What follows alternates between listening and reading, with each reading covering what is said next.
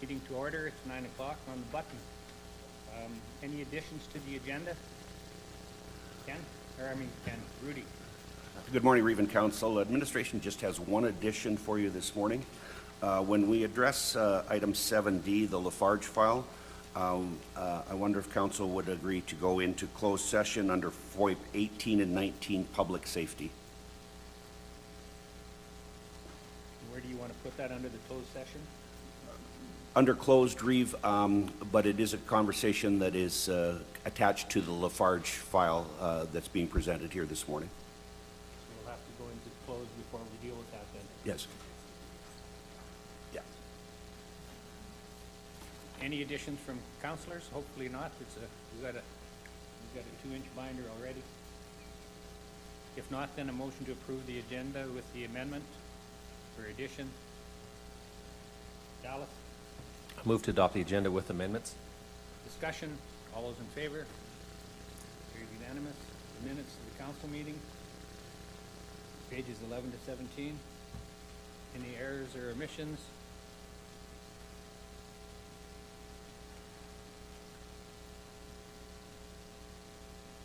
Seeing none, motion to approve the minutes as presented. Donna? I move to approve the minutes of the April 15th council meeting. Thank you. Discussion. All those in favor? Carried unanimous. Follow-up action list. Thank you again, Reeve. A couple of updates for Council. Motion number 688 regarding administration cleanup of the site of the Cynthia Rink. That has been completed as of May 3rd, so we're happy to have that off the list. The redraft of community standards bylaw will be presented to Council later today on the agenda. Motion number 192 regarding the sidewalks on 55th Avenue at Cynthia. Public Works will be making a presentation to Council today on that item. And motion number 205 regarding request for meeting with Premier and Minister of Municipal Affairs. I will be speaking to that under my CAO report. Okay. Motion to accept the follow-up action list as presented. Glenn? I move to receive the follow-up action list for information. Discussion. All those in favor? Get back to you, Ken. Rudy? Thank you, Reeve.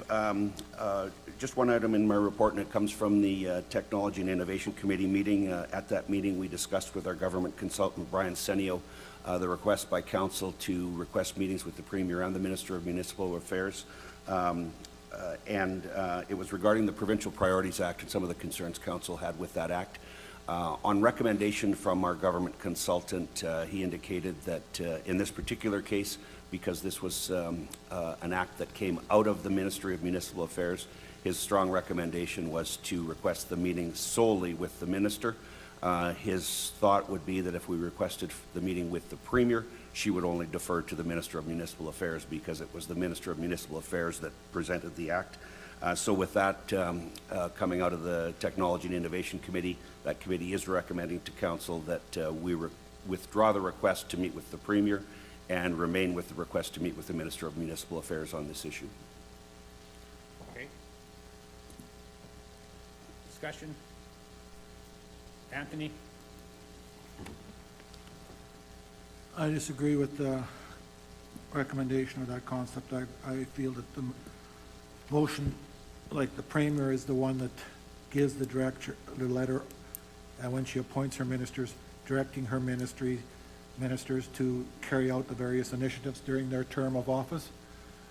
And she is the one then that has the, I'm going to call it the direct influence to see that this issue that we feel is important would be addressed.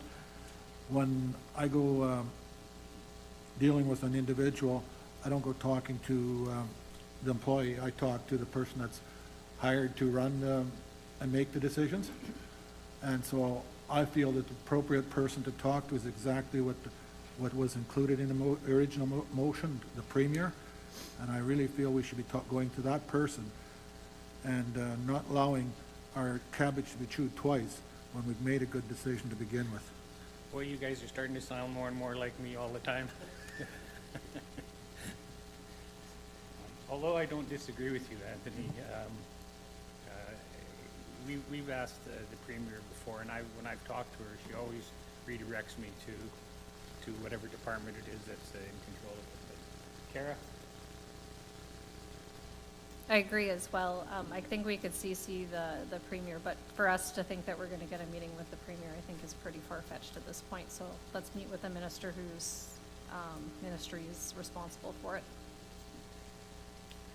Glenn? I move the council amends motion 205-250415 to only request to meet with the Minister of Municipal Affairs. Discussion? All those in favor? You guys are so punctual today. Those opposed? Anthony? This is great. We're moving along way faster than I thought, so. Oh, don't slow down. I'm moving slow enough already. If I shift down, I'll probably die.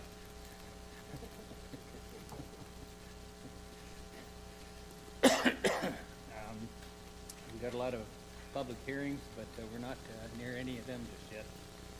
So wildfire protection.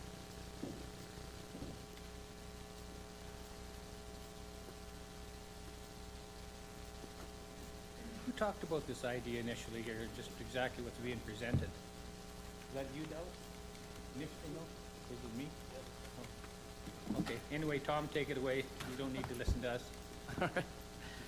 Good morning, Mr. Reeve, Council. So this morning I'm here to talk with Council about a potential project or an idea called the WASP Home Protection Kit Program.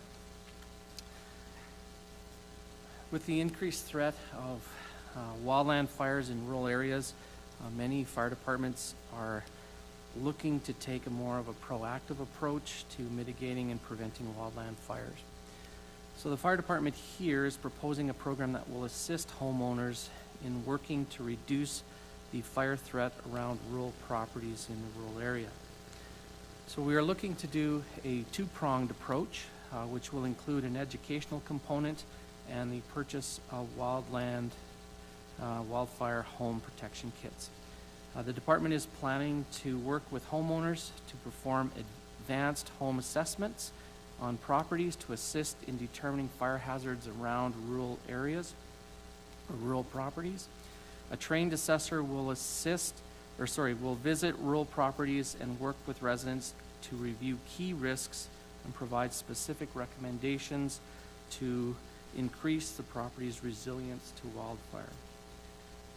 A comprehensive report will then be completed, and that will provide the homeowner with ideas, some options on how to fire smart their property and make it safer in the event of a wildland fire. The second component is to either offer for sale or for the county to purchase the WASP home protection kits. The kits are composed of 2 agricultural grade sprinkler heads, fire department grade hose, and then sprinkler mounts to mount the sprinklers on gutters or on fences. The purpose of the kits is to provide a line of protection for rural properties that may come under threat of fire. The kits can be connected to residents' household water system, or it can also be connected to fire department equipment. In order for this project to be successful, the fire service would require some additional equipment in the first year to supplement the WASP kits, and that would include mini pumps, drop tanks, hose, and hose connections. This company, the WASP company, is out of Kelowna, British Columbia, so they're a Canadian company, and they have been doing this for several years in BC, and it's been very effective out in the province of BC. So the options in terms of cost for the project, we are looking to do a 3-year program, and option 1 would be to include the education component, so have the Fire Smart Advanced Home Assessment contract, then purchase the WASP kits, so we'd be looking to purchase 100 of them for the first year, and then with the additional equipment that we would require, and then we'd also have to do a few trailer modifications so that we could put all the equipment in our trailer. So total cost for the project for year one would be $108,975. Once all the additional fire department equipment has been purchased, then years 2 and 3, the cost would be significantly reduced, with each year being approximately $28,000. The second option is to have a similar option, except rather than the county purchasing the WASP home protection kits, homeowners would purchase those kits on their own, but then everything else would be the same. So there would be a slight reduction for year one, which would be $95,975. And that's my report, if council has any questions. Pump two, or the pump is extra? No, we would supply the pumps, so the kit would work just off a tap off your house. And then in the event that a wildland fire was coming through that area, the fire department could take that and connect it right onto a pump and a portable tank. So if the power failed and your water system wasn't working, we could just easily connect on and just keep it running and then move on to the next residence.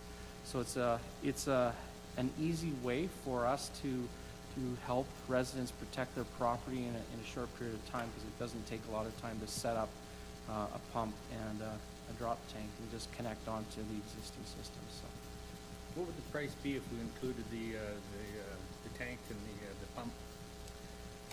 I'm just thinking logistically, you get into an area like Cottonwoods or some of the subdivisions, and trying to get pumps out to everybody might be a little onerous.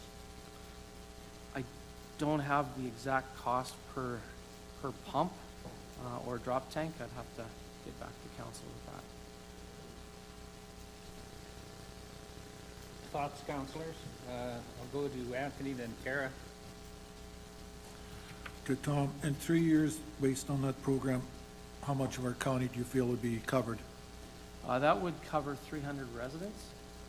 Perhaps, but I mean, if some people are buying additional ones, as I read in the report, Right. it would reduce that? Absolutely, yeah. And how long does it take to install one of these systems, time-wise? Depends on the property, but it wouldn't take very long. It would take 20 minutes at the most. It's just a matter of putting the sprinklers up and connecting the hoses, so it wouldn't take that long. Because my thought, I like the idea of this system to protect homes.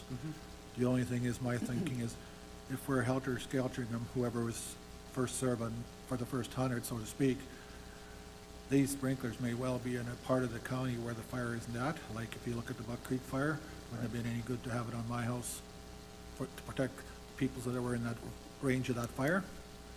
Correct. And so I think that's why I'm asking what kind of time it takes, and if it could be installed like we did many of our sprinklers in some of these places, right quickly where it's needed.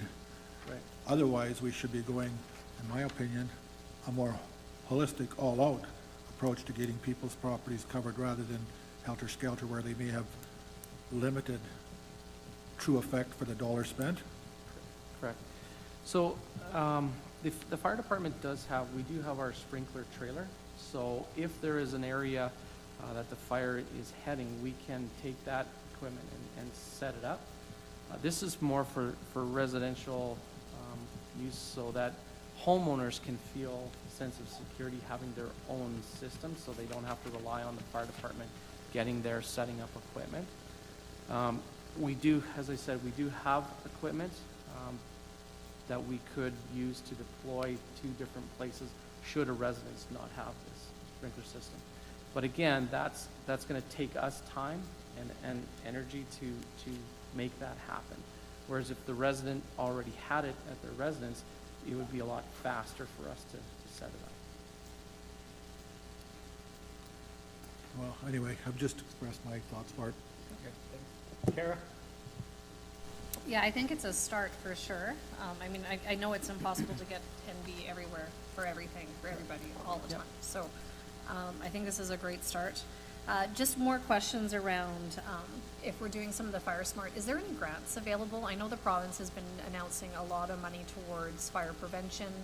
I know fire apparatus was it's been a big thing too as well. So I was just wondering, is there any funding available for this, or have we looked into that? Not specifically for this program. There is, the FRIA grants or the Fire Smart grants come out twice a year, once in the spring and then once in the fall. We've already got a proposal ready to go for the fall, which would look at doing some some mitigation in some areas, particularly in the Breton area. They have a valley in the middle of Breton, and so we're looking at doing some fire smarting in that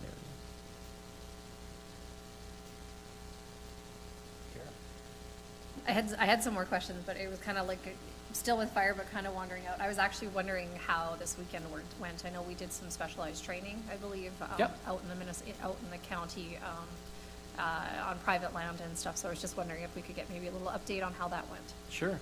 The training went extremely well. It was a WUI course, or Wildland Urban Interface course, and the course specifically deals with firefighters setting up these types of systems, sprinkler systems, to protect properties.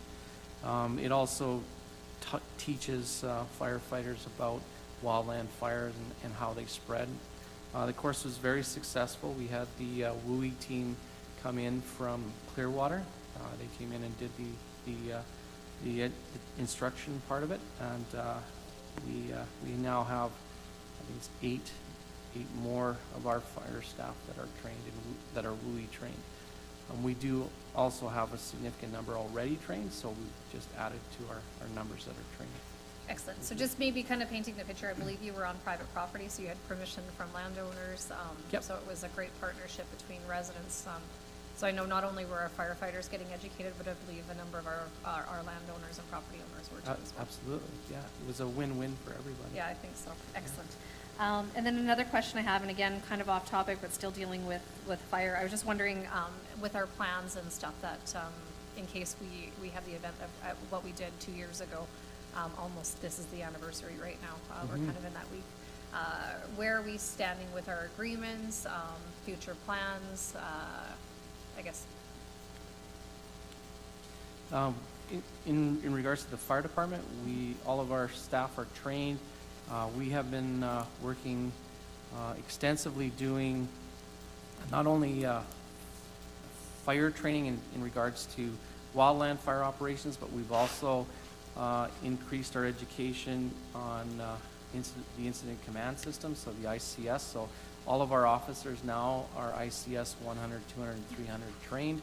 The bulk of our junior firefighters now are ICS 200 trained, so we've come a long way in that respect.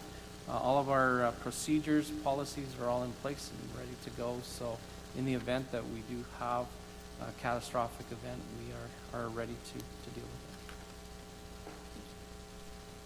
it. Glenn? So Tom, yeah, this is a good idea. I looked online about these wildfire home protection kits. They're used in BC lots, and they're about double the price from what you're getting. Like I said, they're $250 a piece online for the average person, so you're getting that for a lot less by buying bulk like that. Also, these, I don't think they have to be set up. They could be, a kit could be left in a garage, am I not right? And if somebody does need it, you could give it to your, your neighbor or whatever. Yeah. That is dealing with the fire. Absolutely. So it's not a permanent installation. It's just a hose and a clip that goes under your U-strop or under your fascia. So Absolutely. The key part of it is the education part, how to, and knowing where to put it and how to set it up. That's the key component. But you're right. It could be given to a neighbor or whoever that would require it. yeah, thank you. Anthony? Tom, how would you recommend or see this plan then, once the 100 are purchased, how would it be distributed? Like, who gets it? Well, we're still at the 20,000 foot level. The logistics of that would take a little bit of time to work that out in regards to which option council is choosing. However, I think the first wave would be first come, first get.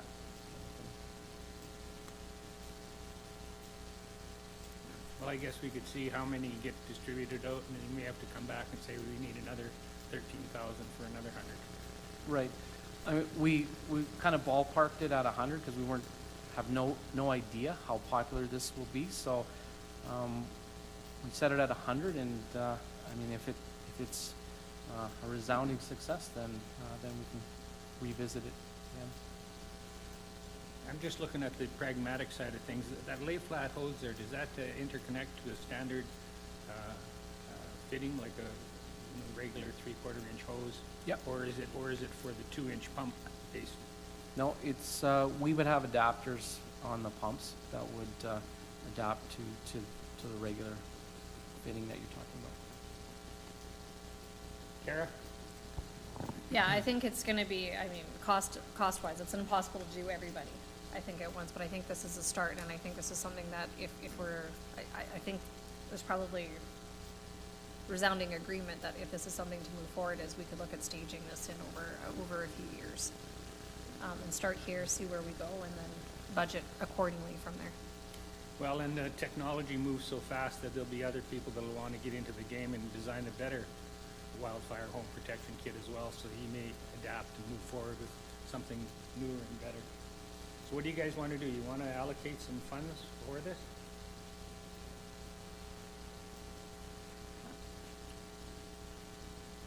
Anthony? I'm just trying to find the motion here, just wait.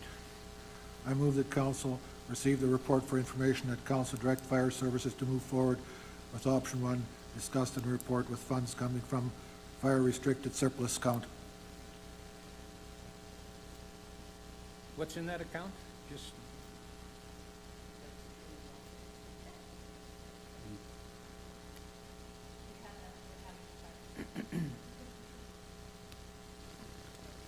go ahead, Anthony. I don't know the amount that's in there, but we probably have 2 of them because we have the one that we set up just recently with the one from the work our firefighters got from the province when they were firefighting elsewhere, as well as we still probably have some. If we go back to our binder, we can see what we have in the reserve for fire equipment. So there should be this money in there. Okay. Discussion on Anthony's motion. All those in favor? Okay, carried unanimous.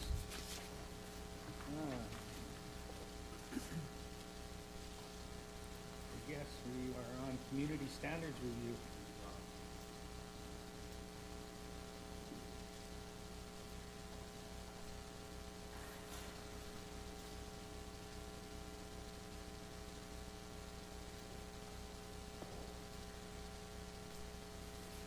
Good morning, Raven Council. Morning.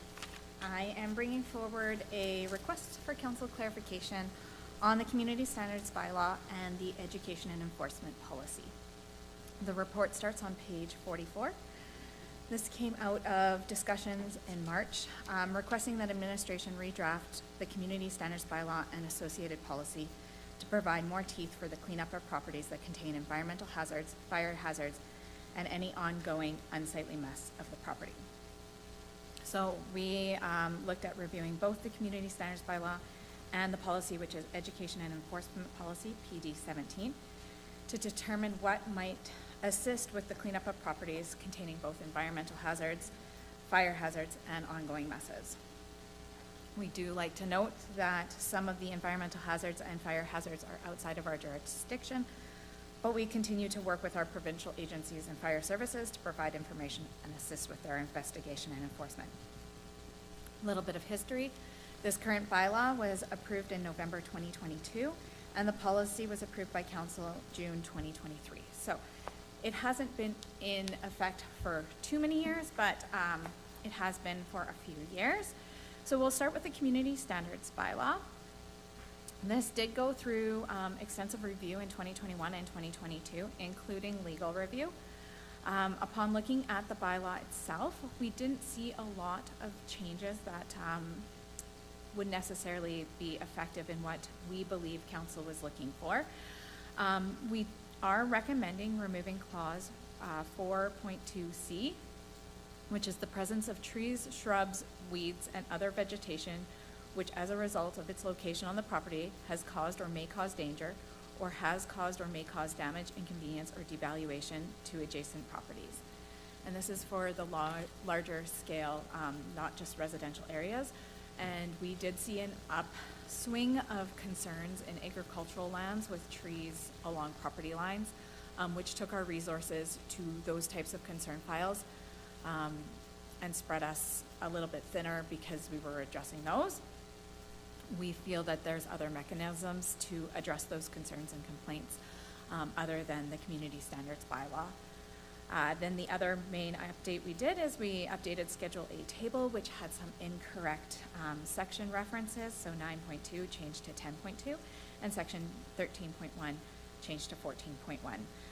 That was missed when we approved the bylaw in 2022 after adding in the section related to recreational vehicles. The only other thing that we may want to consider and are bringing forward to council is we received a number of complaints at the beginning of 2025, as council is aware of, in the hamlet of Cynthia. This included residential properties, industrial properties, and commercial properties. We did notice that there is a bit of a gap potentially in the community standards bylaw as it references industrial properties or commercial properties. The definition of residential areas includes hamlets in general, so talking about hamlets as a residential area totally, whereas some of those items might not fit the best for industrial or commercial. We do, however, have this covered in the bylaw because our bylaw in clause 17.1C, which is on page 57, does allow our chief administrative officer to establish investigation and enforcement procedures with respect to different properties, including industrial properties. However, this is something council may want to address in providing clarification around within the actual bylaw for commercial and industrial properties located within hamlets. Moving along to the policy, this is where you'll see the majority of the changes. The proposed policy with changes in red line starts on page 60 as Appendix B. And this is where we kind of focused our attention. So page 65, we have added a clause to 6.2, which provides more direction and consideration for proceeding to the next level of enforcement. So this is addressing those extensions, which was one of the things councils had mentioned, is the number of extensions that can be concerning with rectifying issues in a timely manner. And we added an additional clause, 6.3, stating that visible changes must be made to the property, so not just one or two items removed, but something visually substantially changed. And if it is a plan that's being put in place, that must be done in writing. So a written plan must be provided to allow for an extension to be granted. And then if items are removed and then returned to the property, no further extensions will be granted throughout the enforcement process. So that was one of the other concerns that had been noted and discussed in council. Continuing on page 67, we have added an additional clarification. It's not even a clause, but disclaimer point at the bottom of our new decision matrix that we put in 2023. Stating that the designated officer may determine a different level of enforcement based on the nature and location of the concern. For example, we recently had some animal carcasses in one of our hamlets, but based on what our decision matrix had, although it did allow for some variance of where we could start with enforcement, especially with the warmer weather coming, we wanted to get that addressed quickly. We didn't feel that it necessarily gave us a lot of variance on which level we could start with. So this is part of the reason we added this clause, is that the above is a guideline, safety concerns, and the designated officer can initiate higher level if required. So giving that little bit of flexibility, but also giving transparency to anybody who's looking at our policy. And finally, on page 68, we have added in some comments regarding site visits. So one of the comments we did receive from council was that currently it's only from public view. If you just scroll down a little bit further, you'll see the red line there. Thank you. So that there shows that if it's outside of public view, if there is a concern and we believe that there is a contravention, We can use the services of our community peace officers, who are better trained for dealing with people who may not be happy to see them, to conduct a site visit on the property. So it'll be either completed with a community peace officer or by a community peace officer to allow for items and concerns that may not be visible from roads or public view. So those are kind of the main changes that we have done. There are a few other changes you'll see through those tables, but they're pretty much just providing clarification, such as when going to an order level, the decision from the chief administrative officer must be done in writing. This allows us to have that proof that we have gone through the procedure if ever we have to be in front of a judge in court. So we are coming forward as administration, asking council for clarification if we have met the mark, if we have missed the mark on what you're looking for the community standards bylaw and PD 17, the education and enforcement policies. So our first one that we're looking at is the bylaw. So if council agrees with the proposed changes, we'll make the changes and bring it forward for first reading and continue on in the bylaw reading process. However, if there are additional changes, we would request those changes and some additional clarification from council at this time, so we can get those changed and get everything nicely done up in one round of changes. That's our hope, at least. And then for the policy, if council agrees to the changes, we would request that we just hold off on making any decision on the policy until the bylaw is in place. We always like to make sure that those two marry. If there's any changes to the bylaw, we want to make sure that that's reflected in the policy. And if there's anything that we've missed, we would be requesting from council any additional changes be communicated so we can continue to work on getting the policy and the bylaw reflecting what council's wishes are.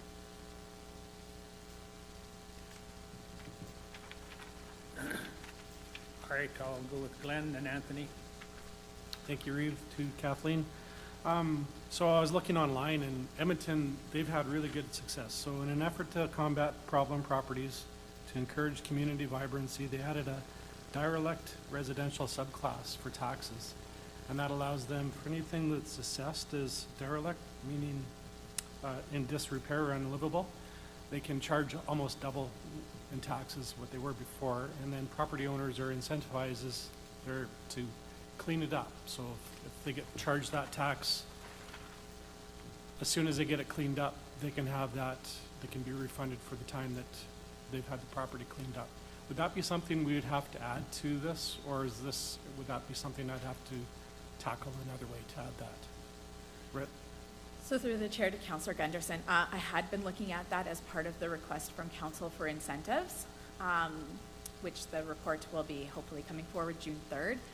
I don't know where that fits in with taxation. I was going to have a conversation with our tax department and see if we were going to do something along those lines where it would fit within the bylaws. I don't believe the community standards bylaw is where we would put tax information. Okay, so we could approve this and deal with that later.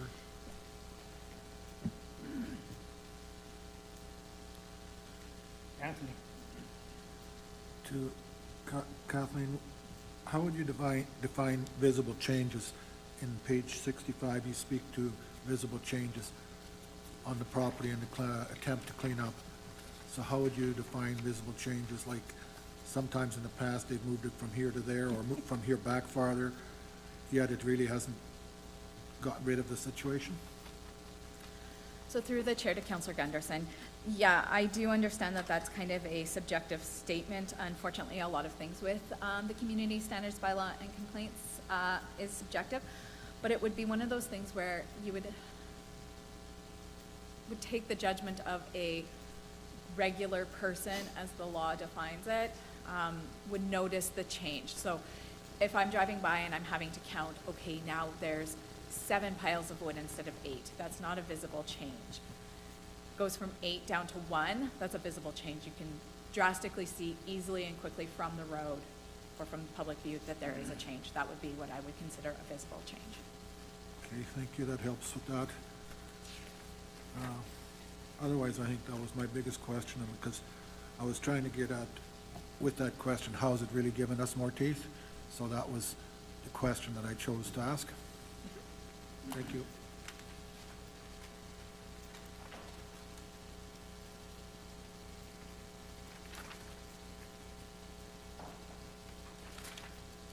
not so much the changes I have a concern with, it's the whole bylaw about being subjective, like you mentioned, as far as what's unsightly, you know, a nuisance. And then on one side, having the education first, I agree with that.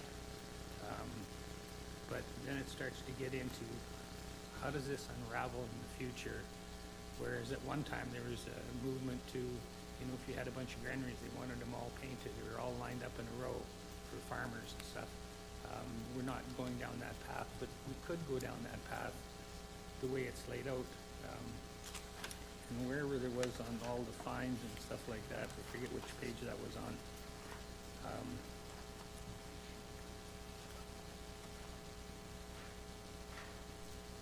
Like, on page 59, fines and penalties. If you just read that list there, it could be weaponized from one neighbor to the next, especially in the hamlets, you guys on 59 there. Just take a look at all the offenses that are there.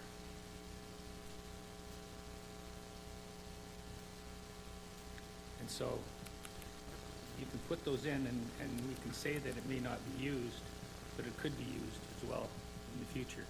And for the number of complaints, we're tarring everybody with the same brush. You know, that's there. So that's why I have a concern with the whole thing there. Coaxing people to the table, I believe, is a softer and may well be a more effective approach by having the discussions with people to clean things up. But it can also move down where if the rules are there that you can nail somebody to the cross, that could be used as well, right? So that's where I have a concern with it.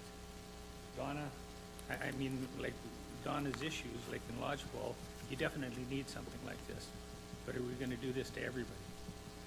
I'll just start from Donna, right in the middle. I know exactly what you're saying, because years ago, if there was a development officer that didn't like someone, you would be plastered with anything that you could be plastered with. But I think it wasn't set out as rigid as this, like that person had all power. So I hear what you're saying, but I also know that we, like you said, in Lodgepole had such a mess. Like maybe this should be just in hamlets for now. I don't know. Well, no, there's lots of farmyards that are in disarray too. Disarray. You know, depending on how you look at it. Right? Yeah. Kara, are you done? Kara?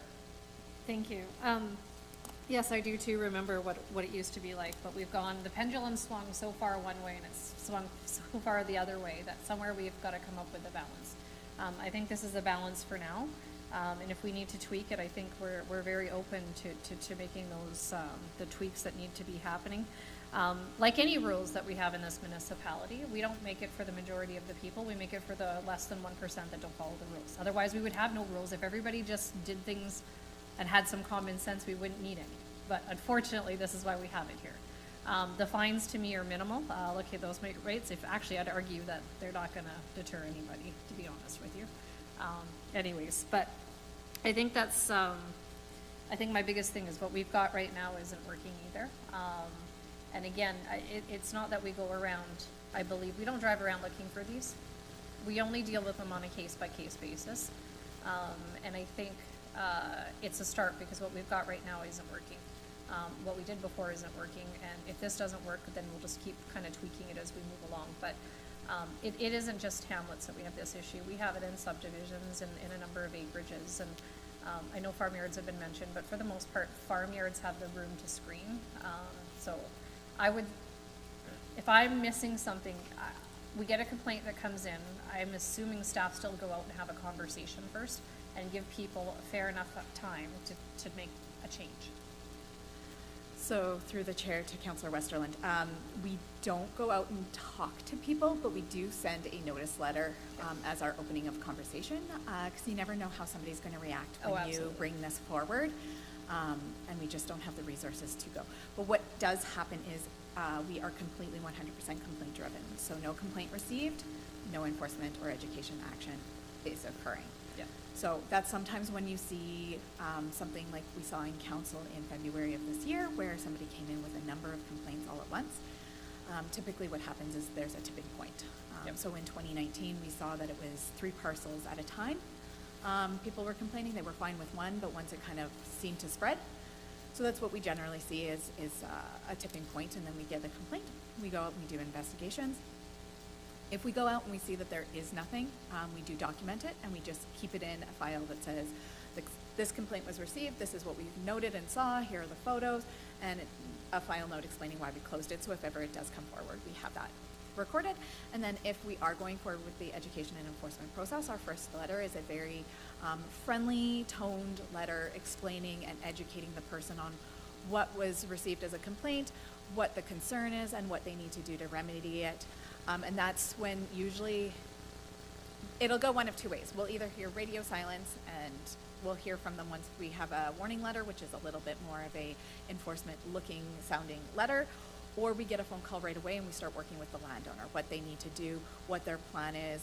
But we've done that all verbally, so now we're going to request that written, just so that we also have a little bit of understanding, lack of miscommunications or less chance of miscommunication. But that gets that communication opening. And that's really what our notice letter stage is for, is getting that. Also, a number of the people lately don't actually live in the county, so going to their property isn't helpful because they're not there to discuss it. They're living in Fort McMurray, they're living in Sherwood Park, they're living elsewhere. So we don't have the resources to be driving around and having those conversations in person, so we've opted for a friendly letter. But yes, we are not driving around. Just to kind of address some of the agricultural. In 2022, we did make some changes to the bylaws stating that if it's for agricultural purposes, so, and this is where even the trees kind of became a question, is it a shelter belt, is it not a shelter belt? We don't want to be going into that, but there is an exemption. I'm just trying to find it as I'm flipping the pages. I'm not finding it. Part 5. Number 8 says that nuisances directly related to, caused by, or a result of authorized ongoing agricultural operations are exempt from this bylaw. So trying to minimize those neighbors or those people who want to complain on agricultural operations that are currently operating, especially with the mentality of agricultural rural municipality. That's part of what we are. And then also 4.3 does discuss that on agricultural lands, if the nuisance is screened and not visible outside of the property, that it does not, that the previous section, so what a nuisance is considered does not imply. So we did make some of those changes in 2022 to reduce the enforcement that was happening outside of more densely populated areas and increase it in residential areas. So that's, we took some things out of part 2 and put them into part 3. We removed some things completely. Those were some of the things that we did do in 2022. We haven't had a lot of chance to play with and see how it goes forward with enforcement. We did see very low enforcement numbers in 2023. We only had 6 concern files. We saw an increase in 2024 up to 12, and currently I think we're sitting at about 10 in 2025. So we are seeing more increase in complaints coming in, and we'll see how the bylaw goes. But these were the changes that we thought might assist with that. Here's a quote. I just don't like seeing rat out your rancher programs coming into Brazeau because it can be weaponized. And so I wish there was a solution that would focus on really highly visible, highly hazardous situations to be dealt with. But you could go around to just about any farm and it would look like an eyesore, you know, that could be used against those farmers. So that's just my concern is that, and right now everybody seems to be civil and everybody seems to be trying to do the right thing and do the soft approach. But when you have the hard rules, it can turn, and, you know, it's been mentioned before that there's been other people in this organization that rub their hands together, oh boy, we're gonna get him, you know? So, and everybody remembers that. But I'll go back to Anthony and then Glenn. Yeah, Bart, I think the 8.2, as Kathleen pointed out, covers the concern about for farming operations.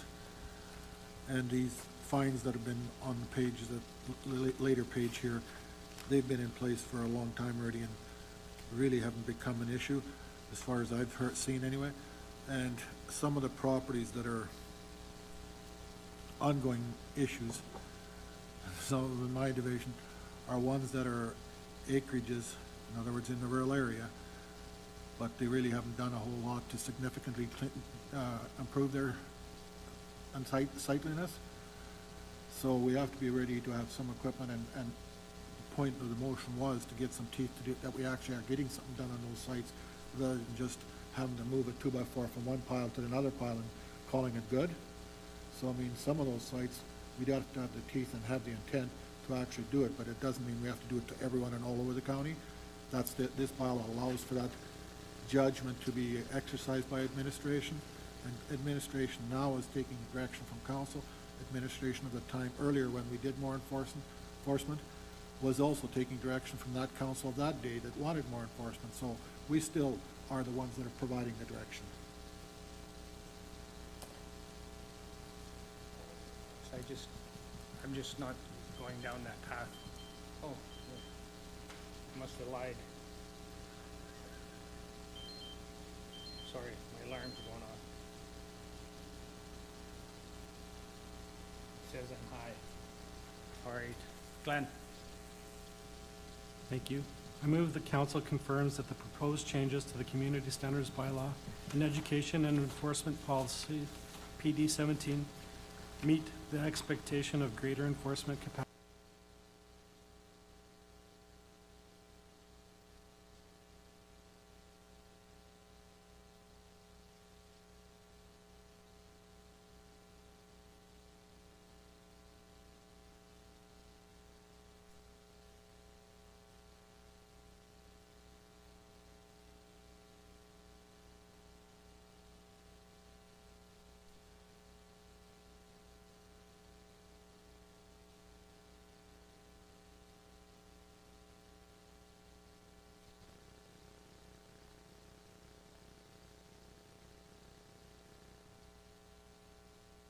Public hearing.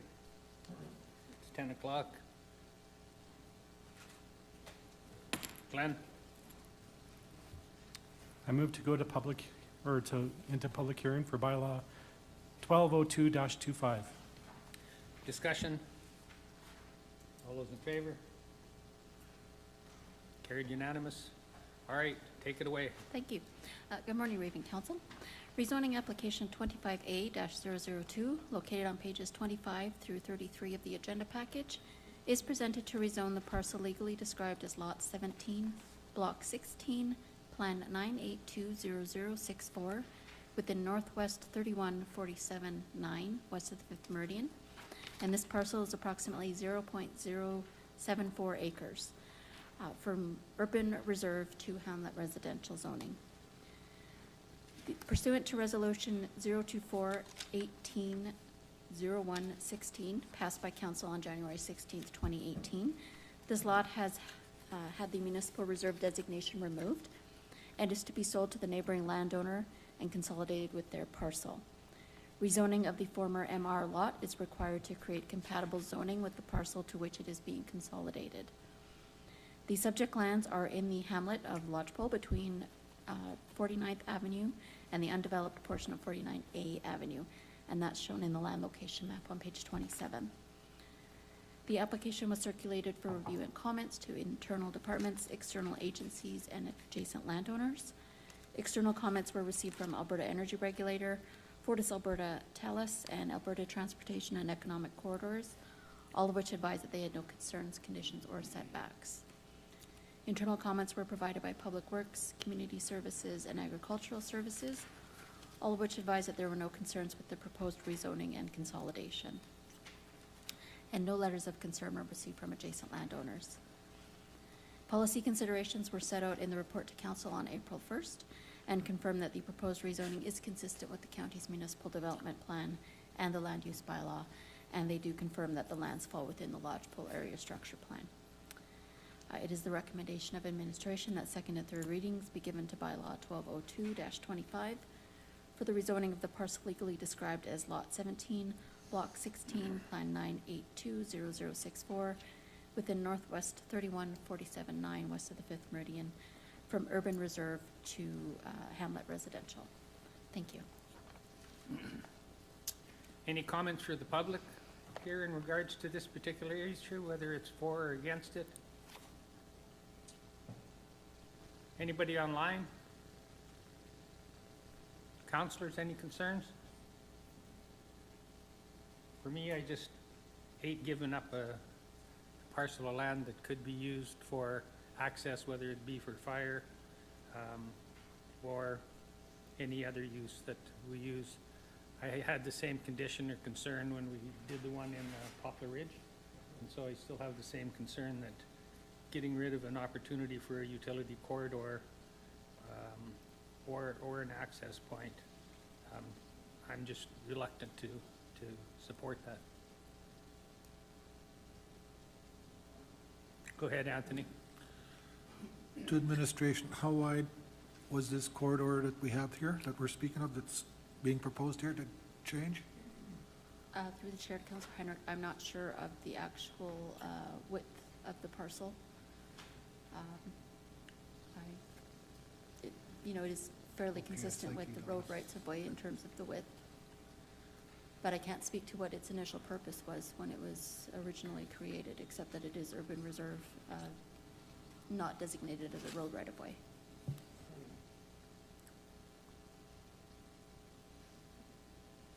Donna?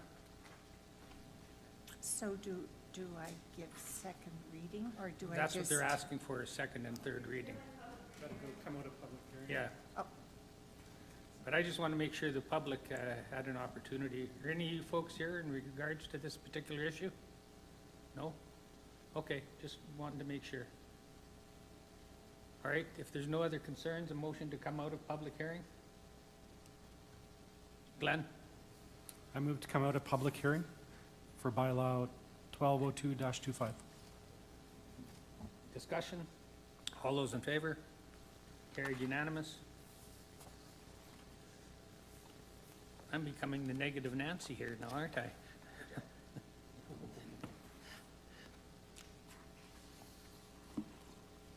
Go ahead, Donna. I move to give second reading to bylaw 1202-25, proposing lot 17, block 16, plan 9820064, within 3147-9 west of 5th Meridian, be rezoned from urban reserve to hamlet residential. Discussion? All those in favor? Those opposed? One. Kara? I move third reading to bylaw 1202-25. Any discussion? All those in favor? Those opposed? Just negative Nancy here. All right, how's our time?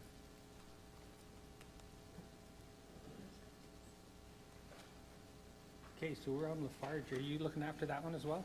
I am. Okay. Okay. Go ahead, Anthony. Oh, right, we were going to have the enclosed first, Yeah, weren't I we? think, well, in light of 10 minutes before our next public hearing, probably we might be better off if we move forward to Public Works items until, the 10 minutes till the Sure. next public hearing. Well, we could go to community services.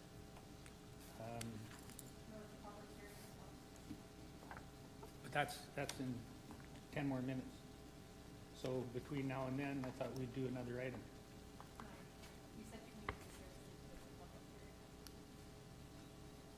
Oh, you're right. So 9A, thanks for keeping me on track there. Public Works. Truck replacement. We're giving you girls exercise. Yeah. Up and down, up and down. I'll take it. Okay, we're here regarding the Public Works Service truck replacement. Council, looking for Council Direct Administration to proceed in awarding the Public Works Service truck tender for VEH 0050, replacement to Milron in the amount of $227,999 from Equipment Replacement Reserve. During November 21st budget meeting, Council passed the motion to replace this vehicle. And it was recently advertised via open tender for replacement service truck. Our recommendation is to Milron, again in the amount of $227,999. It falls within the approved budget. It is not the lowest bid, however, having the fleet team do an evaluation of the bids, this was the best option for configuration of the service truck.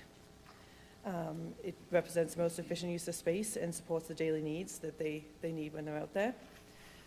And I've referenced the other bids below from 3 other places, and just some pictures so you can get an idea of what it looks like.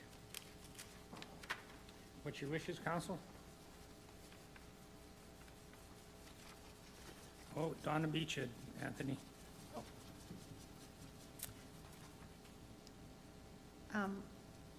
I move to direct administration to proceed in awarding the Public Works Service truck tender for vehicle 0050, T73 replacement to Milron in the amount of $227,999,000 from Equipment Replacement Reserve.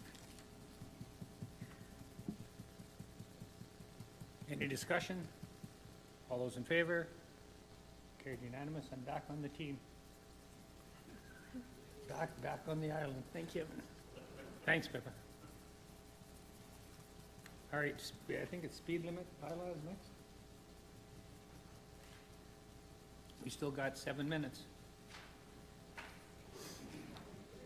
See all this exercise? Back and forth, back and forth. Keep it coming. All right, speed limit bylaw, bylaw 1211-25. Looking for council to give first reading of bylaw 1211-25 to establish maximum speed limits as presented. So this starts on page 275. Brazeau County Administration is proposing amendment to the speed limit on a section of Range Road 73, the Ring Road. The effective portion extends from approximately 2.44 kilometers south of the intersection of 50th Ave and Township Road 490, northward to the intersection of Helena Drive. The proposed change would increase the speed limit from 50 kilometers per hour to 60 kilometers per hour to align with the speed limit currently in place with the town of Drayton Valley. So I noted a couple motions that recently were relevant from the town of Drayton Valley. And there's just a small section left that is at 50 kilometers, which kind of aligns right where we're talking about doing the pathway realignment too. So I did refer the matter to Public Works Maintenance and Community Peace Officers. Feedback from both indicates support for standardizing the speed limit, aligning with the town of Drayton Valley. Public Works confirms the road is rated for this speed and recommends implementation to coincide with the completion of the Range Road 73 pathway realignment to ensure safety. Concerns about a blind corner were noted, although Public Works Maintenance believes the tree removal during construction will resolve visibility issues. Public Works supports the proposed speed change with a recommendation to align its implementation with the completion of the construction of the pathway.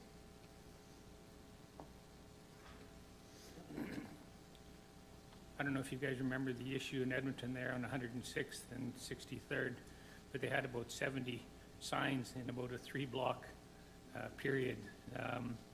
So this is going to standardize it. Kara?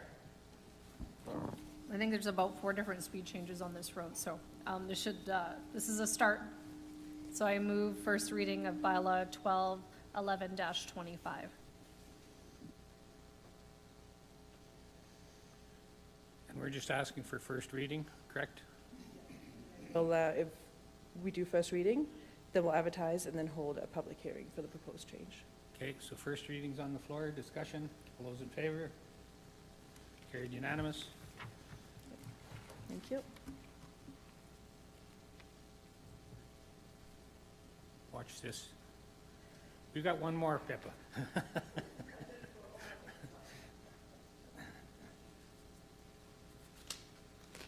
Okay, we're still early.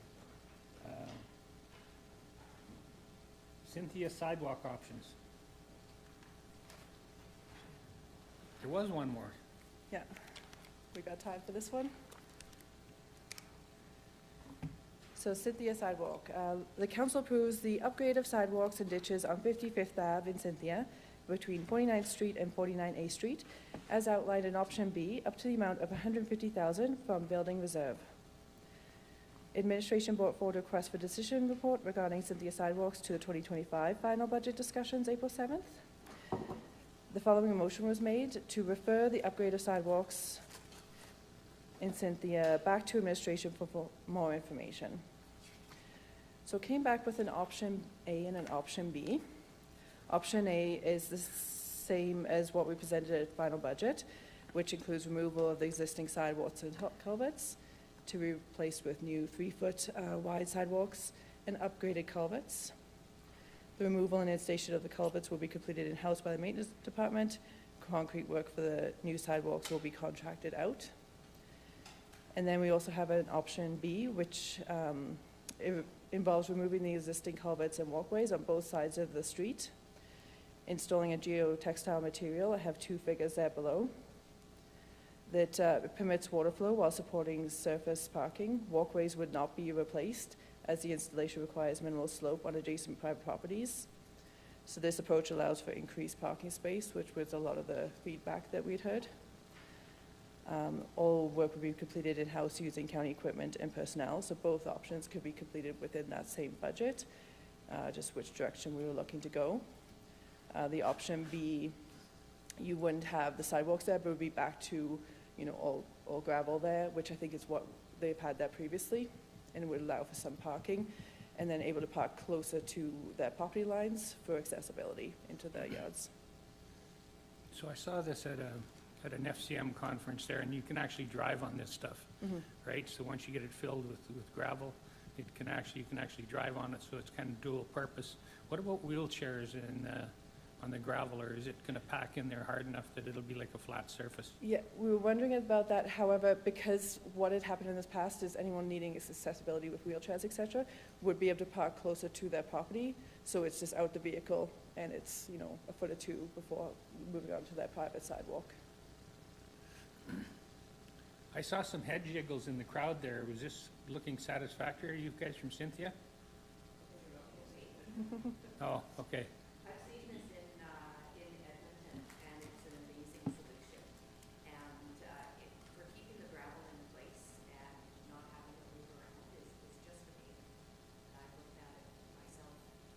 I kind of broke the law by talking to the public when we're not in that particular process. Sorry. But thanks for your opinion anyway. We didn't hear that. Glenn? Yeah, that option B is really nice. We use that in oil field, and you can drive huge equipment on that. So I move the council approves the upgrade of sidewalks and ditches on 55th Avenue in Cynthia between 49th Street and 49th A Street as outlined in option B, up to amount of $150,000 from building reserve. I was told not to support any haywire ideas, but I like this one. Discussion? All those in favor? Carried unanimous.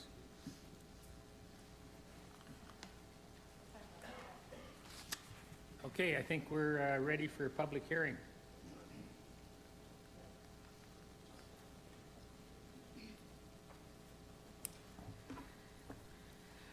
So located on pages 34 through 40, oh, sorry. Yeah. Anthony, go ahead. I move that we go into public hearing for bylaw 1205-25. Discussion? All those in favor? Carried unanimous. Take it away now. Sorry. Rezoning application 25A003 is located on pages 34 through 43 of the agenda package. And this has been submitted to rezone approximately 4 acres from agricultural to agricultural holdings within a portion of Southwest 3357 west of the 5th Meridian, which would allow the subdivision of an equally sized parcel. The subject lands are located immediately east of Highway 22 and immediately north of Township Road 505, and that's shown on land location map on page 36. The application was circulated for review and comments to external agencies, internal departments, and adjacent landowners. External comments were received from Fortis Alberta, TELUS, and Alberta Transportation and Economic Corridors, all of which advised that they had no concerns, conditions, or setbacks. Internal comments were provided by Public Works and Agricultural Services. Public Works confirmed that no road widening is required, having been dedicated previously, and all approaches meet county specifications. Agricultural Services advised of soil conditions but had no concerns regarding the subdivision and rezoning. However, Ag Services did note that a confined feeding operation is located within 1.5 miles to the east. No letters of concern were received from adjacent landowners. The policy considerations were set out in the council report on April 1st and confirmed that the proposed rezoning is consistent with the county's municipal development plan and our land use bylaw, and that the lands do not fall within any intermunicipal development plan or area structure plan. It is the recommendation of administration that second and third readings be given to bylaw 1205-25 for the rezoning of approximately 4 acres within a portion of Southwest 3357 west of the 5th Meridian from agricultural to agricultural holdings. Thank you. Any concerns, councillors? Questions? Anybody in the public that is here for this particular bylaw? Anybody online?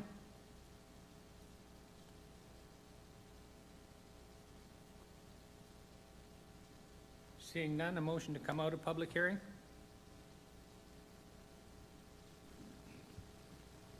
Donna? I move to come out of public hearing for bylaw 1205-25. Discussion? All those in favor? Carried unanimous, so we come out of public hearing. Any direction? Kara? I move second reading to bylaw 1205-25. Discussion? Anthony? All those in favor? Carried unanimous. Anthony? I move third reading to bylaw 1205-25. Discussion? All those in favor? Carried unanimous. All right. Cynthia. Okay, I think we're on Ag Service. We still got time till the next public hearing.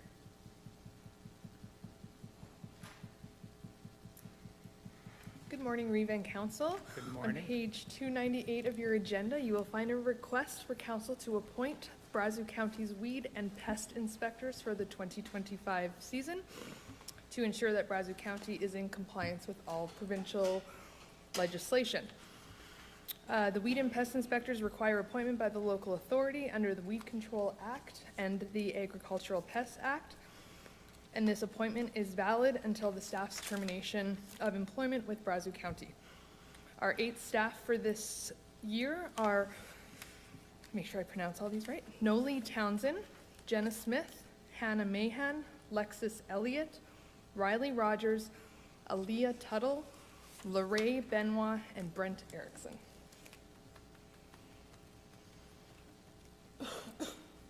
We need some appointments. Anthony? Prepared to make a motion? Yeah, ready? I move that council appoint Nolia Townsend, Jenna Smith, Hannah Mahan, Alexis Elliott, Riley Rogers, Aaliyah Tuttle, Laurie Benoit, and Brent Erickson as weed and pest inspectors, valid until termination of employment. Discussion? All those in favor? Carried unanimous. Your next item there?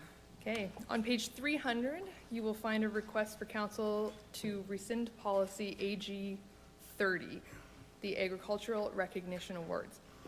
ASB has reviewed this policy and considered possible revisions, but ultimately decided that they recommend that council rescind this policy.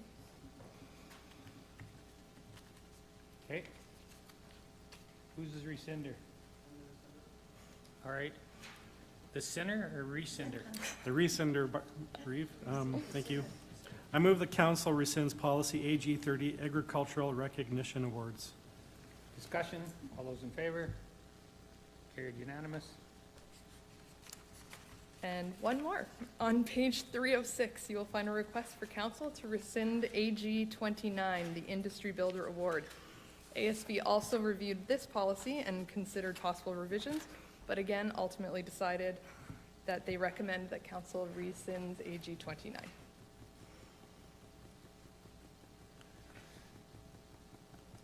Dallas? I move that Brazeau County Council rescind policy Ag 29, Industry Builder Award. Discussion? All those in favor? Carried unanimous. Thank you, council. Reeve and council. Thank you for being so efficient. You're thanking me now for thanking you? All right.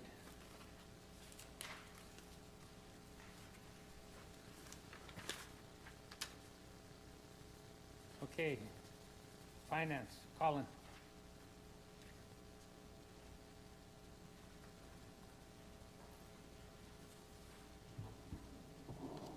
Good morning, Council.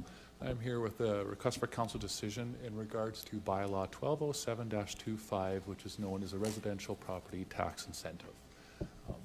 The recommended action is that council give all required readings to 1207-25, the residential property tax incentive, and this will allow administration to carry out the motion made at budget from council to provide that 30% municipal tax incentive on property taxes if paid in full or registered for the monthly installment program by June 30th, 2025. Okay, councilors? Dallas? Thank you, Reeve. I'll move first reading for bylaw 1207-25, residential property tax incentive. Discussion? All those in favor? Carried unanimous. Donna? I move second reading for bylaw 1207-25. Discussion? All those in favor? Carried unanimous. Kara? I move to go to third reading for bylaw 1207-25. Discussion? All those in favor? Carried unanimous. Anthony? I move third reading to bylaw 1207-25. Discussion? All those in favor? I move to increase it to 40%.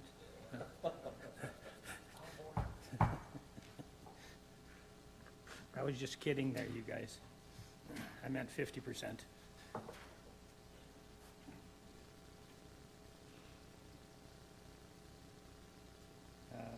12A, joint letter.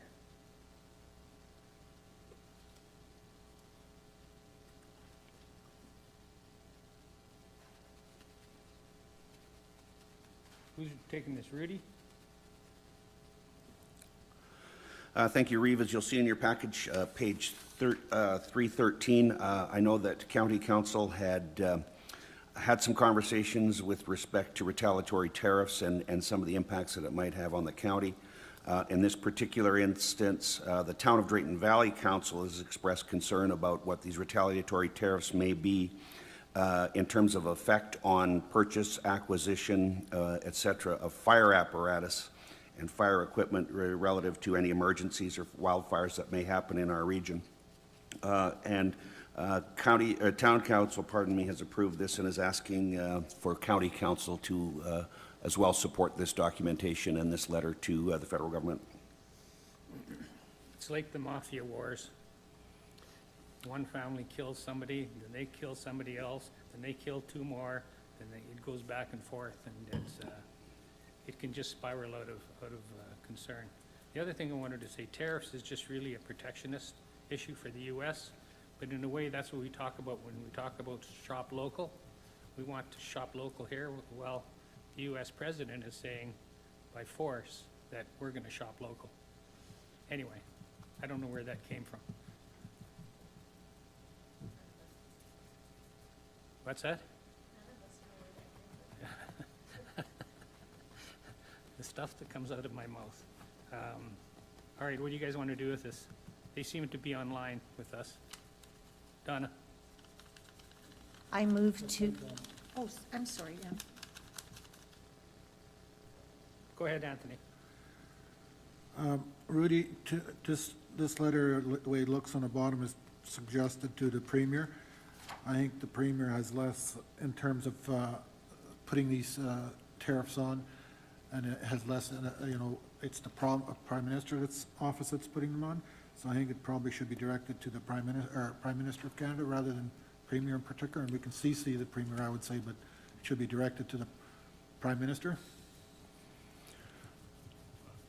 Thank you, Reeve, through you to Councillor Heinrich. I do note that in the letter, the town has indicated that they're free to have a conversation about this and how this would go forward. I mean, there's a couple of things. I think they're sending letters of concern to our MP and sending them to different provincial officials almost to encourage advocacy on our behalf. All that keeping in mind there have been no tariffs to date applied. So this is kind of trying to preempt some of that stuff or start to advocate for our position. Why don't they just call it what it is? Like a tariff is really just a tax. Yeah. So, I mean, I don't have a problem supporting the letter, but I think we should be sending it to the person that has the authority and that is actually making the decisions to put the tariffs on, and these other individuals would be all supporters of ours, so CCing them would be better and more correct. I'm not so sure. I don't disagree with you.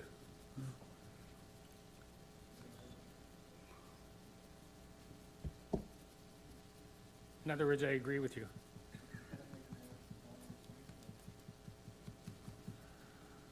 I move that we approve this letter and send it directed to the Premier and CC all the other individuals that are Premier listed or on the... Prime Minister?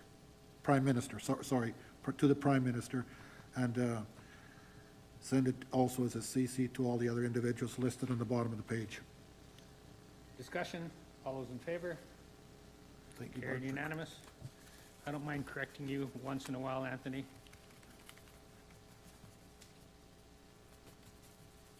All right, how's our time? Okay, so we're close enough to the public hearing. Need a motion to go into public hearing for the animal control bylaw. This will get us barking.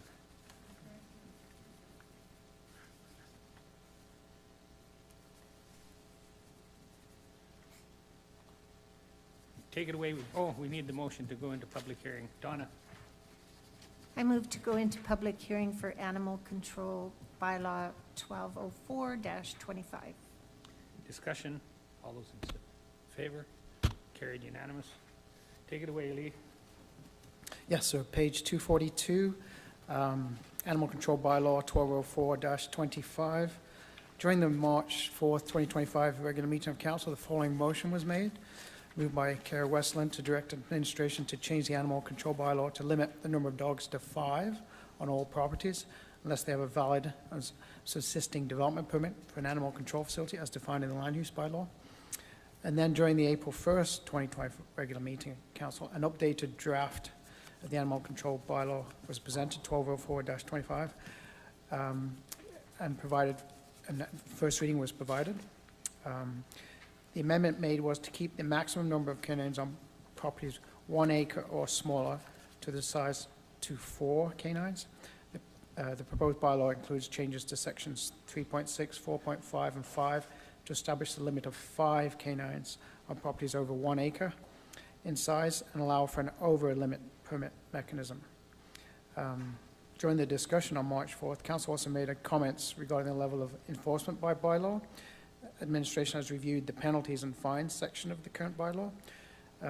We researched the surrounding rural communities and drafted new fees within the proposed animal control bylaw, 1204-25. The proposed bylaw was advertised to the public via the local newspapers and internal departments ahead of the public hearing. At the generation of this report, no comments were received from the public. Administration previously collaborated with planning and development in the development of the proposed bylaw, and no other feedback from internal departments was received. I always think of the snowball effect. I had the cows bellering here the other day, and they were like in harmony. One would beller, and another one would beller, and that went on till like 2 or 3 in the morning. And so part of the issue is the dogs is the barking. And so I always have a concern by putting numbers in, because then we have to enforce it. And I realize this is improved with the getting a permit for the over limit numbers. I just have a concern that our safety officers or constables will be chasing dogs instead of chasing criminals. Anthony? Julie, on page 248, item 5.6A says the county receives, if the county receives one or more bona fide complaints from residents or property owners adjacent to the property for which the over limit is issued, you know, then they would go out and probably issue a ticket or whatever. Sometimes we've had dogs that are, I'm going to say, traveling in packs or gathered, even with their own, you know, the same owners, dogs traveling beyond the property. So we would need to be prepared, I feel, to also go beyond the adjacent properties, because the dogs don't necessarily just travel to the adjacent property. So how would we handle that, I guess, is what I'm saying based on this, the 8.6A, I guess. Like I say, this is complaint-driven, so it's not like the CPO is going to go out there, or animal control, counting how many dogs they have. Usually it comes from, more often than not, noise complaints. And that's one of the reasons for limiting it to 5. Of course, the obvious reason why this originally came here was because of, we had a number of puppy mills, the one in Lodge Pole with over 70 dogs, and then we've had another potential one, and they explained that that was the reason for moving to Brazeau County, because we don't have a limit on this. So this would, the first intervention is education, so we don't go straight to the fines right away. We educate and give them a warning and let them know this is what can happen, and if they're not within the guidelines of the 5 or 4, then they need to get a permit. Sorry, I went off topic there. Anthony, you were questioning as far as if dogs are running in packs. So can you just, Well, I'm calling them packs when there's more than one dog, likely, or Yeah. even if it's just one dog. Sometimes they go beyond the property it's adjacent, and, you know, 5.6A speaks to adjacent properties complaints, so we need to be able to also address complaints that may be further away from, you know, the home of the dog. well, they will get a warning. They're not allowed to be running at large, so we already had that bylaw. Animals running at large, they'd be subject to a fine, but they will get a warning first, and then if we come out again, that's when they're going to get fined. Or if actually animals are off the property, they will be captured, and we will, you know, they will be housed, and they'll have to pay a fine and pick them up if they're running off at large. Kara? Thank you. I think just a couple comments. I mean, our officers are chasing dogs now and dealing with the dogs now. We've seen that reflected in the numbers that were previously presented to council, which has led to the discussion that we're having today. Again, same thing like we dealt with previously with our community standards bylaw. We honestly have rules and have to have this in place for that less than 1% of the population that just can't seem to figure out common sense. And it's to deter the puppy mills that we've seemed to have popping up the last, I would say, 18 months in our community, which I don't think we want to be known for allowing. And to me, a little bit different perspective. I think having these rules and the bylaw in place actually allows our officers to do their job more effectively. Right now, I don't excuse the pun, but right now they're chasing their tails because we don't have anything in place for them to enforce. So this will be a start. One thing I'm looking for clarification, those who have over 5 dogs, the permit, it's free, correct? Yep, there's no permit fees, no. Thank you. That was all.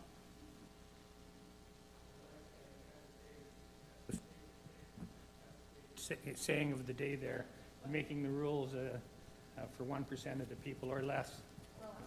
Or less. I thought you were going to like my pun about the office. No, you did good there.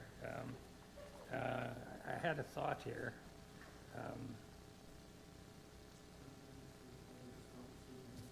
Great.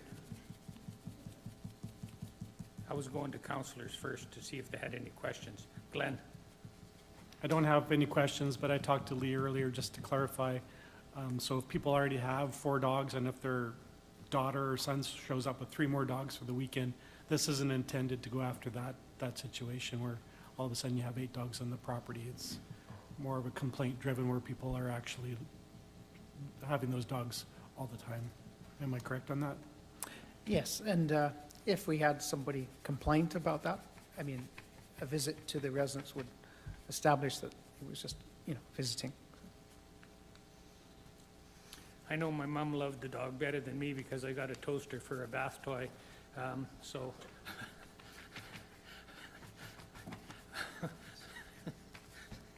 But I always put myself in the shoes of people that have got extra dogs. And can you imagine being that person that says, if we don't give them the permit, that somebody's got to, not get banged on the head, but they got to get rid of a dog. We all love our dogs, I think, sometimes more than we love other things. So that's the concern I have. Why are we making all these rules for 1% of the people? That's my concern. I'll go to Kara, then to Dallas. You're Dallas. Yes, so through the reef to Mr. Chambers. So Lee, when there are a large number of dogs or animals of any kind, whatever they are, and they're in harm's way, they're not being treated well, they're in bad condition, what role does the SPCA play in this? Like, is that just a little bit out of our wheelhouse when it comes to large numbers of animals? I actually, the last complaint, that possible puppy mill, is usually actually, the health inspector has been called, and I know he worked in conjunction because, he was making sure that the people living there, the children and people there, I know that CPOs always work with the health unit and SPCA. I know that the SPCA is, they've got a lot of ground to cover, so we work with them, but they have been out here, but they're the ones that have contacted us a lot of the time because people have phoned the SPCA. So they have some authority to rectify a problem situation. Same with the RCMP if there's somebody in harm's way. Yes, the one in Lodgepole, they're the ones that actually seized the dogs. They made the seizure. Great, thanks, Lee. Okay, anybody from the public that have any input on this? Yes, there we go. Finally, I was wondering when you guys are going to get up. You got to come up and speak. We don't have a remote mic, although, never thought about that. We should have actually had a remote mic in case people have mobility issues.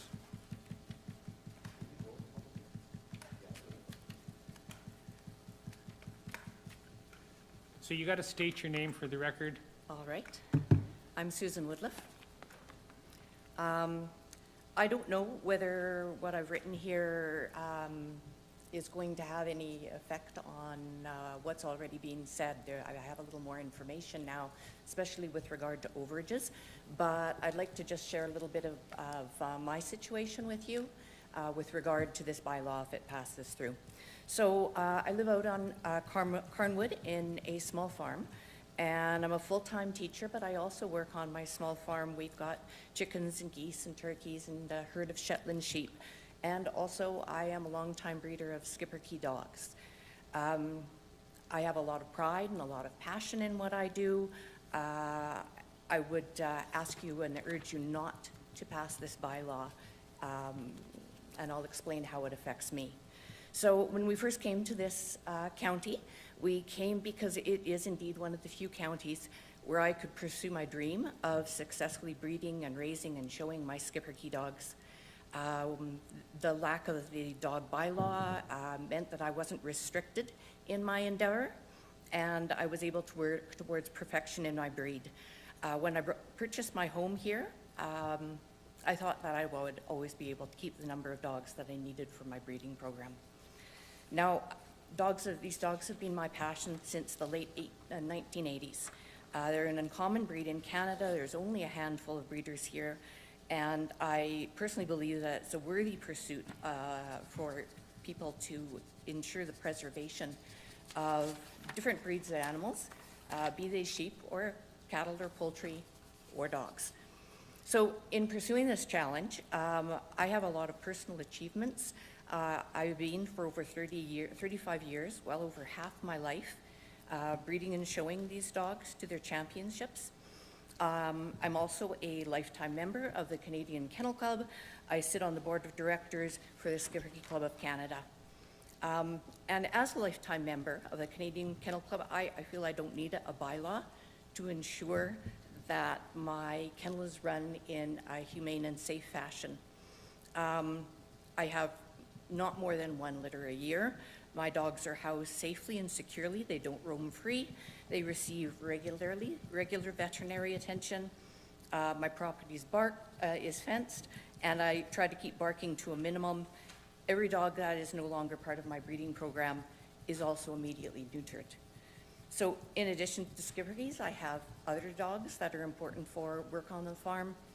And I find that with a combination of the two, I am definitely, I'm definitely going to be worried about being over the amount of dogs in the bylaw.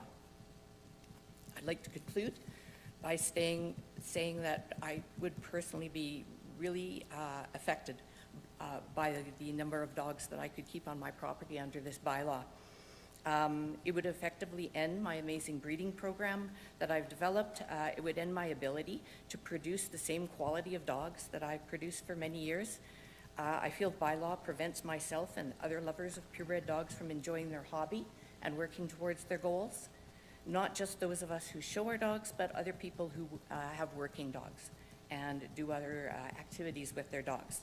I really hope that you re-examine the bylaw, change it, eliminate it, perhaps use the current bylaws already in place. We have noise bylaws. We have laws against dogs running at large. We also have the provincial laws that ensure that dogs are not abused or mistreated. I urge you to make use of what we already have in place in order to ensure that people are not unreasonably restricted in this county that we choose to call our home. Thank you very much. Good presentation, clear and succinct and to the point, so appreciate that. Thank you. Donna, and then I know we've got a public hearing coming up here, but yeah, I thought she was going to remind me that it's 9:40 or 10:45. No. All right. Is there any more input from the public? Yeah, come on down. I finally make it to something when it Yes. isn't a meeting. My name is Shane Blosky. Some of you know me. Hearing some of the things that you've said, I still don't like this bylaw. Still don't think it does what it needs to do. I'll do my little spiel and then you guys can, I guess, decide. So I may have to interrupt you here. Yes. Before you get into your spiel, because it's 9:45. How do I deal with this? I guess I gotta I can sit table down. this here discussion Yeah. until we go to the next one here. No, you guys, you can do that. I can speak after. No problem with that. Okay, well then we'll listen to you. Will listen to me? Oh, Yeah. geez. That's unfortunate. Okay, so my name's Shane Blosky, some of you know me, and I come before you as a dedicated cattle farmer and a responsible dog breeder. I have bred dogs, and I take great pride in the care, training, and love that I give to my animals, all of them. They're not only part of my livelihood, they're also part of my daily life and part of this community. The proposed bylaw to limit how many dogs one can own and to require a permit signed by neighbors for those who need more has come as a surprise to many of us. While I appreciate the intent behind it, I want to explain why this approach could hurt the very people who are doing the things right. The problem isn't how many dogs someone owns, it's how these dogs are cared for, just like livestock, just like cattle, chickens, sheep, goats, pigs, whatever you have. It's not the amount that you have, it's how you treat them. In rare cases, like the ones we've seen in our county, where dozens of dogs were found in poor condition, the real issue was neglect, not numbers. I think so anyways. Creating a system where responsible breeders and working dog owners need permission from neighbors doesn't address that problem. It creates red tape and subjectivity rather than ensuring animal welfare. If I like my neighbors and my neighbors like me, they're gonna sign my permit and then I can do whatever the heck I want. Well, not whatever I want, but I've been a part of this community for years. I moved to Brazeau County from the city. So 10 years I've been here. I've bred dogs responsibly. I raise cattle responsibly. My animals are healthy. My animals are socialized, well cared for. I take my dogs to town, to the dog parks. I don't take my cattle to the dog parks. They don't like that. And for those of us in agriculture, dogs just aren't pets. They're working partners, right? We're looking at this from a pet point of view. This is more than a pet, right? This is I don't want to say a tool, but in a sense it is. Requiring me to go to my neighbors for approval, people who may not understand the needs of a working farm, undermines the professionalism of my operation. It sets a dangerous precedent that neighborly opinion can override responsible care and experience. So just imagine this on a personal level, and I know Bart kind of touched on this a little bit as well. Imagine being told that you may have to give up your trained dogs or your working companions because you didn't get enough neighborhood signatures. Bye-bye, Fido. You can go away. Neighbor don't like you.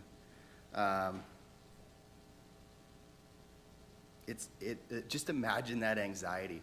My wife has been riddled with anxiety since she heard this. She's like, and we don't even have 5 dogs anymore. We're down below that number, but maybe we decide to breed again. These animals aren't just numbers, they're relationships. If I can have 10 dogs and have a good relationship, why not? What's the difference between 5 and 10? I ask you to respectfully reconsider this bylaw and let us focus our efforts on enforcing the rules we already have, targeting actual neglect or abuse, and not creating blanket limits or permit systems that punish responsible owners. I think that we can find a balanced solution that protects animals without threatening rights and the working way of life for many people. I will say that I have chatted with a lot of people in my area, a lot who have dogs, a lot who don't even have dogs. I actually talked with somebody who doesn't even, he has a couple working dogs, he doesn't even really like dogs. And he said, this seems over the top. So that's my spiel. I appreciate your time and yeah, thank you. Thanks for your succinct comments as well. Carrie, you got a comment here or question? Yeah, I do, sorry. Through the chair, and the first speaker, you said you were open to suggesting some changes. Do you have any changes that you would propose for us? Okay.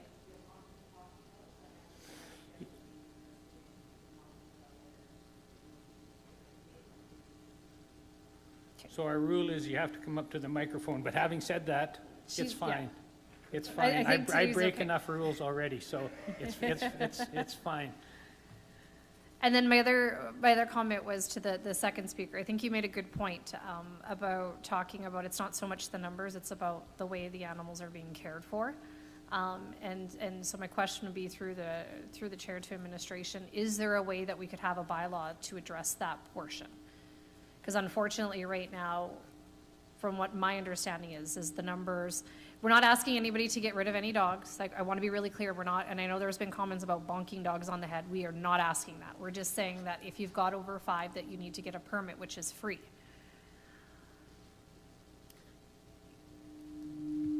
When we did this bylaw, like I'd said before, we've attracted certain types of people that maybe don't take care of the dogs the way they should be. So we looked around, and as far as the surrounding parkland, Yellowhead, Leduc, Wetaskiwin, and Clearwater, and we're bringing this in line with what they're doing. So we're not doing anything out of the ordinary, unusual. This is what everybody else is doing. I feel like if you look in the definitions under the bylaw, we have an animal service facility.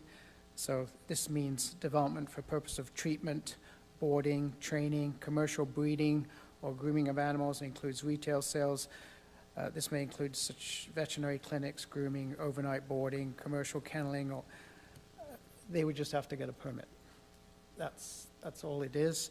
And those that don't fit in that would be someone like, say, hunting dogs or sled dogs. They can get a over limit. And the other thing is, we don't go out there counting the dogs. It's usually because it's complaint driven. So when we have a complaint, we have a mechanism of dealing with it. So that's why this was brought forward. So. Hunting dogs, I had a buddy, he's no longer with us, but he had York Terriers for treeing cougars. And you let them go, and they might run 10 miles. And if they were in the pathways of a officer, they could get picked up and destroyed. But so there is uses for people that have dogs that actually run at large to be able to hunt cougars. Anyway, I've talked too much today. Glenn. Thank you, Reeve. So to address some of Shane Blosky's ideas, what if we had a grandfather clause where everyone that already had one can apply for a permit without having to go to their neighbors? And what do you think about that, Lee? Would that be something that would work for the interim and then start this a year from now, or? Well, I think both the people that are here today, there hasn't been complaints. So, like I say, we don't go out checking to make sure they have a permit. I'm sure there's lots of people with different things in the county that don't come into our bylaws, but it just rears its head when we have a complaint, and then we have this mechanism of dealing with it. So they wouldn't need to do anything right now, but and the over limit is where we ask the neighbors, right? But, So I'm back to, if you make a rule, you got to enforce it, whether it's complaint driven or not. Once you make a rule, you have to enforce it. So as soon as somebody complains, then it's going to be enforced. Anyway, Anthony. To Lee, so if we don't have this bylaw, which, I mean, we've had this bylaw in place for a number of years, so it's not like we're doing anything different, it's just modifying it now with the number of dogs that that's the only point that we're doing now. So it's been here a long time, so I think there's been some misunderstanding with some of the speakers that have brought up their concern. The other part is, Lee, if we don't have this bylaw in place and you get a complaint, how can you act on that? that's why we brought these recommendations, because, you know, it kind of restricts us. I guess, I mean, we've got the fines in there. They've been raised to looking what everybody else is doing. Like, we were very lax on that. People could just keep paying $100 fines. Now there is some deterrent to conform as far as keeping your dogs at large or not at large, and the noise. All we did was survey around and look what everybody else was doing, so we're just trying to come in line with everybody else. So. No, but my point, I think you maybe missed what I'm trying to get at is, if we get rid of this bylaw, are you still able then to go out and react to a complaint? Because you have to have a basis of legislation that you're acting on, at least it's my belief. Yep. You can't just go out because Anthony asked you to go out? Well, it's usually a complaint, like noise or running at large. Yeah. But you still have to have a bylaw that authorizes that enforcement? Well, our present bylaw still deals with noise and running at large. We were trying to go deeper in why do they have a noise? You know, why are they not being controlled? So that's where we came into putting the limit. So that's what the other counties seem to do. You know, I want to just stop you there, Lee. We focus on trying to be unique in Brazeau County and not to do like everybody else is doing for the most part, because we're trying to create an incentive for people to want to come to Brazeau. And if we're doing the same thing as everybody else, there's no incentive for that. So I know at times we take a look around, but a large part of the time we're setting and we're leading the way. We did it with the 3 parcels. We were the first ones to do it, and then Parkland followed and others followed after that. So if we did what everybody else was doing, that we'd be doing nothing. So, you know, I just, you know, at times it makes sense to at least get a scan to see what people are doing, but not to change rules just because everybody else is doing the rules. So just wanted to make that comment. Donna, then Kara, and once again, I'll take you guys' comments, but then we got to go to, we're late on a couple of things. So go ahead, Donna. Okay. Again, we're not going after people who take care of their animals like you guys do. I have never heard of a skipping bee, what is it? A skipping? Skipper key. Skipper key. Never heard of it. And that tells me that we don't even know what's going on in our county, and I think we should showcase some of these. I mean, we have this in our county, and it's one in a few. And I totally agree with you, Shane, about why does our neighbor have anything to do with our permit? But I still feel that we need something to sink our teeth into. I'm relating to dogs. No. We need some kind of bylaw that says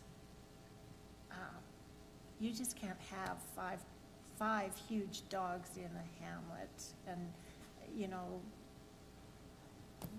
the noise and the barking and both of those, the two that Lee commented on were in my area, and a lot of phone calls, and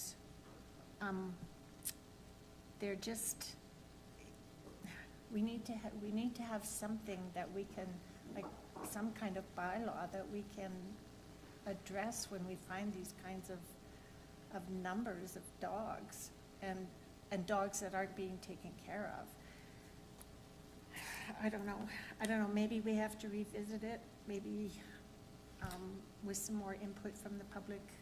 I don't know. It's the issue of the health and welfare, and that was a good point that Shane brought up. It's the numbers that gets us into a pickle. And so we still have a bylaw that looks after things in regards to barking and those types of things that are going on.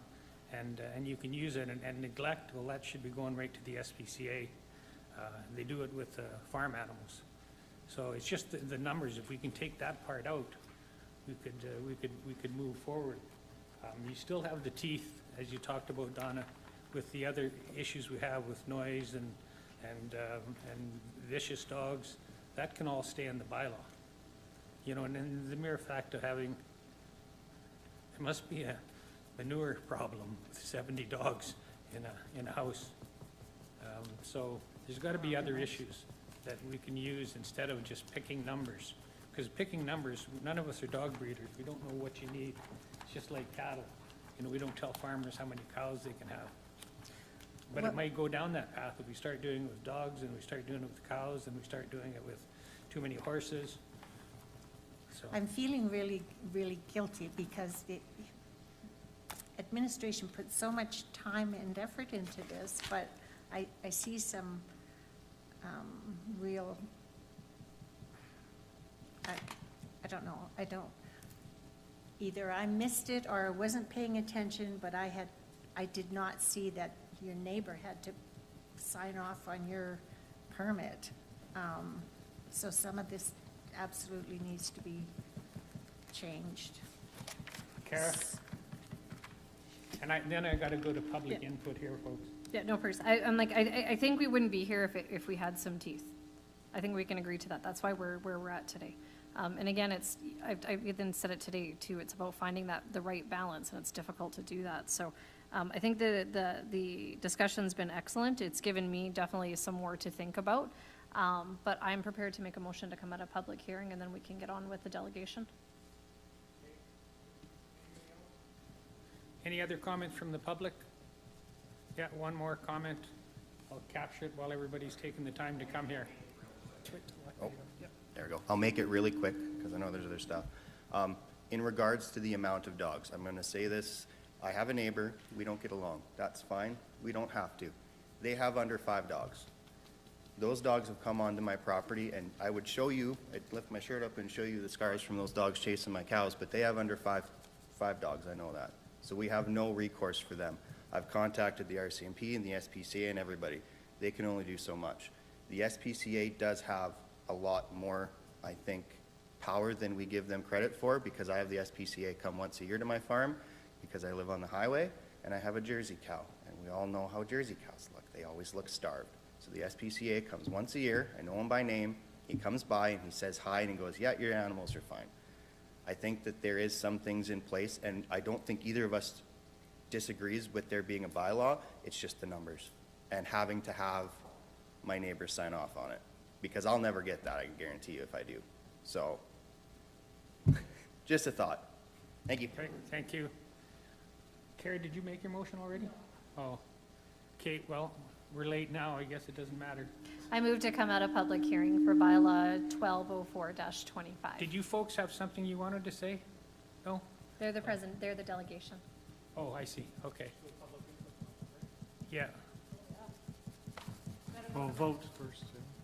all those in favor? Go ahead, Glenn. I move to go into public input session. That's what I do, Glenn. He moves that? No, he just does it. Oh, he just does. Yeah, that's okay, I know what you want. All right, so we're going into public input session right now. It's an opportunity for people that maybe haven't had a chance to say something, to bring it forward at this point. Be respectful of staff and the elected officials, and the floor is open. So this is public input, so if you're not a delegation, or if you are, you have an opportunity to say something here. And I'll also go to people online, if there, we got anybody online, Tina? No one online, what's happened?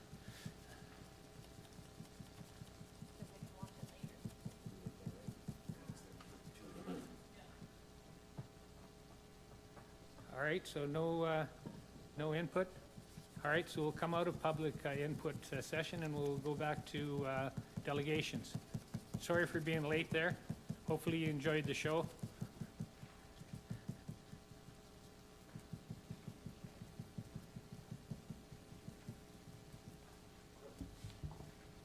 Good morning, Reeve and Council, and thank you for inviting me to come actually and talk to you today about the Canada-wide Early Learning and Child Care Agreement. I wanted to introduce you. Oh, sorry, my name is Bernice Taylor. I'm the Program Manager of the Early Childhood Development Center. I've also brought with me Hans van Clavering.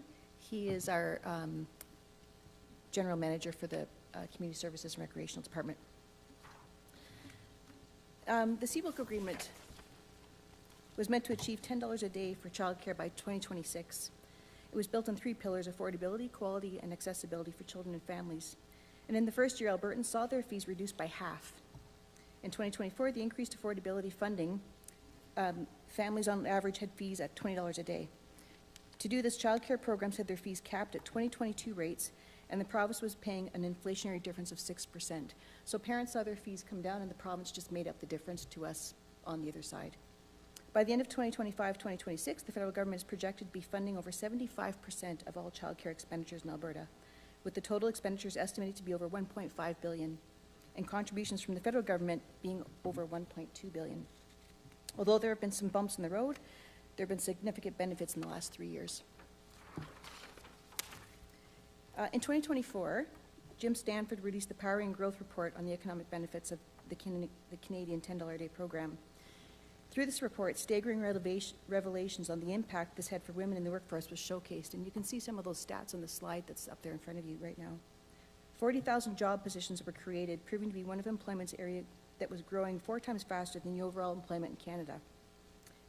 We continue to see job creation, but require quality childcare for those entering the workforce to then see the benefits to grow.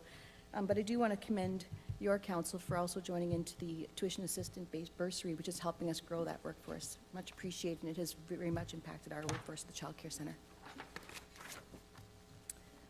The new funding model that came out is designed to have parents see some financial relief, with fees being reduced to $15 a day. This is one step closer to the $10 a day average, which should happen in 2026.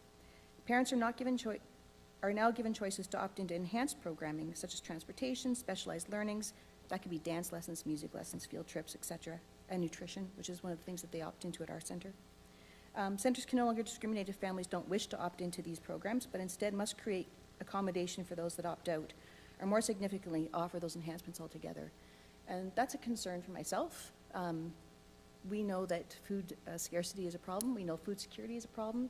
Having parents not necessarily being, some parents can't afford to opt into that, and that shouldn't be a cost that's there. Unfortunately, we've been kind of had our hands bound that we have to make that a cost to parents. Programs can no longer charge administrative fees or other fees for craft materials, etc. Our families saw reductions in their fees ranging from $307 to $15 per month, depending on if they had qualified for additional subsidy. These fees were also inclusive of the nutritional fees, so our parents saw a big reduction in Drayton Valley.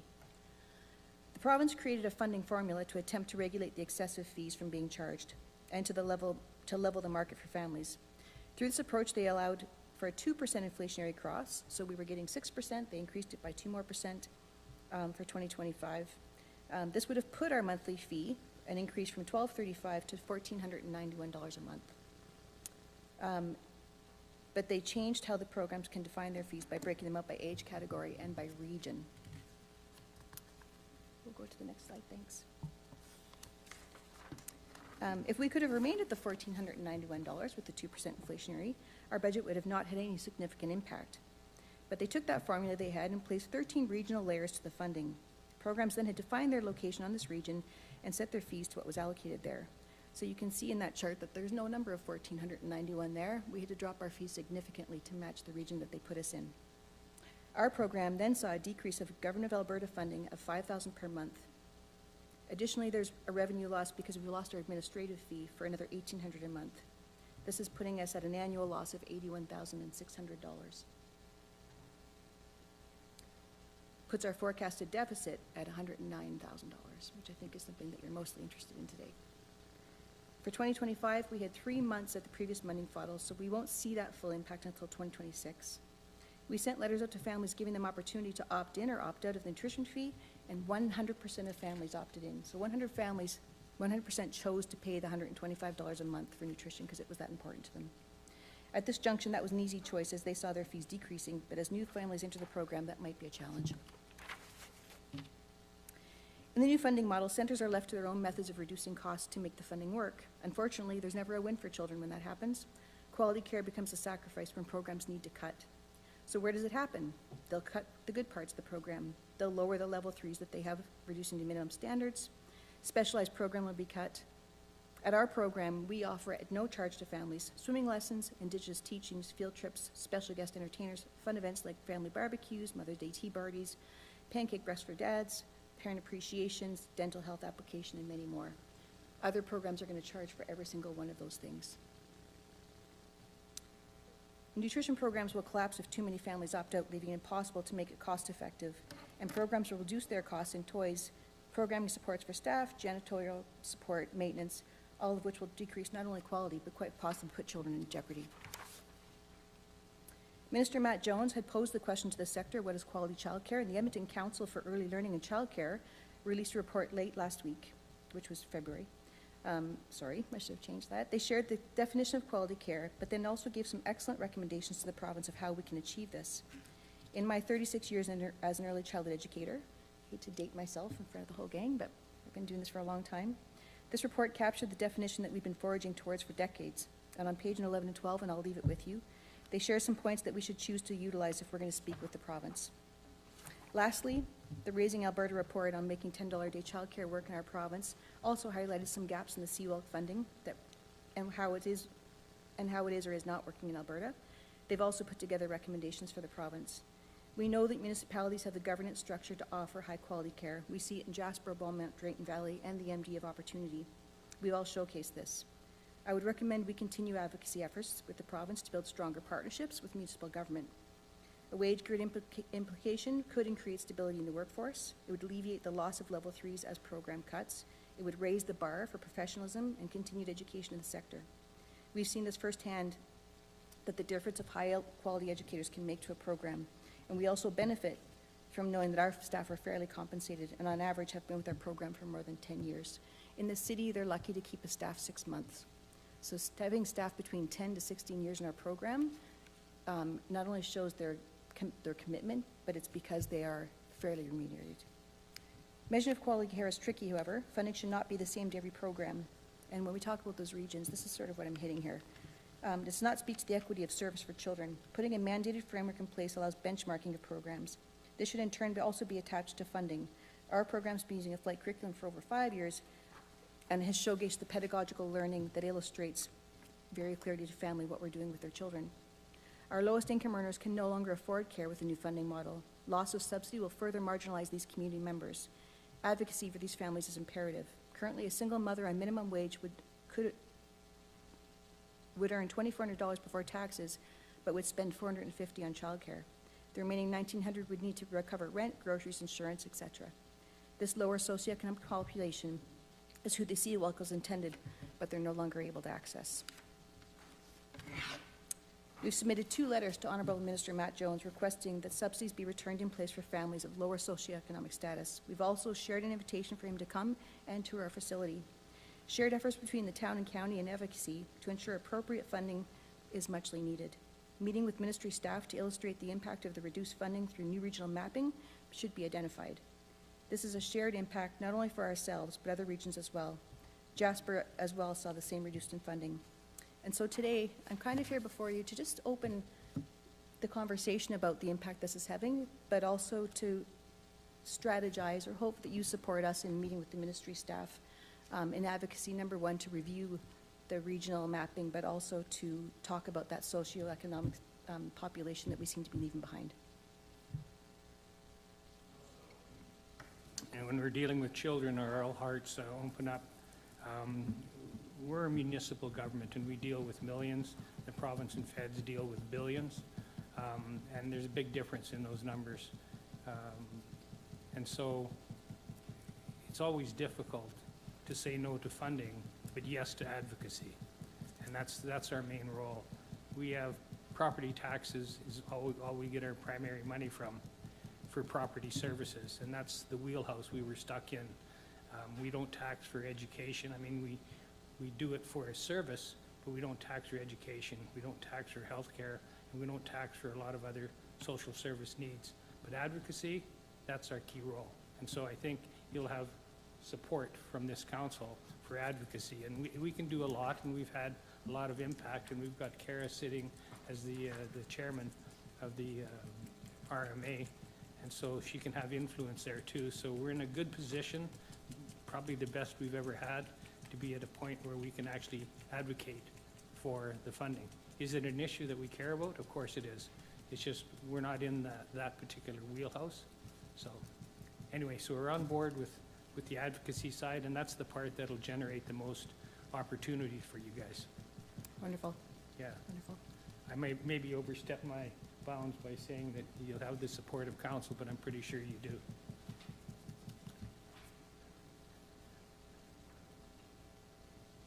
Donna. So what do you need from us? What, letters or? I think that a letter to, sorry, through the chair to Councillor Wiltie, I think certainly a letter would be wonderful. If you're having any opportunity to sit with ministers at any conferences, I'm more than happy to put some speaking notes as well together just to help with those conversations. And I think we need to really target that regional mapping is incorrect.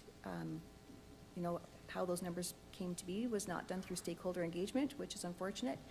And I do believe that the letter up in front of you was the letter to Minister Suds. That's the letter we sent, sorry. Honourable Matt Jones also sent a letter to Minister Suds prior to the election stating that they didn't feel that Alberta wanted to sign on to 5 more years of funding, but would come up with their own methods and turned a lot of money down at the table. So I think the other question is the province going to come back to the table and negotiate and continue with the $10 a day childcare program? So if you have some ability to write some letters on the federal side, there'll be some of us going to Ottawa, and then and we can direct it to the appropriate ministers. And sometimes there's some real casual opportunities to talk with them. So if you have some good words for what you would want from a federal point of view, we'd certainly appreciate that.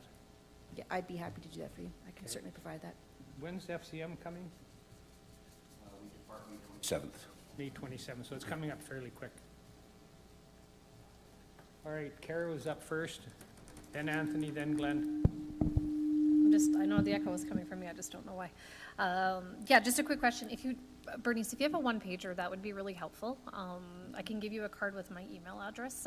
And like Bart had pointed out, I do find myself in situations where I can represent not only rural Alberta, but particularly our region and our communities. When I'm with certain ministers, I have access to them when most don't. So if you have a one-pager for me, I would really appreciate it, because I can put it into my file when I work on things like this, and then actually provide it to RMA too as well, because we're not as strong in the childcare side of stuff. So it's something I want to share with that office too as well.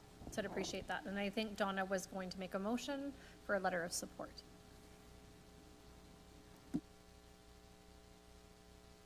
Oh, but you should have your light on that you want to make a motion afterwards. So Anthony first, and then Glenn. Yeah, Bernice, I think what you're probably asking for us to do is to get the province to sign on with the federal funding that's available, because some provinces already have signed on to the federal funding. And I think if we are able to convince our province to sign on to that federal funding, it'll help reduce your costs and facilitate what you're asking for. So could you maybe comment on that? Yeah, through the chair to Councillor Heinrich. Absolutely. We are one of two provinces who have not signed on, the second being Saskatchewan. Every other province has signed on to that agreement. Further to that, absolutely, it will make a difference for our funding. I think we still need the provincial government to relook at these regions that they've set, so it's twofold. We need to sign on to the agreement continually, but also they need to relook at those regions and understand the capacity of what's being offered in Central Region Alberta. Yeah, so I think the comment that we need to speak more to the federal government is, I would say, secondary, because the province is the one that's holding up us getting the funding. Through the chair to Councillor Heinrich, that's correct. It is the province that is impeding that at the moment. Glenn? Hi, Bernice. So can you tell me what the fees were for, let's say, a kid that's not in school for 5 days a week or 4 days a week? What would the parent be paying? Through the chair to Councillor Gunderson, currently a parent, it's a flat rate in the province. Every parent pays $326.25, and then the $125 for the nutrition fee is on top of that. How much, 125? $125. Are there any other fees for diapers and stuff like that, or? Actually, the province has, that's not allowed. We can't do that. And we can't change our childcare fee either. $326.25 is the rate that every childcare provider in Alberta. So there's no supplemental fees you're able to charge for any services, or? The nutritional fee is a supplemental fee. And how much is that? That's the $125. That's another $125 for food, okay. Yeah, $6 a day. So what was the fee before? What was the parent paying prior to this change then? So prior to this, parents were getting subsidies, so our fee was $1,235 a month. And then a parent would pay an administration fee of $25, and then a nutrition fee of $125 on top of that. And then the province came through with an affordability rate based on age and hours of care that they would decrease that. So the affordability rate is still there. It's being utilized a little differently, and then parents would get subsidy on top of that. So our lowest income families would have an affordability rate that brought their fee down, but then they would get an additional almost $260 fee reduction, but they've lost that. So some parents, our lowest income parents, they were the only people who saw their fees go up. We've grandfathered them for until January, which is about a $40 that we're covering for them, because we didn't want to see their fees going up due to lack of subsidy. Okay, thank you. Yeah. So I just was educated here, so we need to write a letter to the province first and foremost, secondary, as Anthony mentioned, to the federal government. Correct. Okay. Donna? I move that Brazeau County do a letter of support for the early learning and childcare funding formula changes. Is that about what you need? Yeah. Supporting the funding changes? No. It's advocacy is what we're working on Yeah. right now. And that's where you get the biggest bang for your buck. So, all right, and if you need input, Rudy, that please feel free to actually work with Rudy to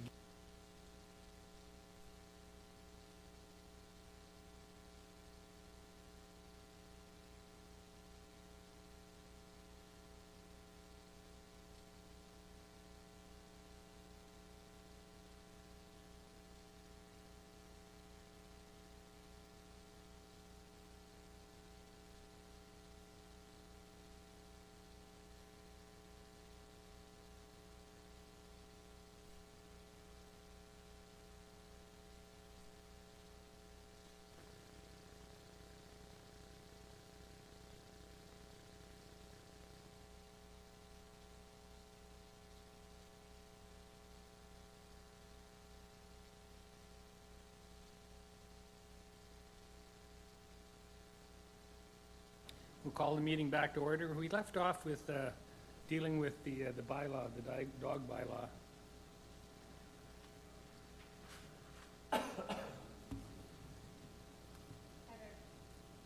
Actually, can I just say something? Yeah. Just to clarify, I mentioned about the animal service facility, which is for breeders or groomers, or like the lady that came to speak, she would be a breeder. She would apply for a permit, and that would go through a process where, you know, if it was zoned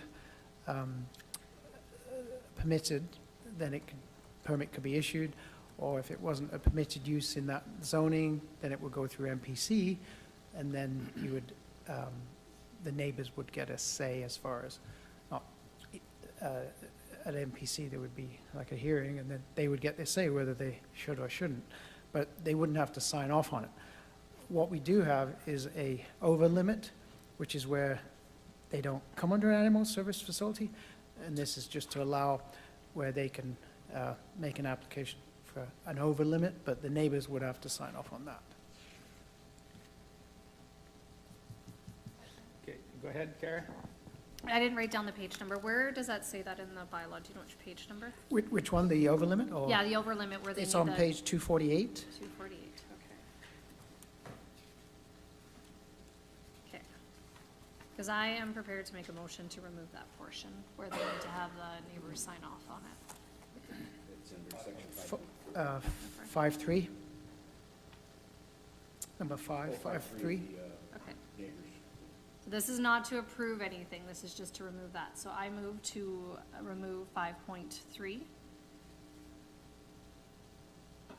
I'm just trying to find the bylaws, sorry. 5.3 on page 248 of the agenda, under the Animal Control Bylaw 1204-25.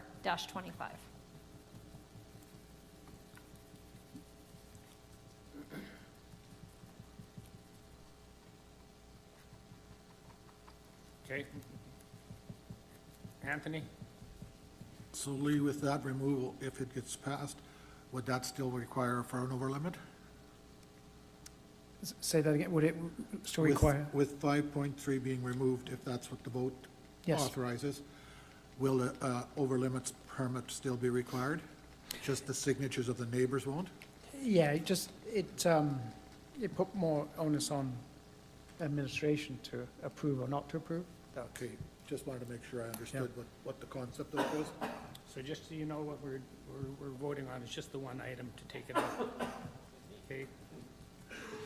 Discussion, all those in favor? That's carried unanimous. I want to go back to Shane's comment, because I thought it's not the numbers that's the issues. It's the care and neglect or lack of care. You know, he gave you the example that his neighbor's got 3 and they're a bigger problem than somebody that has 7 or 5 so it's not the numbers that's issue. So if we have a bylaw that doesn't, it's the numbers that's causing this issue, or the concern that's going on right now. Because there isn't a right number to deal with the care and concern of animals. And if people are looking after them right, they can look after 3 or they can look after 30. But chances are, barking dogs and vicious dogs, those are already dealt with in the bylaw. So with the noise, so that's already dealt with. Trying to pigeonhole the numbers, that's gonna cause an issue all the time. So you still have a dog bylaw that deals with if they're barking, you've got a way to deal with it. If they're causing a nuisance, we've got a way to deal with it. And if they're vicious, we've got a way to deal with it. Kara? So I guess I'm still trying to understand, if we don't have any issues, then why are we here today? And I think we've heard from sorry, I don't know if it's, okay, we don't know what's doing it. Must be the Oilers jersey. Sorry.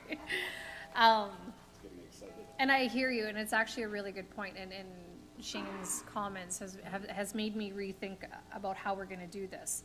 And look at it. Is there a way, and I'm okay, this is rarely for me, because I hate dragging things out, but I would be open to putting a pause on this, to explore whether we can, what? Was that intentional? Yeah, it was an Pause. intentional paw. To maybe explore that side of things. Point well taken. It's not so much the dogs, it's the conditions, it's what they're being kept in. And so my question would be, is there a way to address that? And maybe next council meeting, bring it back with some more information, and I hate doing that because it seems like we're dragging our feet. But maybe have our bylaw, if our officers are available to be in here for part of that discussion, because we're having a discussion around this table, and nobody here is experienced with it. I would like to hear from our boots in the ground, from Jesse and Steve, our two constables who deal with this, what seems to be, on a weekly basis, if not every 2 to 3 days with the numbers that we're seeing. And ask if what we're proposing here will fix the problem. And if it's not going to, then we need to go back to the drawing board. No, that's a good point, and try to focus on not pigeonholing the numbers rather than the issue. All right? Donna, then Anthony? So, in one of these issues, the health authority was involved. And would any amount have any bearing on what was done there? Like, they still, as far as I'm concerned, have way too many dogs. There's like, I don't know if I'm allowed to say this, but there's a whole bunch of dogs in this house.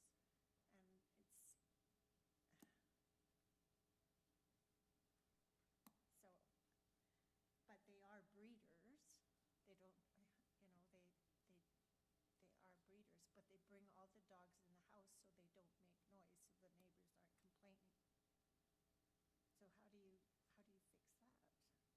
A big garden for all the manure. Like, that's a lot of dogs and a lot of manure that they're dealing with.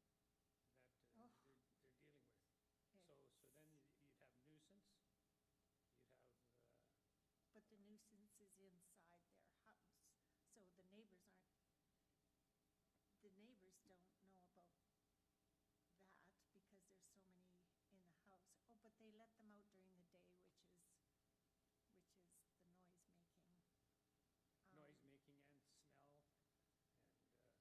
fecal matter Yeah. and health issues. You've got all those other it's just, if we try to pick the numbers, we're never gonna get it right. But so what I'm asking is, if they came in for a permit, would their place be inspected, or how do we go about giving permits? Because we aren't, like, we're not an authority on what am I trying to say here? We're not an authority on health issues and that sort of thing. So if somebody came to us for a permit, what would the permit look like? What would the questions be? Okay. Anthony? For Donna's question, at least as I see it, page 244 allows for them to apply for an animal service facility, which allows for the breeding of livestock, or dogs and that type of situation. Is that correctly? And if we're looking at numbers, the numbers that we're looking at now Lee was trying to address the concern we brought up earlier, previous meetings, that there were the issues in Lake Lodgepole, I believe, that had perhaps the situation of more number of dogs in a home than we were comfortable with, and it was perhaps creating some disturbances for the neighbors. So we already had, if you look on page 247, limitations, parcel within hamlet boundaries may keep up to a maximum of 4 canines. That was already in our bylaw. So that already just is what was already in place to address what was in hamlets. I know, so if that isn't enough, then that's why we're talking about this stuff, is because situations are not being handled by our existing bylaw, and we need to have a bylaw in place, otherwise no abilities to control them. So it's already in the bylaw, as you pointed out. Right, the number's already in here, so the public input we're getting is, in my opinion, there already was a bylaw in place, so some of their statements were incorrect prior to this, and this bylaw's been in place a long time, unlike what was, again, presented to us.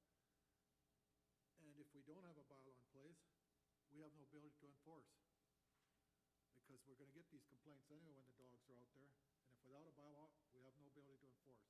Numbers are there, and we can argue till the cows come home with numbers. Right. We just gotta start realizing that the bylaw was there and it worked, at least to a limited degree. If we think that we need to do it better for hamlets, change the hamlet number. So it's an enforcement issue. If we had a bylaw, we haven't been enforcing it.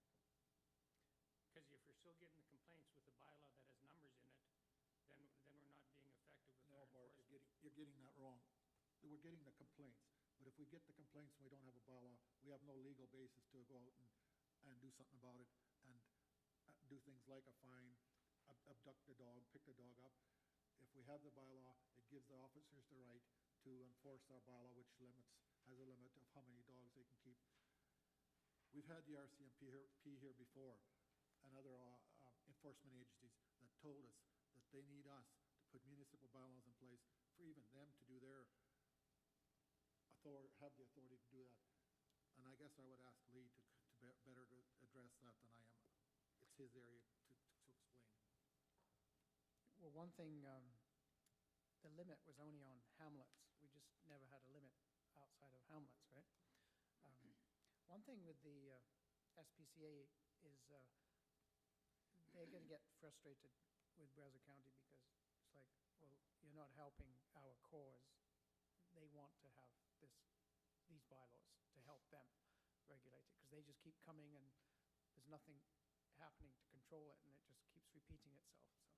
So they're going to kind of like, oh, it's Brazeau County, forget them. You know.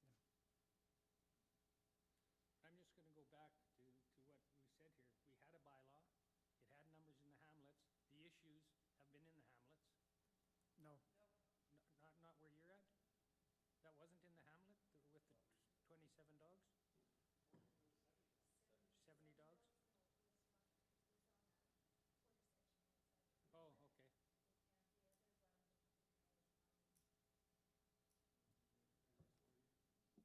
Okay.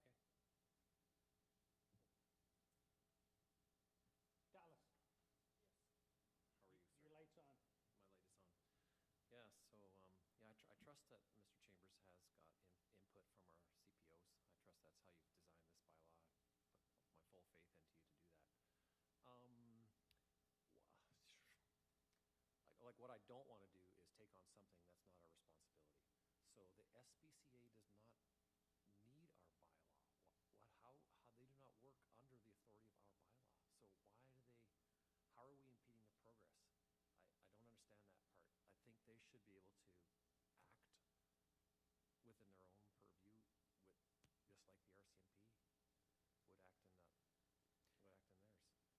Well, I think that they're acting on the consequences, but we're trying to prevent it leading to that. So they would like to see the numbers, so then it wouldn't lead to what they're dealing with. Right? I see. Okay. Yeah, my concern primarily is, for dangerous dogs, we have to make sure that no person gets harmed, or your horses get chased, or your kitties get eaten, or stuff like that. That has to be most certainly addressed. But the situation that brought us here, where there was a large number of dogs on a quarter section piece of property, that was pretty much out of our wheelhouse. That was not a municipal issue. It was an SBCA issue. So I just don't want to act outside of take on more responsibility than we need to do. I want to assist to the best we can through data collection, but I think we're just a little too broad with our scope. Is that a right word? I don't know. just having control over the people is what we're writing more and more rules for. You guys get 5 minutes each, and then it's lunchtime. Anthony, It's my belief that the animal control officer that we've got hired needs this bylaw in order for her to be able to pick up a dog if there's a complaint about a dog and a dog running it loose at large. Likewise, if our CPOs go out and were to wish to address that situation instead of our animal control officer, they likewise need this bylaw in order to have their authority, the basis of authority, to be able to address that barking dog or noise dog and to, to pick it up. So this bylaw has been in place for a long time without any major problems, and I think we're getting into debates without really getting to the crux of what we're trying to address, that 72 dogs is an aberration, and we can't be trying to write a bylaw for the 72 dog situation. We need to write a bylaw that addresses the everyday potential issues that could and do happen in this county, and we are getting the complaints, and we need to be able to have the bylaw to address that. That's why it's been here for as long as it has been, and we're just arguing over numbers.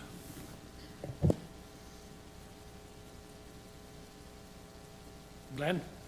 I think we've made this, this bylaw right by removing that clause about getting the neighbors to sign. So I move to give second reading to animal control bylaw 1204-25, proposing to limit the number of canines on properties to 5 on all parcels larger than 1 acre and 4 on parcels 1 acre or smaller.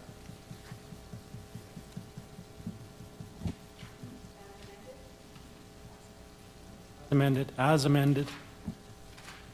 Discussion, Donna?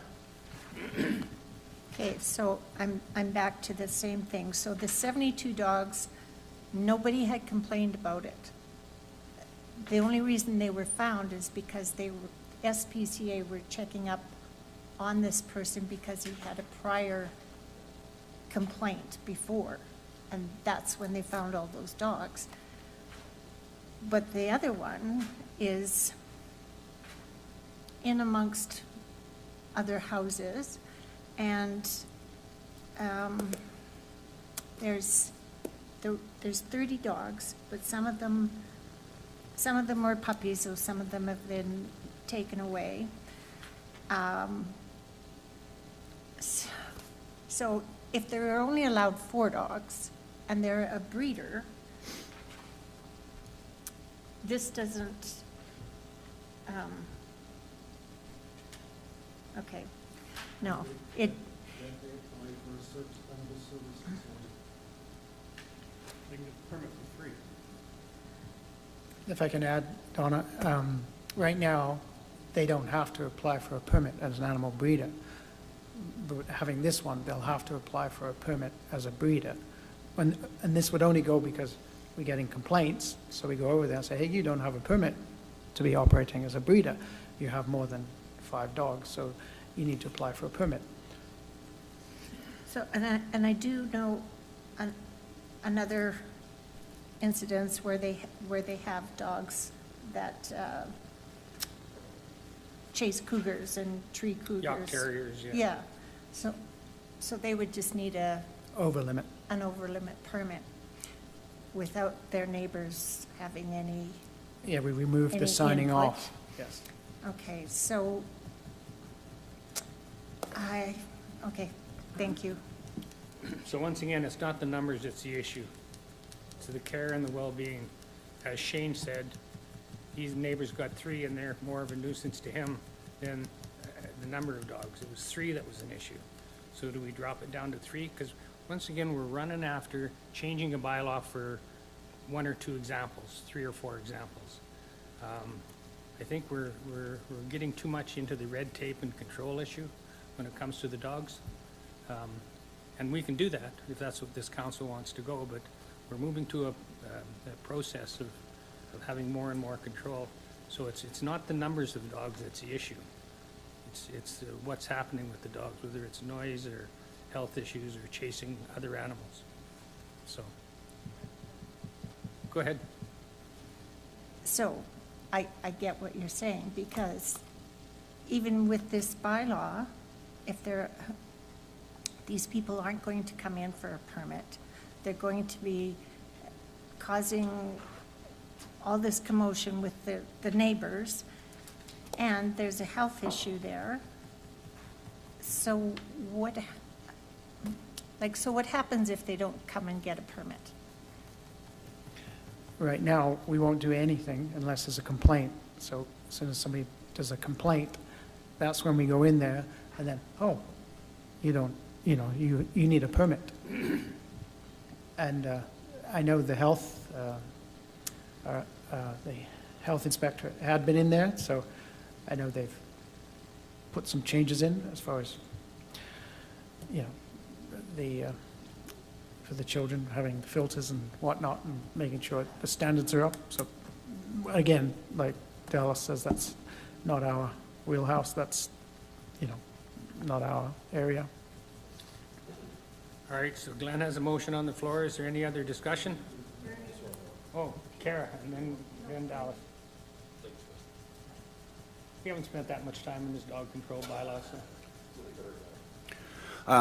Reeve and council, if I may, and we continue to talk about the number, and if I can contextualize that for you a little bit in the context of how it works here.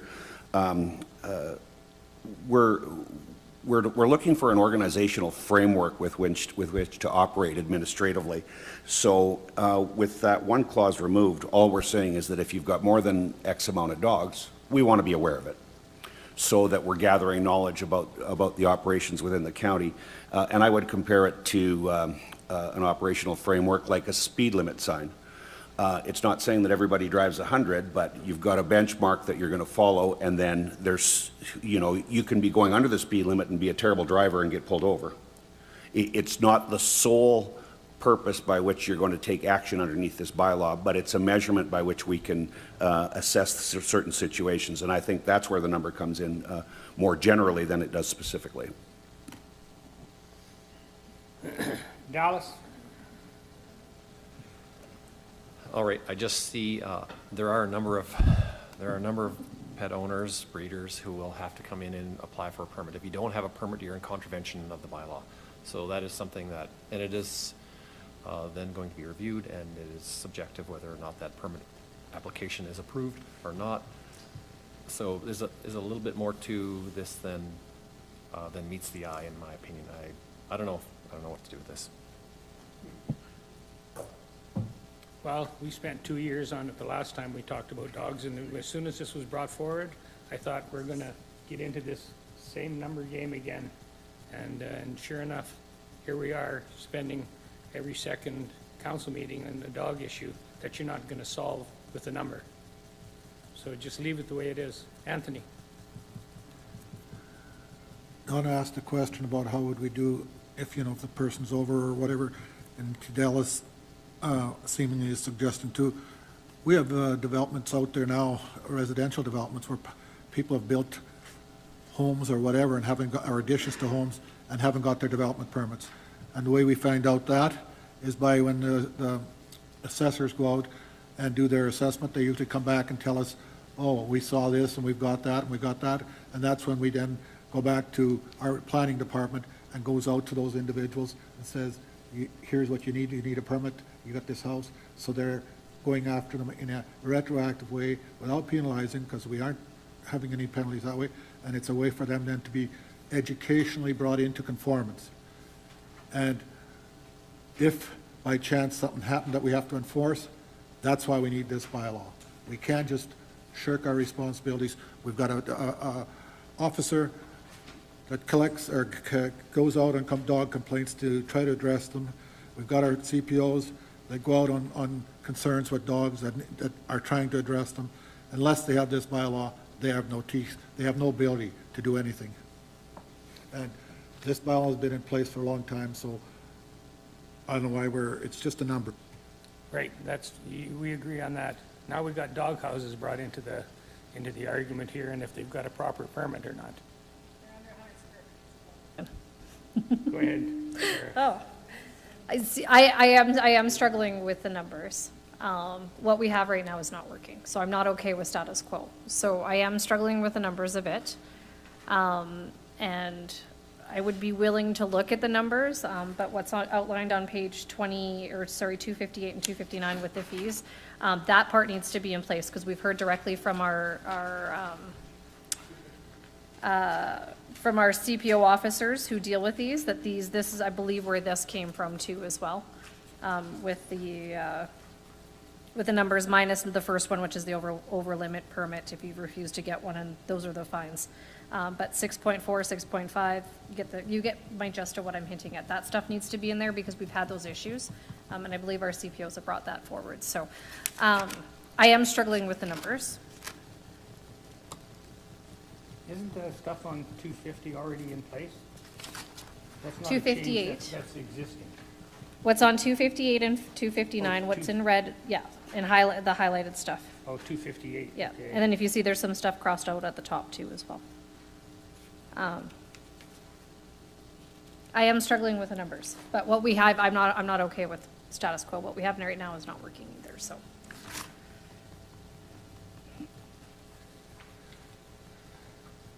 All right.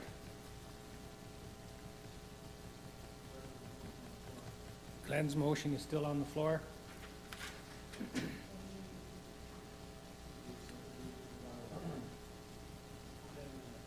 You say that into your microphone so everybody can share in your knowledge. So my reading was, or my motion was, the council the council gives second reading to the animal control law bylaw 1204-25, proposing to limit the number of canines on properties to 5 on all parcels larger than 1 acre and 4 on all parcels 1 acre or smaller, as amended.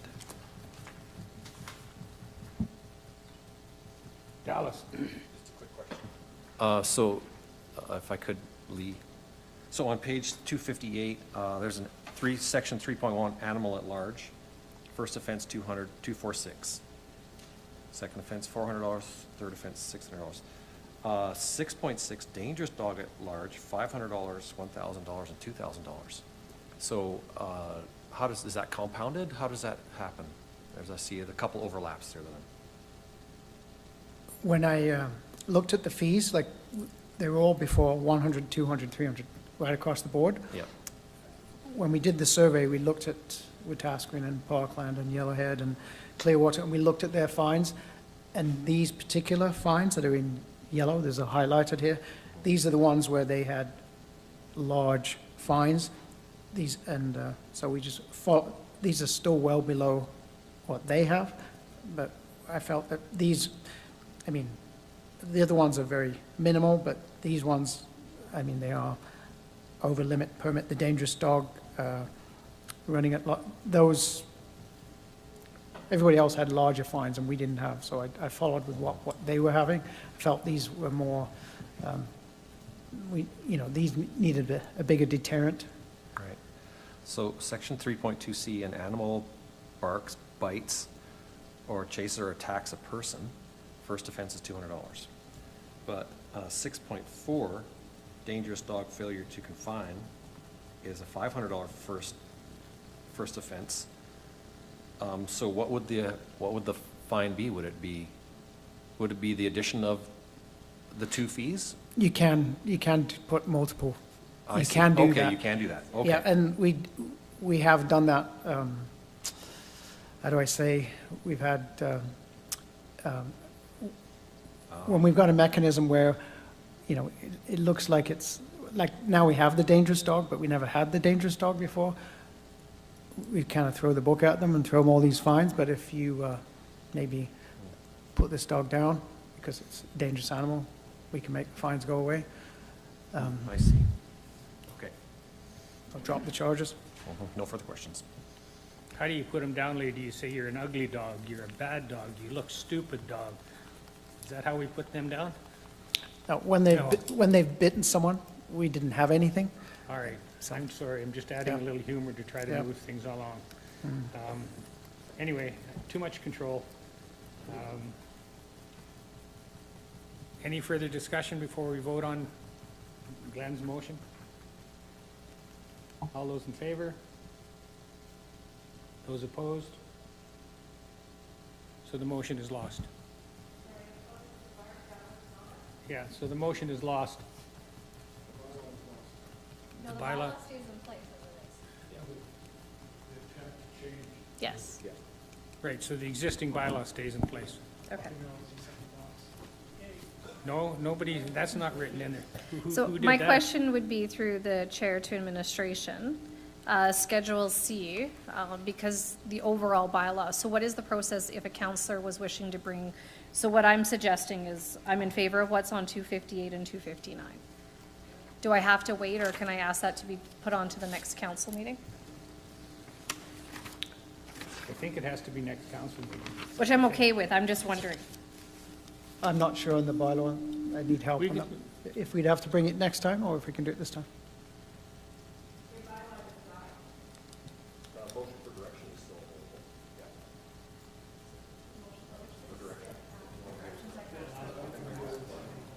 Okay, just one person at a time here. Kara? It seems just, council, if council's comfortable, I would make a motion just to bring back Schedule C to the next council meeting for further discussion. On page 250, so, I didn't actually officially move that. I move to direct administration to bring back Schedule C on page 258 to 259 of the current agenda, back for further discussion to the next council meeting. All those in favor? Those opposed? So 2 opposed, Anthony and Glenn are opposed. You don't want to talk about it again. I kind of agree with you.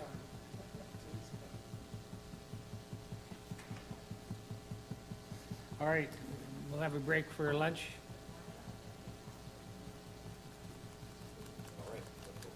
What's that? We'll break for 40, what's that? Can I make a suggestion, maybe? Just for essence of time, we have a gentleman waiting in the audience for an item, the Lafarge 7D.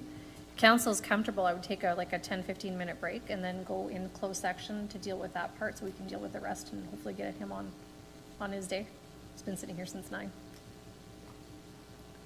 I see it's you're the top shelf. Yeah, we could do that. Like, just take 10, 15 minutes and then have a working lunch. It gives us enough time to go to the washroom, go catch some air, grab lunch, and then come back here and then eat our lunch while we work through the in-close on that one. Okay, so That's quorum, is that okay? There's Kara. okay, we got quorum. I'll call the meeting back to order. Called the meeting back to order, so now we need to take a 5-minute break. Got to have a motion, sir? Okay, motion, I'll move that Brazeau County Council come out of enclosed. discussion, all those in favor? Okay, 5-minute break.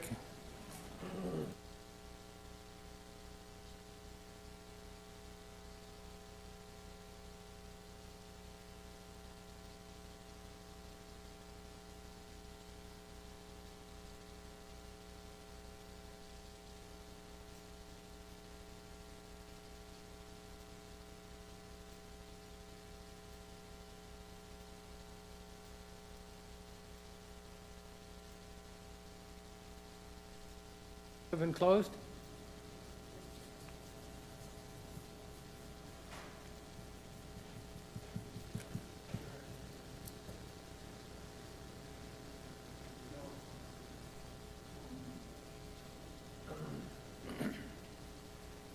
Was there any direction, Rudy? No direction at this time, Reed. Okay. So then we'll carry on with the agenda. The next item is, well, are we dealing with the Lafarge issue now? Okay, so who's making the presentation? Oh, there you are. Take it away. Okay, thank you. Development permit application 25D-017, which is located on pages 74 through 241 of the agenda package, has been submitted to allow the natural resource extraction and processing continued operation and expansion, and the demolition of 2 residential and 3 accessory structures on lots 1 and 2, Block 1, Plan 8, 220824 within Southwest 1356 west of the 5th meridian, subdivisions 3 and 4 within Southwest 1855 west of the 5th meridian, Northwest 755 west of the 5th meridian, the south half of 1356 west of the 5th meridian, and the north half of 1256 west of the 5th meridian. These subject lands are located along the northern boundary of Brazeau County, immediately south of North Saskatchewan River and east of Highway 759. This can be seen on the land location map on page 111. Lafarge Canada Inc., or Lafarge Gravel Pit, received approval for natural resource extraction on February 4th, 2009, under development permit 08D-160, which is attached under Appendix C. On October 18th, 2011, Council permitted the hours of operation for processing and crushing to occur 24 hours a day, 7 days a week, and hauling hours were approved for Monday through Saturday and intermittently on Sundays from 6 a.m. to 5 p.m. The landowner has conveyed that Lafarge wishes to maintain these hours of operation and the conditions contained within Development Permit 08D-160. In May 2022, Lafarge acquired the 2 lots used for residential and agricultural purposes west of their operations across Range Road 60A. Due to the size of the parcels, the options available for extraction and processing natural resources required rezoning. The applicant owner chose to apply for rezoning to direct control, which was approved by Council on May 9th, 2024. This was preceded by the landowner receiving Council's approval in October 2023 in the form of 3 resolutions to allow the realignment of the road allowance for Township Road 502 and the road right-of-way for Range Road 60A. The intention of the realignment is to allow the continued excavation of resources from the road areas while ensuring public access to the county lands and North Saskatchewan River remains unfettered. Natural resource extraction and processing is a discretionary use in both the NREP zoning, which applies to the current operation side of Lafarge, as well as the direct control zoning, which applies to lots 1 and 2, Block 1, Plan 8220824. As the operations cross between the NREP and DC parcels and incorporate the road rights-of-way, the proposed use requires approval from Council. The applicant owner is also requesting multiple variances between 50 and 100% from various property lines. These setbacks are reflected in the report as well as set out in the recommended conditions in Appendix H. As a discretionary use, the application was circulated for review and comments to external agencies, internal departments, and adjacent landowners. External comments were received from Buck Mountain Gas Co-op, Fortis Alberta, TELUS, Alberta Environment and Protected Areas, River Engineering and Technical Services, and Drayton Valley Brazeau County Fire Services, all of which advised that they had no conditions, concerns, or objections.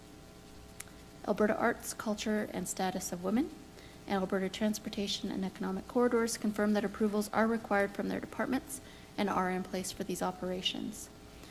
Fisheries and Oceans Canada, OP Habitat, provided links to their website which indicate that the natural resource extraction and processing operation is not required to receive their approval. This is something that the landowner will be responsible for confirming as reflected in the recommended conditions that all provincial and federal regulations be complied with.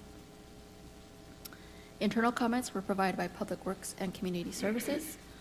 Public Works provided its requirements for the construction of the new Range Road 60A and Township Road 502A, subject to agreements to be prepared and reviewed at the applicant owner's cost.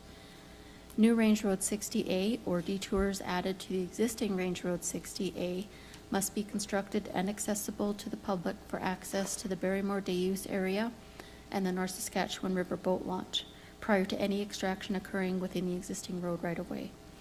Public Works requested a condition be included regarding payment of the aggregate levy as set out in the Brazeau County Schedule of Fees. Community Services wants to ensure public access is maintained for the boat launch and day use area. This is in keeping with the request for continued public access expressed by the Planning and Development Services Department of Parkland County. Additional conditions recommended by Community Services include ways to limit concerns regarding gravel pit noise, especially in the evenings and weekends, and mechanisms to address heavy trucks with jake brakes causing disturbances and requiring that they abide by traffic rules, stop signs, etc. And no letters of concern were received from adjacent landowners. Appendix H contains conditions which are recommended to address the requirements received in response to the circulation of the development permit application, as well as the standard conditions applied to similar operations. The development has been evaluated and is consistent with the principles of the intermunicipal development plan with Parkland County, Brazeau County's municipal development plan, and our land use bylaw 1002-18, which includes direct control bylaw 1170-24. Relevant sections of these documents are included in Appendix A on pages 80 through 92 and 95 through 106. In conclusion, administration presents the application for development permit 25D-017 for natural resource extraction and processing, continued operation and expansion, and the demolition of 2 residential and 3 accessory structures on the 9 titled parcels, with a list of recommended conditions in Appendix H attached on pages 231 through 241 of the agenda package for council's review and consideration. Thank you. All righty. Questions, councillors?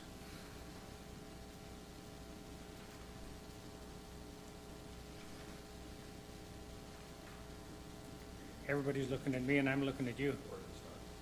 Where do we start? Anthony? I think there are some further details that need to be addressed before we are prepared to move on with this.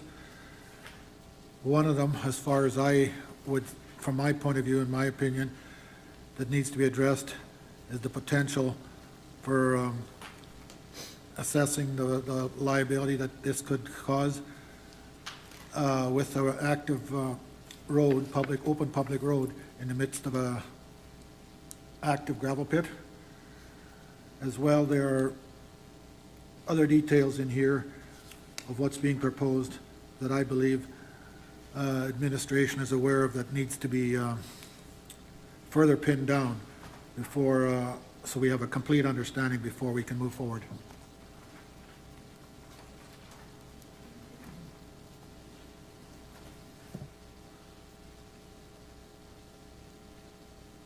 Any other comments?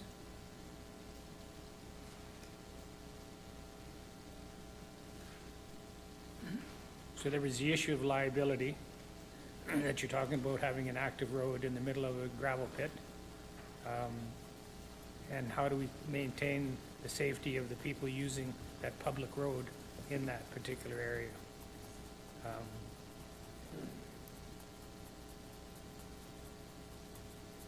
To address that, we need to know the liability issue, but we also need to know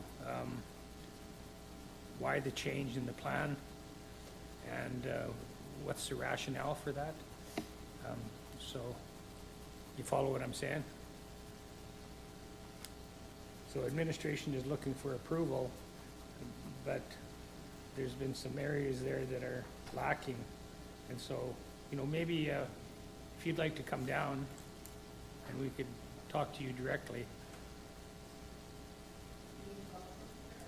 Pardon me? Oh, aren't the applicants usually allowed to speak to their application? Not during council, during any review. Okay, so we need a motion to allow the applicant to speak to council. I move to allow the applicant to speak to council.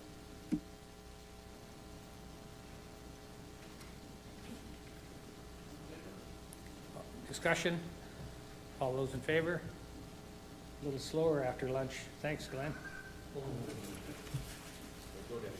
And it wasn't a minor issue either. All right, so just trying to understand why the change in plan and if that change could maybe be left the way it is to minimize the liability.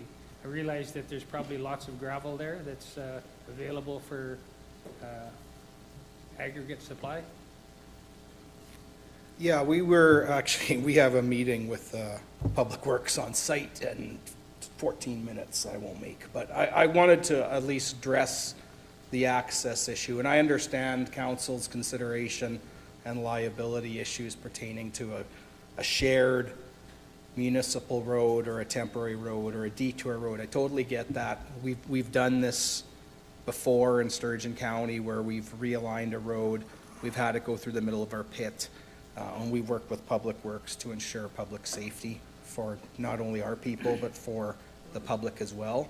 And I totally agree that the public needs an access that's away from our operations, where they're not conflicting with our operations or not getting close to our operations.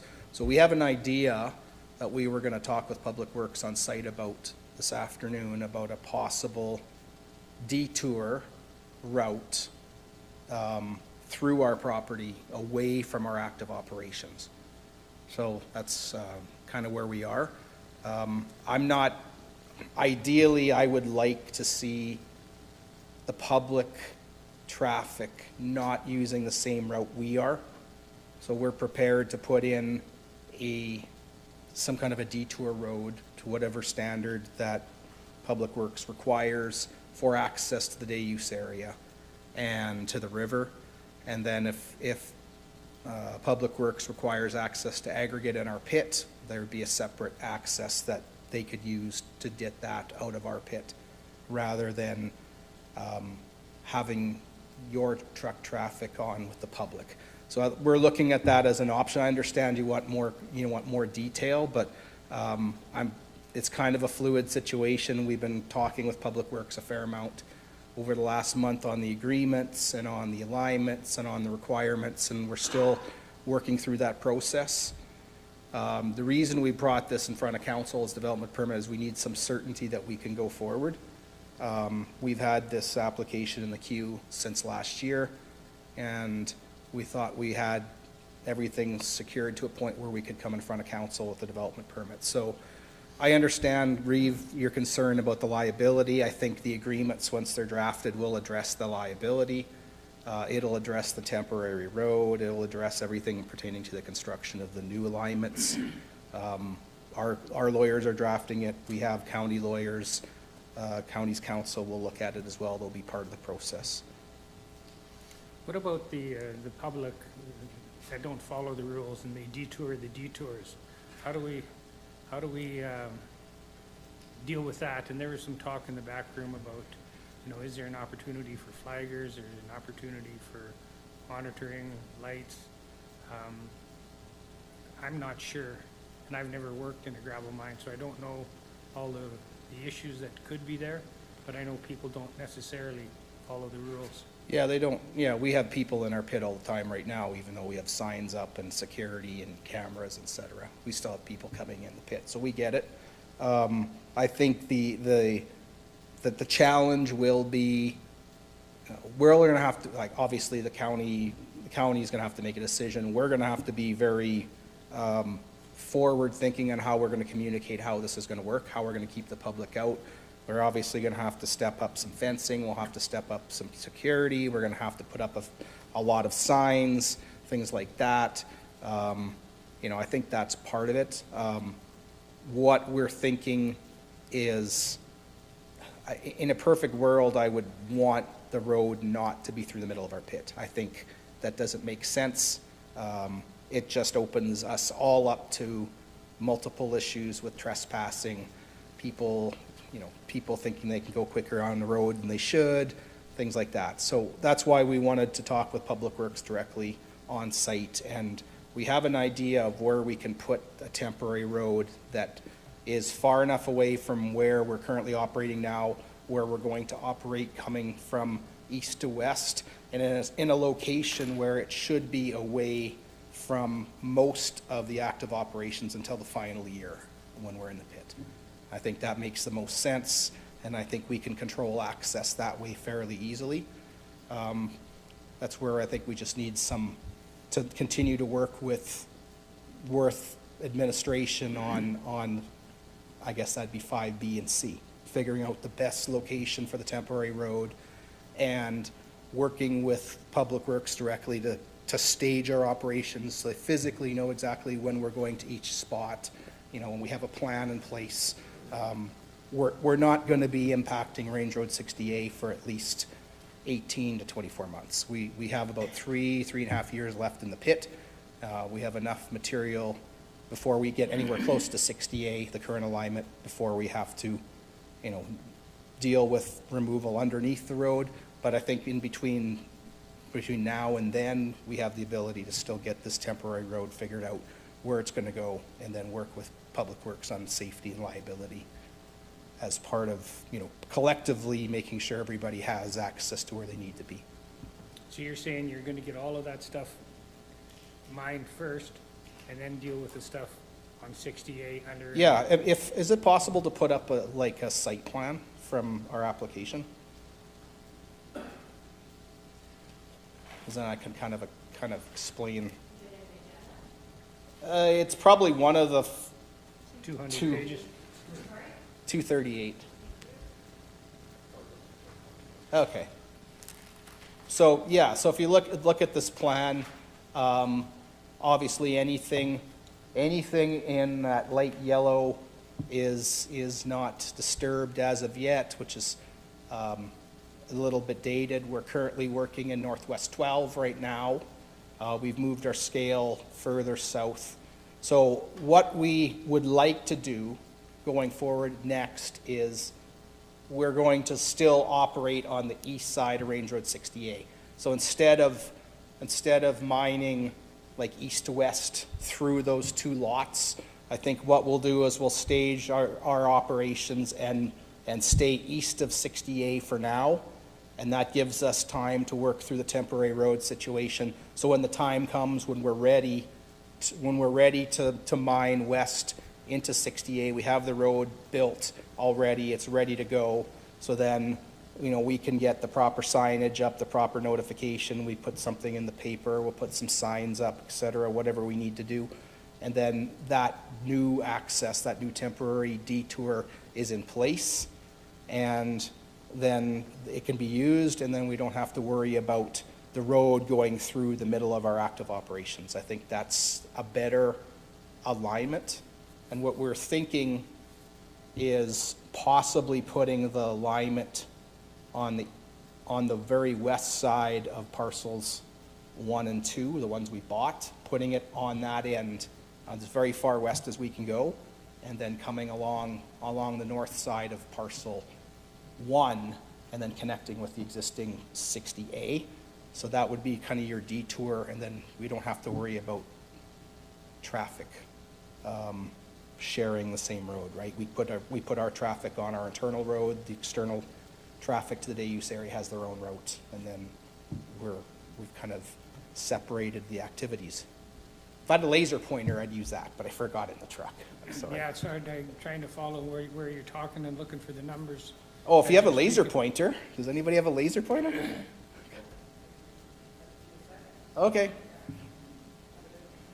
Because what I can do with the laser pointers, in the application, we kind of suggested this is where the temporary road would be, but I think in looking at that now, when we're trying to remove that well site as well, which hasn't been fun because the oil company sold their assets earlier this year, so we're dealing with a different oil company.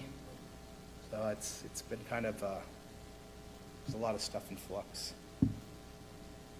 While we're waiting on laser pointer, any other questions you council have? Well, Anthony's got his light on. Yeah, I'm gonna go over that map so I can show everyone. I don't think you can reach that high, Anthony. You're gonna have to look down here. Oh, yeah, sure. Oh. Here, that you're currently on, still to be mined. We're mining, our scale is right here, we moved our scale down here, and then the access road for the well site is here. We move the access road through our scale site to there, and then we can access that alignment. So we're mining right in here right now. That's where we're mining scales here, and then we're gonna move into. We do have that. Oh, sorry.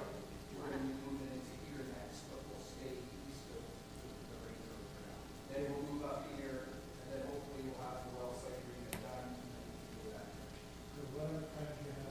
Talk a little louder, Anthony. In order to, right now, our access to the ladies areas come up here and go like this. Correct. In order for us to maintain our access to the ladies area, once you get more of this maybe clear up, you could, perhaps, have that road coming in. And going, let's see, up this way, instead of up this way up 68, which is the current road, if you moved it over here, we'd have straight, clear road up into our day use area, and you could take the dirt this way down, which wouldn't be crossing our, what I call active public road, other than, I guess, still here, isn't it? Yeah, that's So kind of, that's the issue. That's the problem. Yeah, so that's where One way or another, we're still getting you having to drive your trucks across Yeah, and the active road. yeah, and this is what, I mean, Anthony's provided an You have to alignment. point it back here. You're gonna have to. Oh, sorry, okay, so Anthony's provided an alignment, boy, this is weird. So this is like the permanent road's gonna go something like that, right? So that's gonna be your permanent road. Your permanent road for 502 is gonna go something like this. And that, we don't really wanna do much with this alignment because we need to upgrade this area as a future road. What we were thinking of doing, instead of having a road come through here or having a road come through here and then we gotta cross in the middle of the pit, we were thinking about maybe your temporary road makes the most sense right here. Comes along the north end of this parcel, the west end of this parcel, ties in here and then follows that stretch in there. So if that's your private road, then the public stays on that road, the day use traffic can stay on that road, and then if the county wants access to gravel from us or they want access to their pit, we have access through our site to get into your pit up here through this road there. And then part of the agreement that we're working on for 60A is we're gonna supply material for you guys again, and instead of stockpiling the material up here, we can stockpile it in our pit, then you don't have to actually have gravel trucks access your own pit, you could access the material sitting in our pit instead. And that way, if we have a private road here, your detour road here, the public is currently away from any activities here, they'll be away from activities here, and it gives us time to construct this road before we do anything with this. And then these would be the last two parcels. So when we're talking about liability and conflict with the residents or with users, we're restricted to that direct conflict in the last two parcels. I think a road here makes more sense because the gravel is thin over there. We were likely going to leave it behind anyway. So a temporary road there, whatever width, whatever construction the county wants. We put the fencing up, we put a berm on the fencing so that the public can't drive in the site. And then the agreement ties, obviously the agreements we're working on, the liability is going to be all ours and not the county's, and we're fine with that. And I think that's your best way to have your private traffic up here using this, and then leave this area to us to all do our operations. We're separate from everybody. And in this way, if the oil company needs access to here, they come through our pit. If these guys need access, they can come through the road here and then around the right of way, or we can give them access to the pit like they're currently doing now. I think that's just a safer option, a better option for an alignment for the public to use, rather than have everybody using this road. Then we have to share it, and we got to figure out fencing, and we got to figure out slopes, and we got to figure out how we're going to keep quadders out and dirt bikers out and people with dinghies that want to come and use the site or whatever else they do. We get everything from swimmers and ponds. So that's where I'm kind of thinking that makes more sense.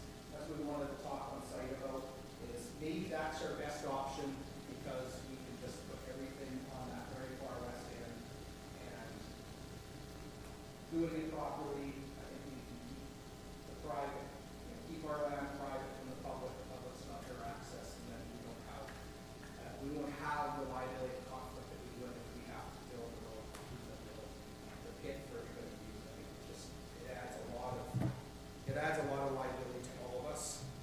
I don't really want to do that for you guys to incur. That's always a good thing.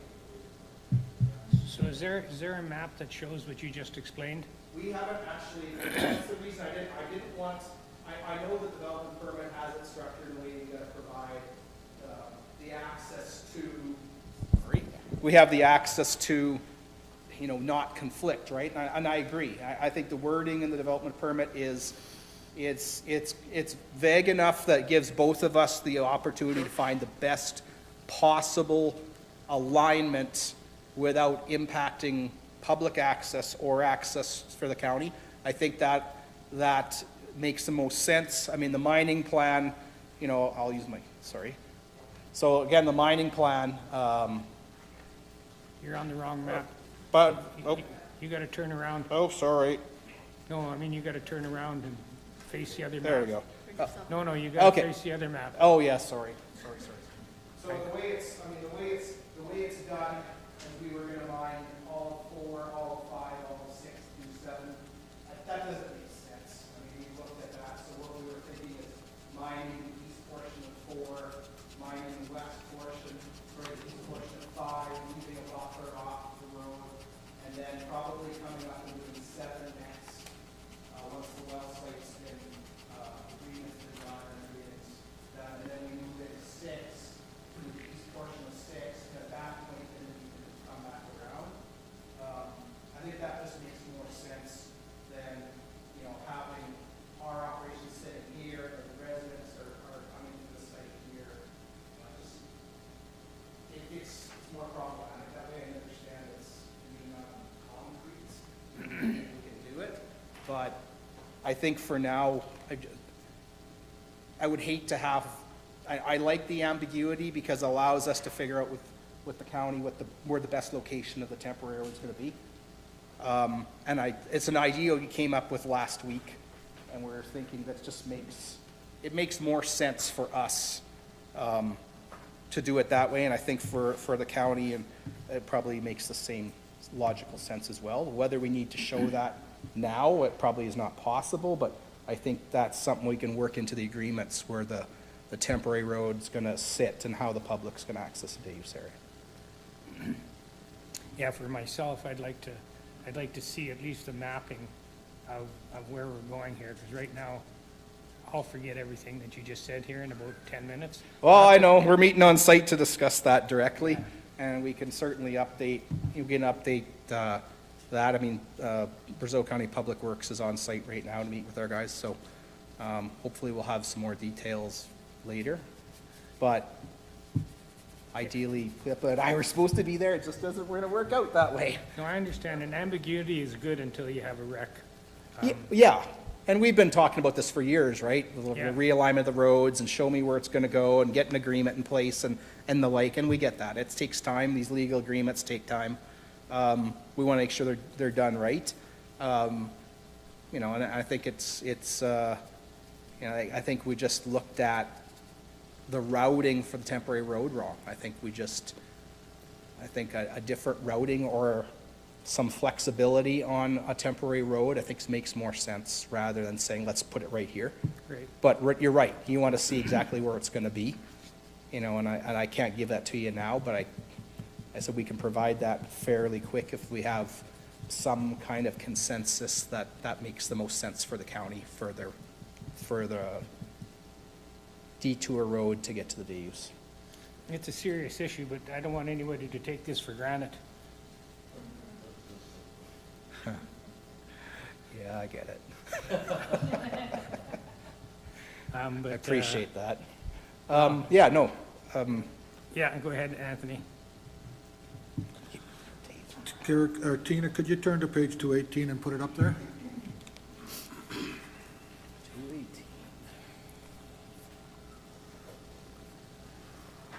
Okay, 218, when Bart talked about some potential, I don't know what word he used, but basically wrecks, I guess, if I remember his word correctly.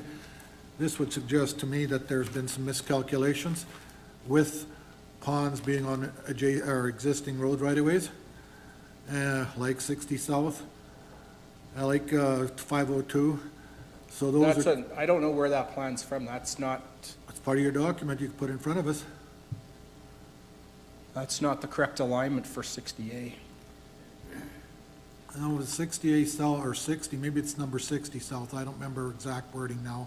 Could be 60 South, where that pond, if you look right where that pond is, to the right of your map, there's a purplish colored circle. That's probably the intended or what sounds like to me from what reading this, like it might be your intended future pond, and you're gonna move maybe one of the ponds, because that one just to the left is right in the right-of-way of Range Road 60. Can you scroll up a bit, because I want to see what that plan is. Sorry, down, sorry, not that. 15 Oh, see, that's proposed versus currently approved in Pit Lake, okay. So the old colors, that was the old pond alignments. The new pond alignments are the ones in black that are labeled as either water body I or J. So, Use your little, sorry. either there or up there. Yeah, so for instance, these ponds are already in situ, so those are gonna be the location of those ponds, not that one, not that one. That pond's already in place, that pond is in place, these three ponds are here. These ponds are in place right now, this one has to be shifted a little bit further south. So this red line is not a pond. This pond here is in place, and probably is not going to be any different. It might shift a little bit further south away from that road. That pond is in place. That pond is in place. And then obviously this one's to be constructed. This one's, we haven't got their mind. So I think there's some, this plan is somewhat confusing in that it's comparing where ponds were versus what's proposed and approved now. So I apologize for that. I think it creates a lot of confusion. But this is, like, this pond is what we're approved to have over the environment, and that's what we proposed with the development permit. Well, just above that, where 502A comes across there, which is one of your roads that you want us to have accepted as the permanent road, that red, as I just understood you to speak, sounds like the pond might be crossing that road.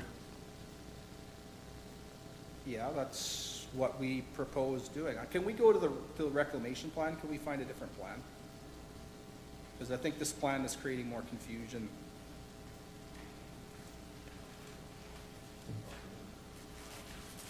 Well, for those that have looked at the details that are in here, you can see why there's questions, why we need more clarity rather than just moving ahead approving things.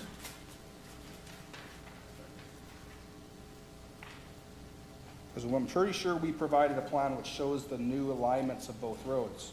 We did that at the rezoning stage. Well, I'm not sure why it's not in our development permit plan. Yeah, okay, let's, what page is it? 240. 240? Yeah. So this plan shows the new alignment of the roads. So I'll come around the side again. So the new alignment, obviously the 502 is here. So we're all in the end. And then the new alignment for 68 is here, this red alignment. And it connects with the 68 there. So that's what is what we propose. At the rezoning stage, this alignment has not changed. This is the same alignment we had at the rezoning stage, and this is the same alignment that we proposed at the zoning stage. So yes, so based on the realignments, yes, there's going to be a pond here because we're working with the county to change the alignment of these roads with survey plans for both to go the updated. So that's the reason why there's going to be a pond over the existing 68, because we're going to realign and build a new county road in the alignment shown on this plan. Okay, we're looking at the wrong roads according to what I'm trying to say. Right up there in that map, you go over to the far side, and you can see a road allowance. It's an undeveloped road allowance and a pond through the middle of it, there.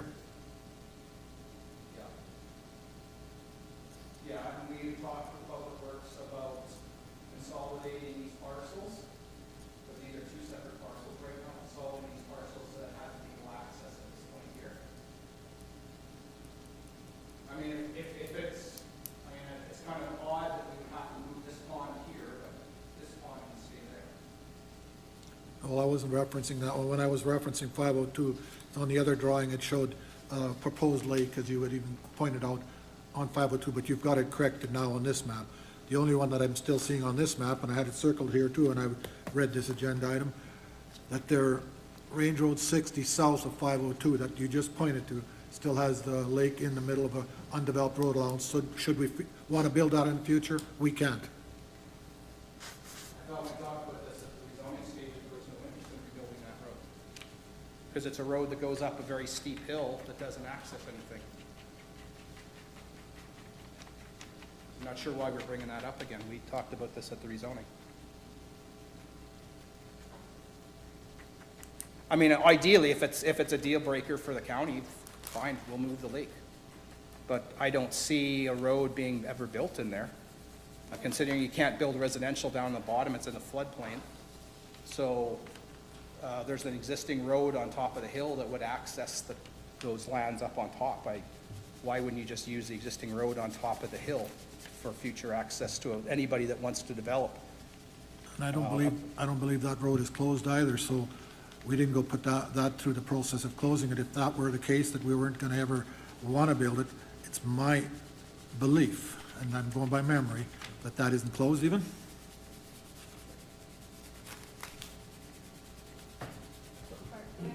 Oh, go ahead, Karen.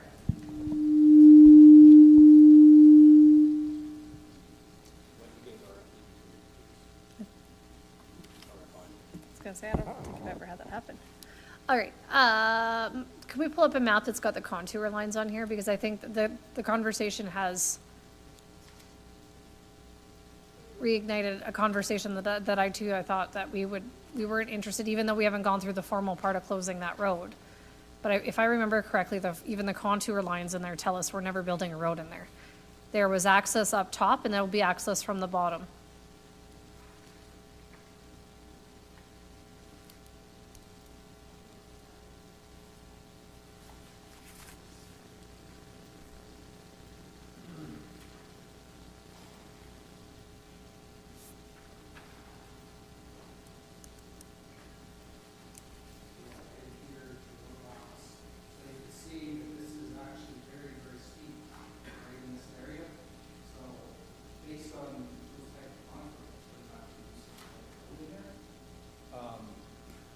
I mean, ultimately, it doesn't, if the county wants to leave it open and they want to use it as a future road, that's fine. We can do that. We can move the pond. I'm surprised we're back to this discussion again. Public road right-of-ways are for public access, whether they're accessed by vehicle or whether they're utilized as quads and the rest of it. And that road hasn't been closed, and it may have been like a lot of these scenarios, when lakes were put there, proper consideration may not have been given to existing infrastructure. And so perhaps with that in mind, if there's liabilities, it isn't on the county.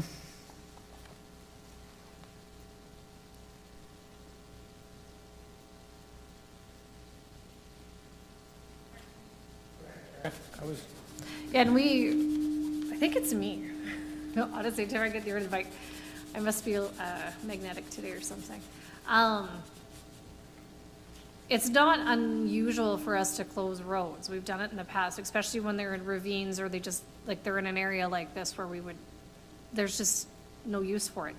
I think our greater concern was if we did close that road allowance and work through that process, that all the land down here has physical and legal access. And with what was proposed with the roads as they do, correct? Yeah, we would have to do a consolidation of the two parcels of Northeast 12, and then you would have legal access for the entire quarter section, and you could get access through the new road west of the pipeline right away. So we had agreed that we were going to do that anyway. That was going to be part of the whole survey and design work for the new road, was the consolidation of Northeast 12 into one parcel. So then you'd have legal access, and you wouldn't have to use that road allowance to get legal access to Northeast 12. Yeah, and I'm not at all concerned with that. As long as there's legal and physical access to the land when everything's said and done, that's all I care about. And especially, why would we be concerned about a road that more than likely will never get built? I don't say that often, but in this case, it's in a floodplain. There's access up top, and there'll be access at the bottom.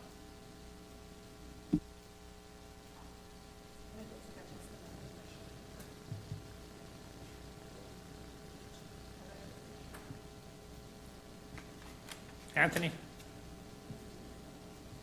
Kara, public access isn't just with the vehicles. Public access is for the walking pedestrian person, for the quad and the like.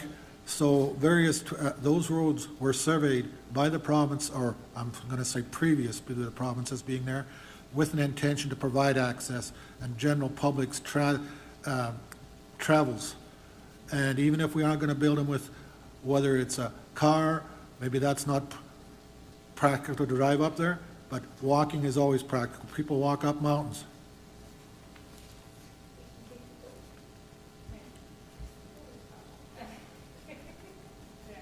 Go ahead, this is a debate between Anthony and Karen. Yeah, I know, it's interesting.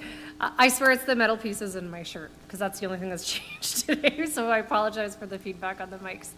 I agree, but they still have access to the area, just a little bit further south. Like that's, like we're not telling and stopping anybody. The next thing I would comment is if we're gonna leave that there, then we'll open up to liability for people trespassing. Because yes, there'll be a little tiny bit of that chunk that I guess technically would be public access, but there's public access in other areas, and then you're opening up the door for trespassing. Are we gonna fence it off and keep, like, I don't know, like, I don't know. I'm more concerned about legal and physical access down there, which there will be. And there's physical and legal access to the rest of the properties on the top of that bank, because we're talking about the North Saskatchewan slope here. This isn't, yeah. And if people are wanting to access the river, they have access to the river. They don't need to use this portion. There's lots of access.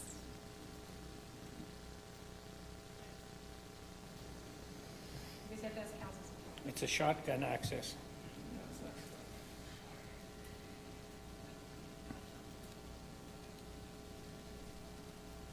Rudy, did we have any administrative issues?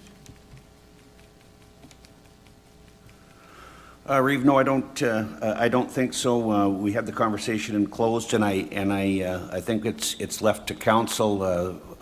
It sounds like even though the development permit is before you, that there's still some work ongoing between Public Works and Lafarge with respect to road realignments. So it's for council to approve subject to or to refer back. Okay, what's your wishes, councilors? So, I mean, there's the liability issue we have to check with for sure. Yeah, and like, the agreements are probably gonna be ready in the next month, and we're not gonna be doing anything with Range Road 60A for 18 months, you know, so we have plenty of time to get the liability issue figured out with the legal agreements, and the county's council will be front and center with our council to make sure that that's addressed accordingly, so that the liability falls solely on us, and that's in the general intent for the agreements all along. That's I guess all I can say. I mean, we've done this in other counties, and it's been the same type of concern. I totally get it, and I would love to be able to have a more concrete plan, but I think we're just trying to find the best. They're trying to find the best scenario for everybody. So I think there's still some dialogue happening pertaining to it, and you know, it will get resolved to a point where the liability won't fall on the county in any fashion. Well, we try to, but you know that everybody gets pulled into a lawsuit, right? And Yeah, we've been involved in a few in our Yeah. days, for sure. Yeah, so, Anthony? I think I'm gonna make a motion. I move to direct administration to see that all public road plans, whether developed or undeveloped previously, are fully intact when this development is complete. You're directing administration? Direct administration to see that all previously surveyed government road allowances, road plans, are intact when this project is complete.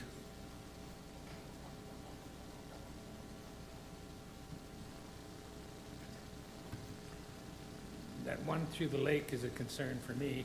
I don't know why we want to put that back. That might be a little all-encompassing here, but if that's what your intent was, all, Well, there's the one across, 5-2, Yeah. and it seemingly is going to be somewhat cleared up. And the one to the south south. is just as important. It doesn't have to be walking. I mean, all of a sudden, the remaining lands are private lands, once either by ownership of Lafarge or whoever else owns them in the future. And there's a government, or I'm going to call them government crown-owned lands that had a road right-of-way there for public access, be it walking or anything else. You don't have to have cars going up there. A lot of roads we don't have vehicles going up and down, but people still have the right to do what they want, whether it's walking, enjoying the countryside or whatever. There is a piece of crown land up there. They may want to walk up that way, especially when we have a recreation or potentially some recreation area down in the river area. People walk all the time where they just want to go for a walk. That's prime responsibility to leave those accesses available to them. what about closing the road? Would that be an option? Because we've closed other roads, not that I like to close roads, but we've closed other roads before in the county. Where was that one down at the river there that had access? Temporary, that's closed. Yeah, it's closed. It's closed for lease only and not a permanent type of thing. Yeah, So, I mean, it's a different setup. And this is going beyond what I think was signed agreements. And we're being very accommodating here, but I think we're being taken advantage of, in my opinion. I would say honestly, I don't appreciate that comment, Well, sir. I feel that way, and I'm entitled to my opinion. pardon me? Are you Irish? You see a fight you want to get into, Nick? All right. Okay, so just like we have adjusted the right-of-ways, the proposed right-of-way to the north, the proposed right-of-way to the west, we're adjusting the right-of-ways to make sure that there's access. And we're accommodating those needs to do extraction and for public access, and for our county extraction to our pit. We're adjusting the right-of-way. So to the right-of-way that goes through the pond going to the south, there's no reason that that right-of-way could also be adjusted and move slightly to the east to accommodate access. And it's a forced right-of-way. Maybe it's not a developed right-of-way, but it's a forced right-of-way, and it's owned by the municipality, so that in the future, people can access that property. I don't see this as an issue at all. We're moving the right-of-way all around here. These are extenuating circumstances, in my opinion. And the motion that you brought up, I don't think it's necessary, because that is something that, what you're asking for is something that is already going to occur. By the time when this natural extraction site cleans up, we're going to ensure, that's our responsibility, to ensure that everything is where it needs to be. That's our job. So I just don't think the motion's needed. But I mean, I know you argue, but I think we can accommodate. And the reason we wanted to put the new alignments in place is because the area still needs to be farmed. So if we need to provide access for farm equipment to get in there to do work. We need to provide access to the current active well site so they can get oil field equipment in there. To put all the existing roads back for use this late in the game, when we've been on the site since 2007, I mean, it's physically impossible to reclaim all those road allowances back now. Like, it's not practical. I mean, if council wants us to close Range Road 60, we can proceed with that. And we weren't given that direction last year, but if that's the direction that needs to be done, we can do that. If council would prefer the pond get shifted so that there still is an undeveloped road allowance that could be used, we can shift the one pond. We have the ability to try to move that pond. Yeah, I'm not here to take advantage of the county. I'm here to work with you guys. And We thought we've been a good operator in the county, we thought we've been a good corporate citizen, and we want to continue to be that good corporate citizen. You all done? I guess so. Well, that was a question, not a statement. Yeah, I think we're pretty fluid on this particular piece of property, and when it's finalized and it's all said and done and it's returned to a farmable state, you know, it's likely not going to be agriculture, traditional agriculture as we know it. It will most likely be recreation. And the access that we've proposed to the north actually enhances the property. I don't think it takes away, I think it actually enhances it. So I think this is a pretty fluid piece, and I think we can work with Lafarge. And we have, when we're done, we're not going to be a landowner. I mean, we're not a landowner. We're going to sell it back to somebody in the area. I have a buyer in mind already that's willing to take it as soon as we have a reclamation certificate. So, and that person intends to farm and use the property for their own use. So, you know, that's ultimately is the goal. I mean, and I do agree. The original alignments are great. The new alignments, I think once it's all constructed, it's going to be beautiful when we're all done. And it'll be a great piece of recreational / agricultural property when it's all done. And we're almost done, and we appreciate you guys being very patient with us. I mean, we've been here for, by the time we're fully reclaimed, we've been here for a quarter of a century operating this property. You know, it's been a long process. It's been, you know, I think it's been a great process. I'd love to have the opportunity to do a similar site in Brazeau County again.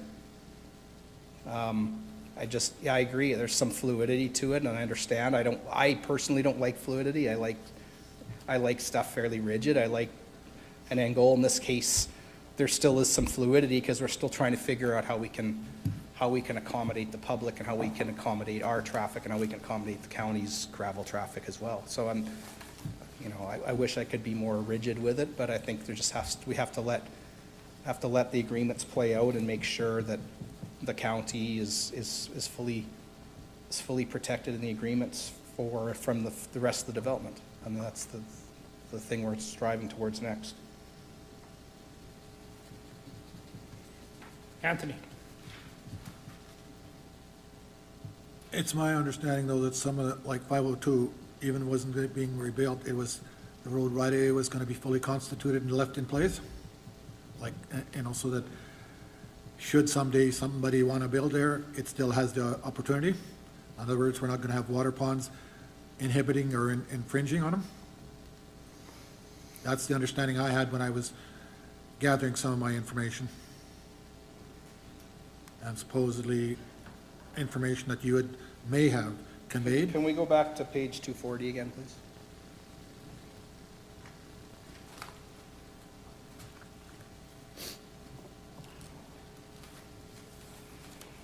Yeah, I mean, part of the process with the agreements is we're providing new survey plans for the new alignments. So those, in theory, are going to be the new surveyed roads for the site. What we can try to do is we can try and move the ponds outside of the old right-of-way. We can try that. We can try to shift them as much as we can, but it doesn't make sense if we're constructing a new road north and then we have to leave a right-of-way, an old right-of-way for another road. It doesn't, I'm kind of confused why the expectations to do both. That was never, I don't think that was ever the intention when we did the original agreement for 502 almost 7 years ago. Like I said, if it's a deal breaker that I got to move the ponds, I'll shift the pond slightly. But I'm not sure why that's now being thrown at us as something else we have to do when we're completely rebuilding county roads in different alignments for the public to use or the future landowners to use when we're all done. As I understand it, the signed agreement that was signed back when this pit was started, the temporary road closure of 502 was a temporary road closure for its rebuilding. to be rebuilt. It isn't based on the motion that's been made now, that isn't necessarily the reality that's gonna be followed. But road allowance 502 should still be whole, so that it still has the ability for in the future, for whatever reasons, if it's needed, that it's there. There's no reason that, when the signed agreement was put there, that it should not have been expected to be followed. Kara? It is totally me. Can you call, may I ask that you call the question on the motion that's on the floor? Oh. Glenn's motion, or Anthony's motion in regards to keeping all right-of-ways intact after the project is finished. Any other discussion on that? All those in favor? Those opposed? Okay. I think you're trying to include too many things, Anthony, that's all. That road that goes north and south there,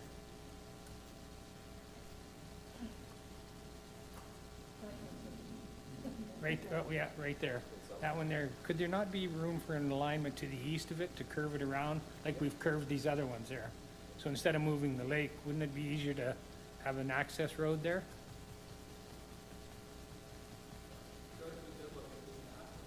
It's up to you guys. I mean, I can look at seeing if we can shift the pond and put, obviously reclaim our pond so that it's west of that road allowance. I can see if that's feasible, and we don't have to look at realigning it. Oh, sorry. You can do, I guess the county can do whatever you guys want. I mean, if you want to do that, we can put that as part of a survey plan. Well, no, I'm just thinking, isn't that cheaper than moving a lake? I mean, I don't know. I mean, maybe you got.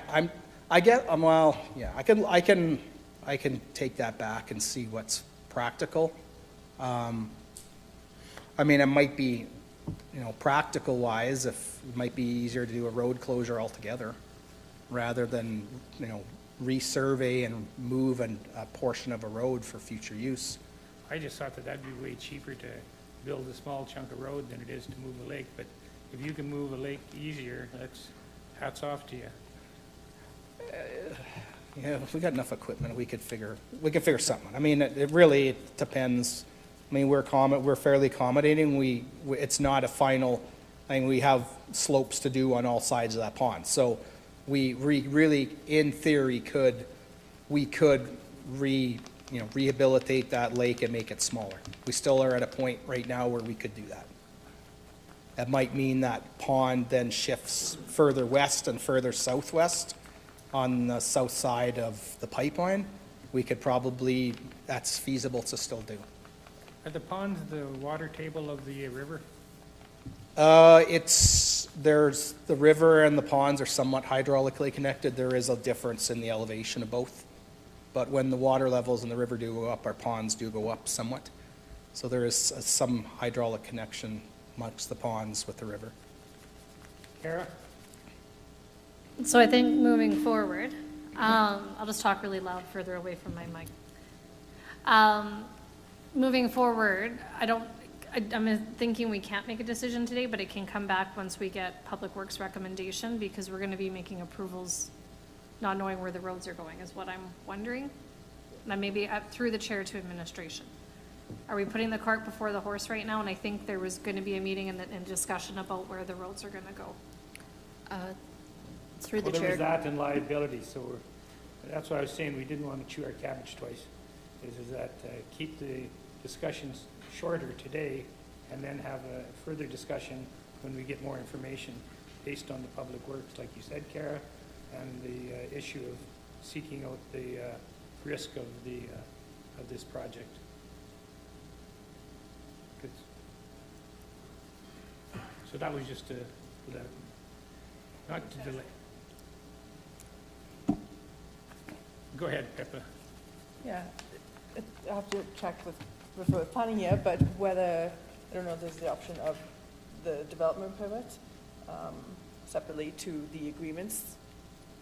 And so I don't know, there's the possibility of approving the development permits and maybe having something in the motion to confirm the temporary road closure, the permanent new Road 60A, the permanent new 502A, that we have some sort of, we're coming back to council with what those finally look like.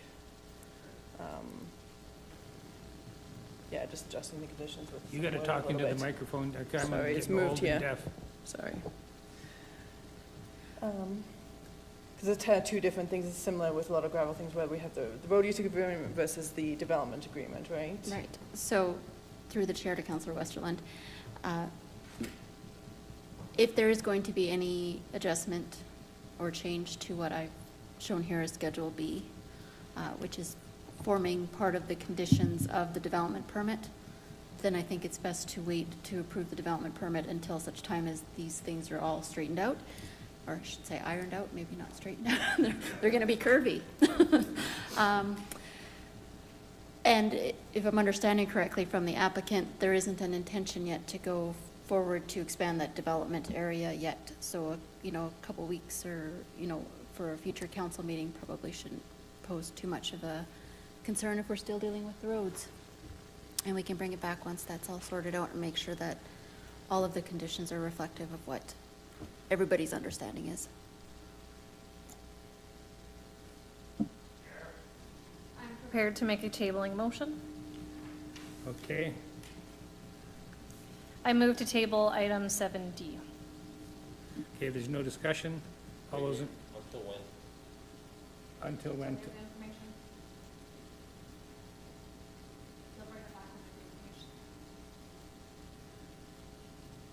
Prefer a date on it?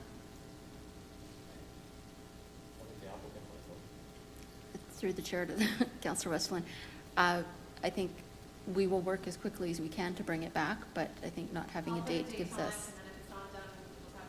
And then it'll go again. Okay. So I move to table to June 17th, unless information is provided ahead of time. Okay, no discussion. All those in favor? Okay.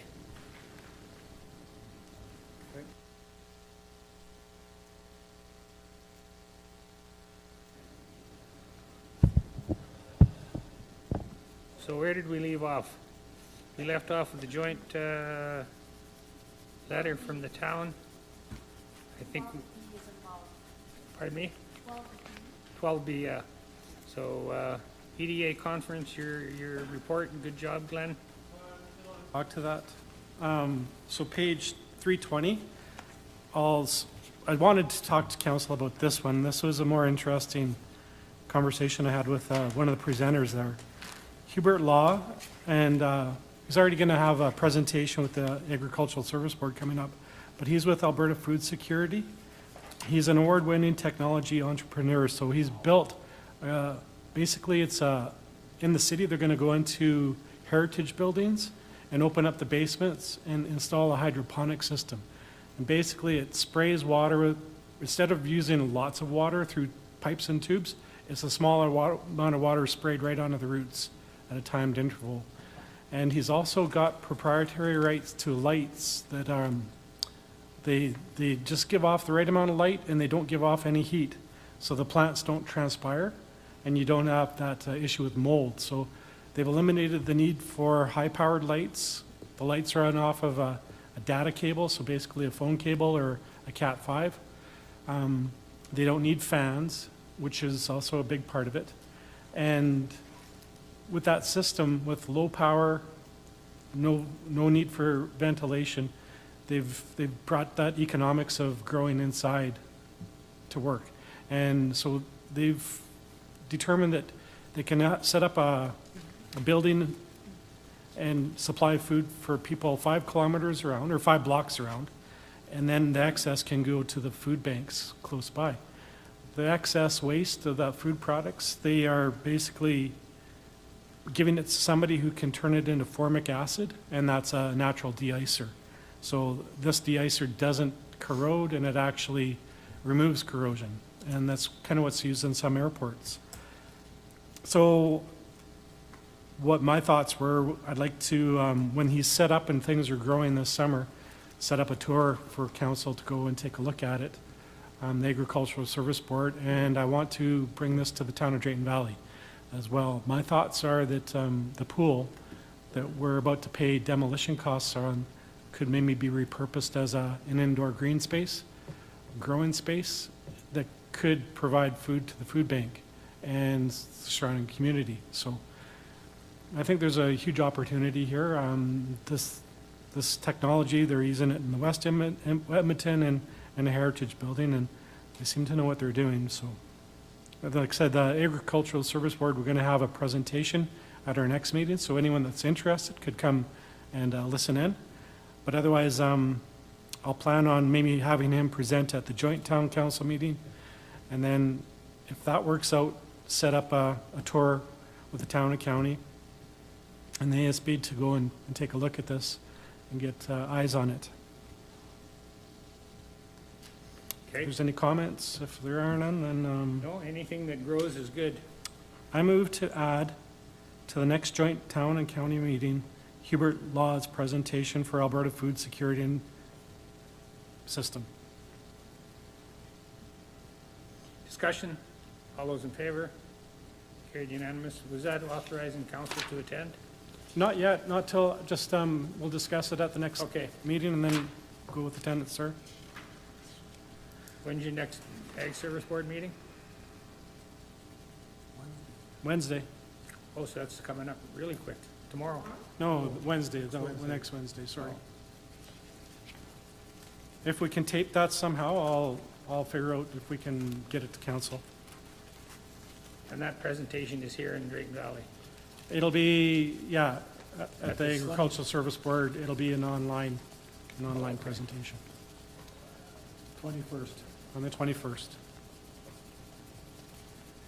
Okay, keep going, you got more presentations. So, we also went to the Risk Pro seminar, me and Councillor Wiltsey, and Kara was there, of course, as RMA president.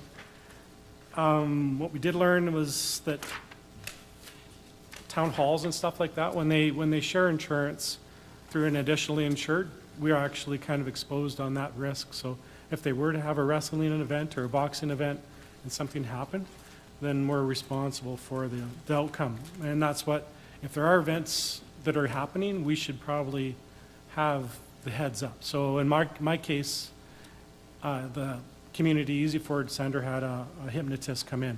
And so while I was hearing this presentation, I looked online to see what sort of wrecks have happened with hypnotism, and I didn't know if there were any, but there's quite a few where people have been injured, both physically and mentally. In one case, a fellow broke his leg just because he was acting like a chicken. In another case, a principal had hypnotized most of the school to get better marks and better physical in gym and better scores. And basically, after that happened, within a few weeks, 3 kids had committed suicide, so that school was held responsible for it. So anything we do with the community halls, we should have, there's nothing wrong with having a boxing or a judo match at these halls or anything like that, but we should be purchasing the correct type of insurance for it. I don't know if Councilor Wiltsey has anything she wants to add to it. You don't have to. That way Glenn can give the third one. So then, yeah, the third one, the Canadian Hydrogen Convention trade show. I got there for one day, and so it's page 331, and this was a really interesting one. Sven, I think is his name, but he's got a system there that he's designed where they can actually, with that little suitcase thing, they attach it to a truck or a grader, but it fills up with distilled water and it creates hydrogen, and it's piped directly into the motor, so you don't have to do any engine modifications. And that unit costs $11,000, and it takes 6 hours to hook it up. And it's pretty well foolproof. As soon as you turn it on, the truck on, it starts producing hydrogen. And what they're finding is that the trucks are burning, the trucks that normally burn 400 liters a day will save 50 liters a day by using this system. It also keeps the motor really clean. And they've taken pictures of the heads and stuff afterwards, and they're cleaner. So hydrogen burns a little cooler, which is good for a diesel engine, and this helps to keep the emissions down. So there's a company that has Butler Cement. They tried one truck just to see if it was worthwhile, and they found that it was. So they've outfitted all of their cement trucks with that system. And they've even, they've got the logo on the side of the truck there. The owner liked it so much. So yeah, it'd be something for our Public Works to consider, maybe a test on something like this. So BC actually supplies a subsidy for this system to install anybody's, but since we're not in BC, and Alberta doesn't offer a subsidy, but basically in BC you can install this system for almost $4,000 with the subsidies, whereas here we got to pay the full price on it. I did stop by the Alberta government booth to ask them, how come there aren't subsidies for us for these sorts of systems? And they just said that it's not, well, I did get a letter for it. He said that in the field of hydrogen, and I've lost it, we should be looking for other partnerships with other communities as far as implementing like hydrogen filling stations and stuff. Like there's grants for that, but not for this system. So I attended a one-day program there as well. Well, actually, it was going to be a day and a half, but met up with Glenn the night before, and it wasn't really set up on the first day. And so I attended the next day. But I asked one question to just about every booth that I went around to. What's this all about? What's this whole hydrogen play all about? And you know what? 80% of them didn't have an answer. I mean, they've got the valves, they've got the stainless steel fittings, they've got the, you know, the stuff to tie it all together. I said, but what's this whole hydrogen play about? Because if you take methane and you knock off the carbon, you've got 4 hydrogen, or you can ship it under a lower pressure with N3H3. But what's the point of all this? Because we're spending a ton of money trying to set up stations, trying to make this stuff work. But for what? Just a cleaner burning, low BTU rating than methane. Like hydrogen it burns cooler, like you said, less BTUs. So methane is by far more cost effective. And finally, there was one guy that said, well, you'll be burning a cleaner fuel, but not a cheaper fuel. So, and the amount of money and infrastructure that we're putting in place to burn hydrogen, this was a big play about 30 years ago, and then it fizzled out because of the cost. Even the power plants were going to use, well, I guess they switched to methane. But I don't understand why this push, because it's not economical.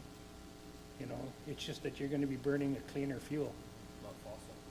Not, well, it is still fossil fuels, because, you know, most of it's going to be probably made out of methane, right? So you're taking methane and turning it into a lower BTU unit. Sure, you've stripped off the carbon, so that's cleaner and can be used for another market.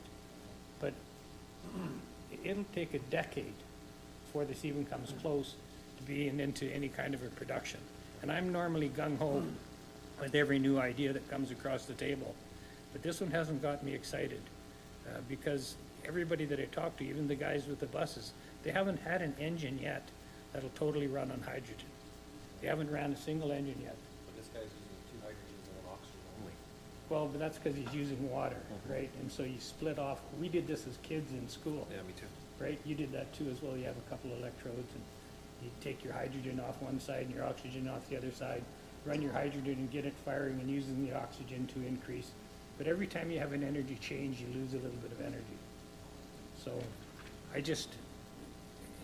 it won't run by itself. These little units here, they'll work for splitting off the hydrogen and oxygen, but they're not adding new energy. So basically it's making the engine burn cleaner. Like, so your emissions are way down, plus you're using a lot less fuel. So 19% less fuel for just running water. So really that distilled water doesn't cost that much. It takes a liter of water a day to keep the thing running. The only downside of these systems would be wintertime. You'd have to drain it out every September, and then you could probably start it this time of the year again. So you're only getting part of the year where you're getting any use of that. I did talk to, if you turn to page 330, the university kids, one page back, down a little bit. So the University of Alberta has that little green car, that little car there. The bottle on that, to fill that up with hydrogen, Lindy does all the filling for them, and it's $300 to fill a small bottle that's as big as a camping propane tank. And it's $300, but that car will go 100 kilometers at 25 kilometers an hour. But it's, I mean, that's kind of where the technology is. It's expensive, and that thing's not going to take any groceries with you, and it's going to be a rough ride, right? Like, but like I said, with the Empire unit there, that's something that they're using them on boats. So yeah, the guys out on the oceans, since it's BC on the coast there on the island, the boats are really interested in saving that fuel. So his units are going to boats and to generators. Anything that runs 24 hours a day is getting one of these things slapped on. So I think we really got to look at the investment in that. And yeah, my next report would be the mural unveiling, and that happened at the town of Drayton Valley. This is a project I added because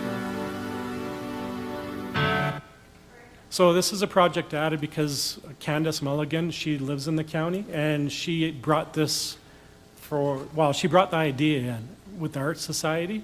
And what it is that people were able to buy a tile for $30, and they were given a tile and a set of paints.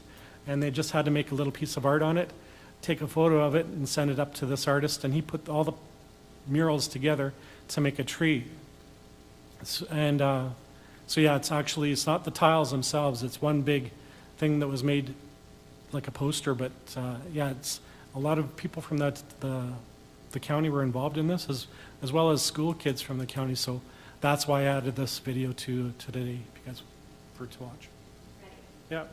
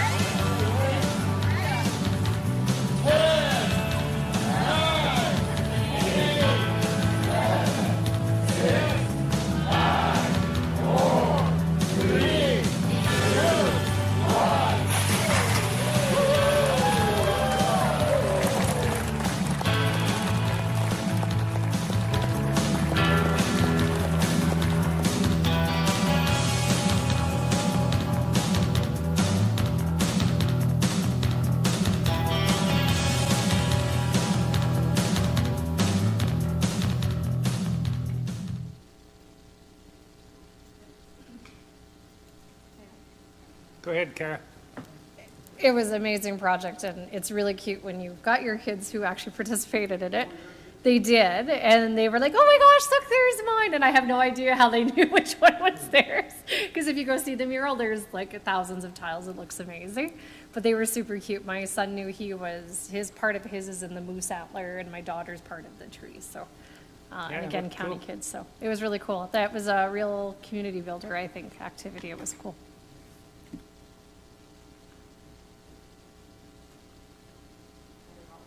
No, that's cool. Impressive.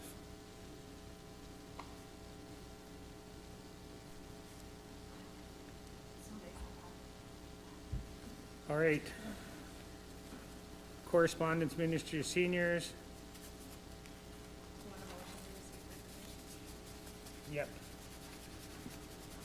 I move to receive items 12 through E for information. Discussion. All those in favor? Those opposed? Glenn?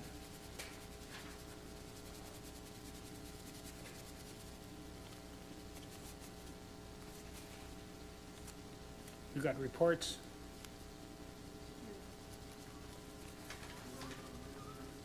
We just voted on that. We just adopted the minister letter. No, it was the Minister of Seniors. Yeah. Kara, you didn't know what you were voting on, Anthony? He did. I move to receive item 13A for information. Okay, So which one's that, that one? Okay, that one I get discussion on. This one here? yeah. It's terrible. Yeah, I mean, the resolution that we put through to the RMA and the letters that the food banks have been, is definitely not. If he read them, if he invested any time in understanding them, he would know that this is a complete cop-out. I'm incredibly disappointed in the minister. I'm not going to receive this for information. No, thank you.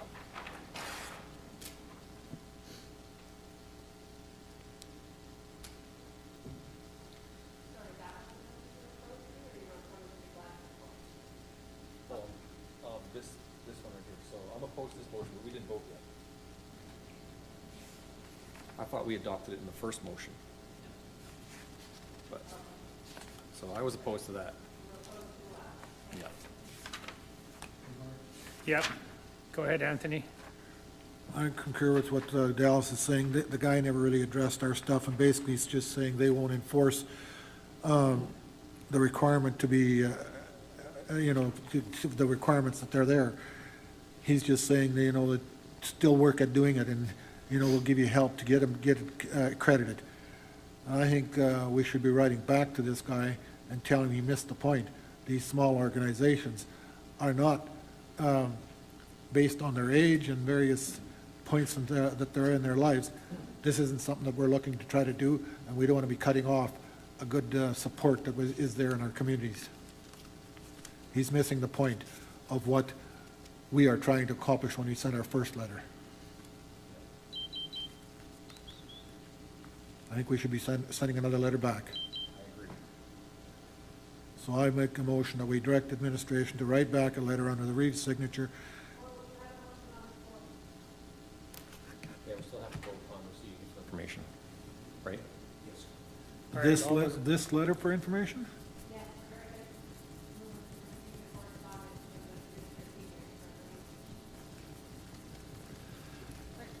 Right. Go ahead, Kara.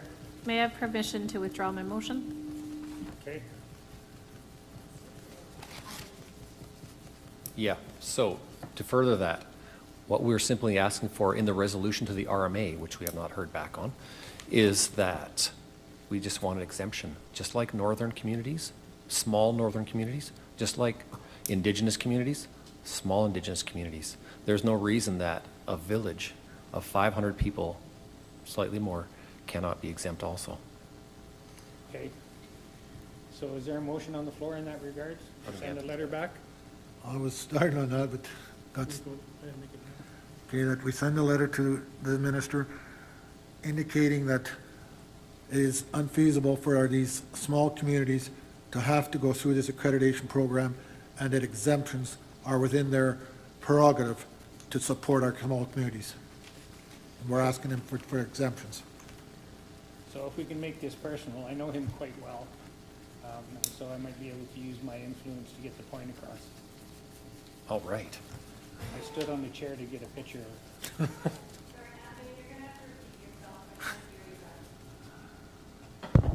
Okay, direct administration to write a letter to the minister, telling them that these letters, that these communities, these small communities, are not in a position to be able to become accredited, and that we are asking for him to allow for exemptions for these small communities from having to become accredited,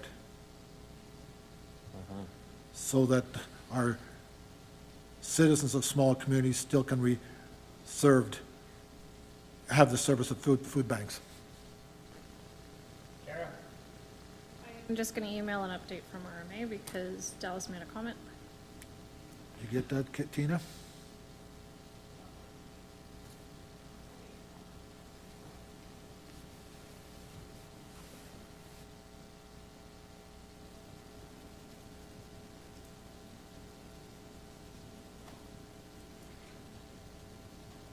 Emailing it to us? Small communities can't feasibly afford the rules that are really designed for big cities. Yeah, we all know how, we were all in the Drayton Valley Food Bank. We know how tiny it is. We know how efficient it's being run. We know that it's just powered by mainly volunteers up to this point. So, and there is funding available that you can make application for, but it simply doesn't create an efficiency. It's the opposite. So I'm very disappointed.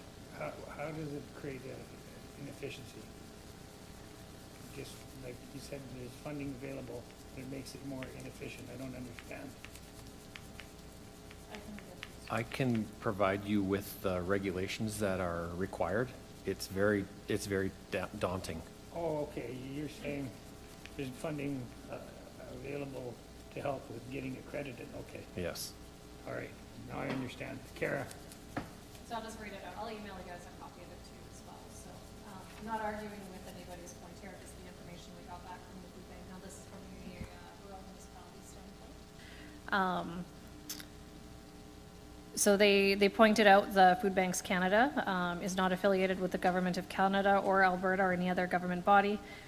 They launched the Standards of Excellence in 2023 with aiming supporting food banks across the country to meet baseline standards. They've been supporting food banks to do this with extensive grants, staff support, and tools and resources in recognition of the work required and the pressures that is facing banks. They are currently extending the timeline for food banks to meet the standards to 2026. And they're saying the extension responds to a number of issues raised in the resolution. Yeah. So they're just saying, don't shoot the messenger and don't shoot our mates. They're just saying that Food Bank Canada kind of came back basically and said that they don't follow Government of Canada or Alberta as a governing body, that they're their own separate entity. So my question would be to the letter back to the minister. I guess it would be asking for him to advocate for this with us. Yes, and I believe that's what the resolution was. Yep. So that's just where it stands. So it stands as of today, the Food Banks Canada organization does not look at making any changes. All they have done is given more resources to helping the food banks meet the new standards and extended the deadline. Mm-hmm. Yeah, that was all decided on, I think, in the fall of 2024. They'd already made that decree or whatever you want to call it. So just the same. We can keep pushing that. Yeah, we would sure like Mr. Nixon to do something. Advocate. That's all we got.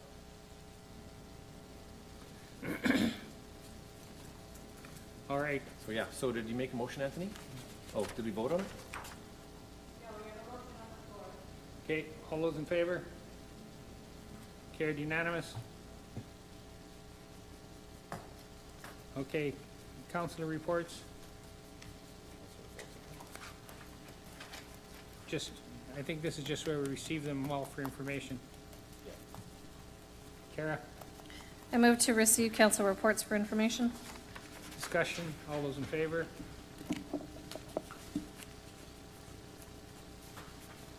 Meeting dates.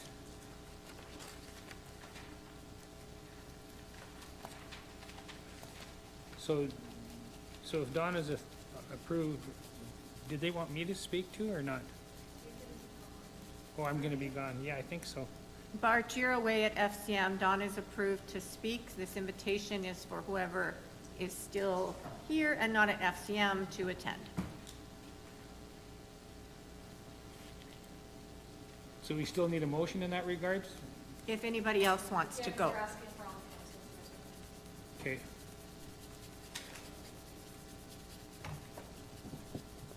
Go ahead, Kara.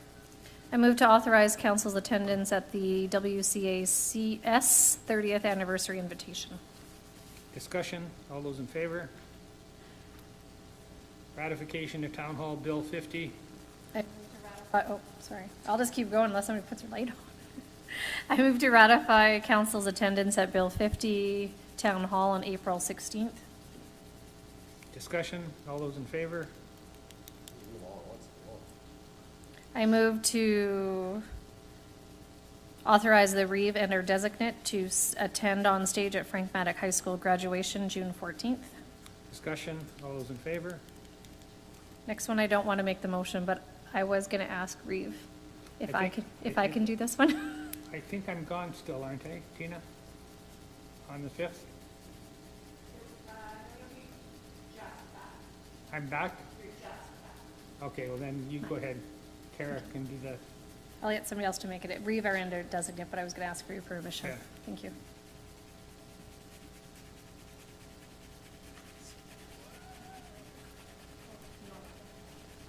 Anthony? I move to authorize Kara to attend the June 5th Holy Academy graduation ceremonies and bring greetings. Discussion, all those in favor? Carried unanimous. Council Emergency Advisory Meeting, May 12th.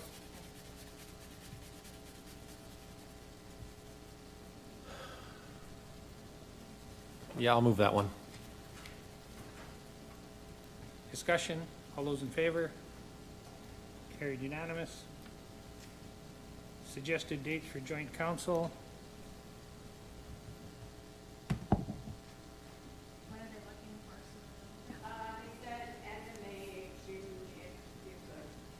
End of May is not good.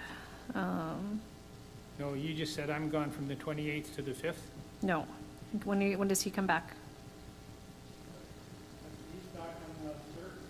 Yeah, you've got council on the 3rd. Well, that's when Donna is going to be at the Holy Trinity. Kara, and it's June. Or Kara is.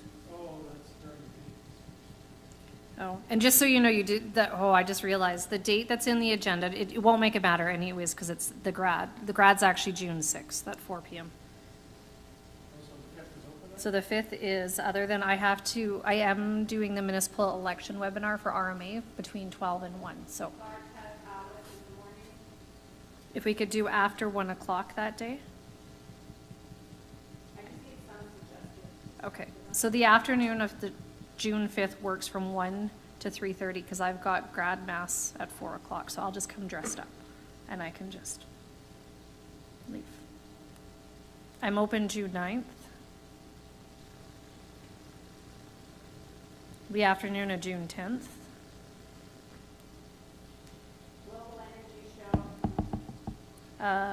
June 13th. All day. The morning of June 16th.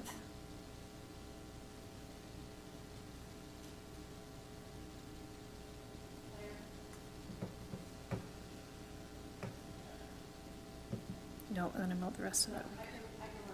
Okay.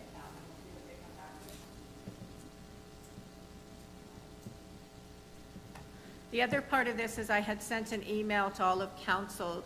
Town has also asked if you wanted to reconsider your public engagement coffee with council and what style you wanted to go with. And again, more dates. If I had sent you guys an email, it's already been approved. Previously, it was just. Go ahead, Glenn. Yeah, I think we had our chance at that. We're so close to the election now, it would just seem like we're campaigning. But I do appreciate the town's thoughts on doing another one, but I think maybe the next council, December or something like that would be more suitable than us doing this again.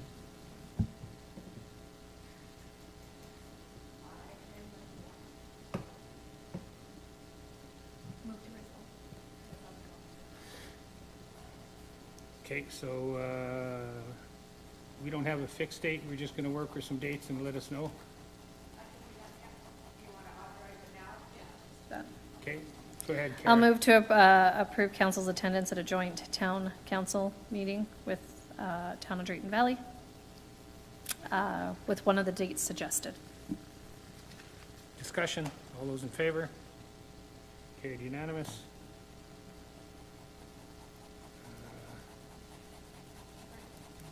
Go ahead, Kara. I move to go in closed session for item 16A, CAO review, FOIP section 17.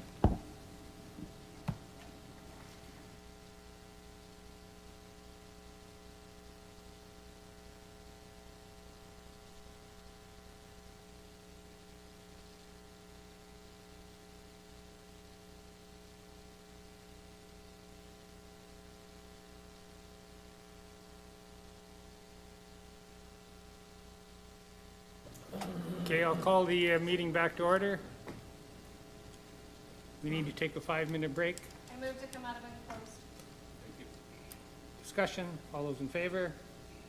Okay, we need to take a 5-minute break. Okay, I'm going to call the meeting back to order. Was there any direction coming out of enclosed? Kara? I move to approve the CAO review and compensation adjustment as discussed in closed. Discussion, all those in favor? Carried unanimous. Now do we need to add this to the agenda? Yeah. Yeah, we better. Well, no, because it's clarification on a previous motion. So I don't know.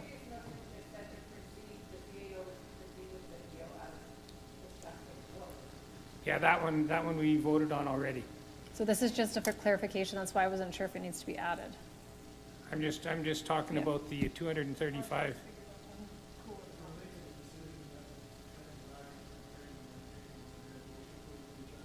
Okay. Glenn? I move to add to the agenda to approve the transfer of $235,200. Okay, To add it to not the whole agenda. thing then? Oh, just add land transaction to the agenda. Discussion, all those in favor? Carried unanimous. Now I move to approve the transfer of $235,200 to Shores Jardine LLP and Trust to complete the land transaction with funds from Building Restricted Reserve. Discussion, all those in favor? Carried unanimous. Oh, just like a good gunfighter there. All those in favor? Quick to the draw. Quick draw on the draw.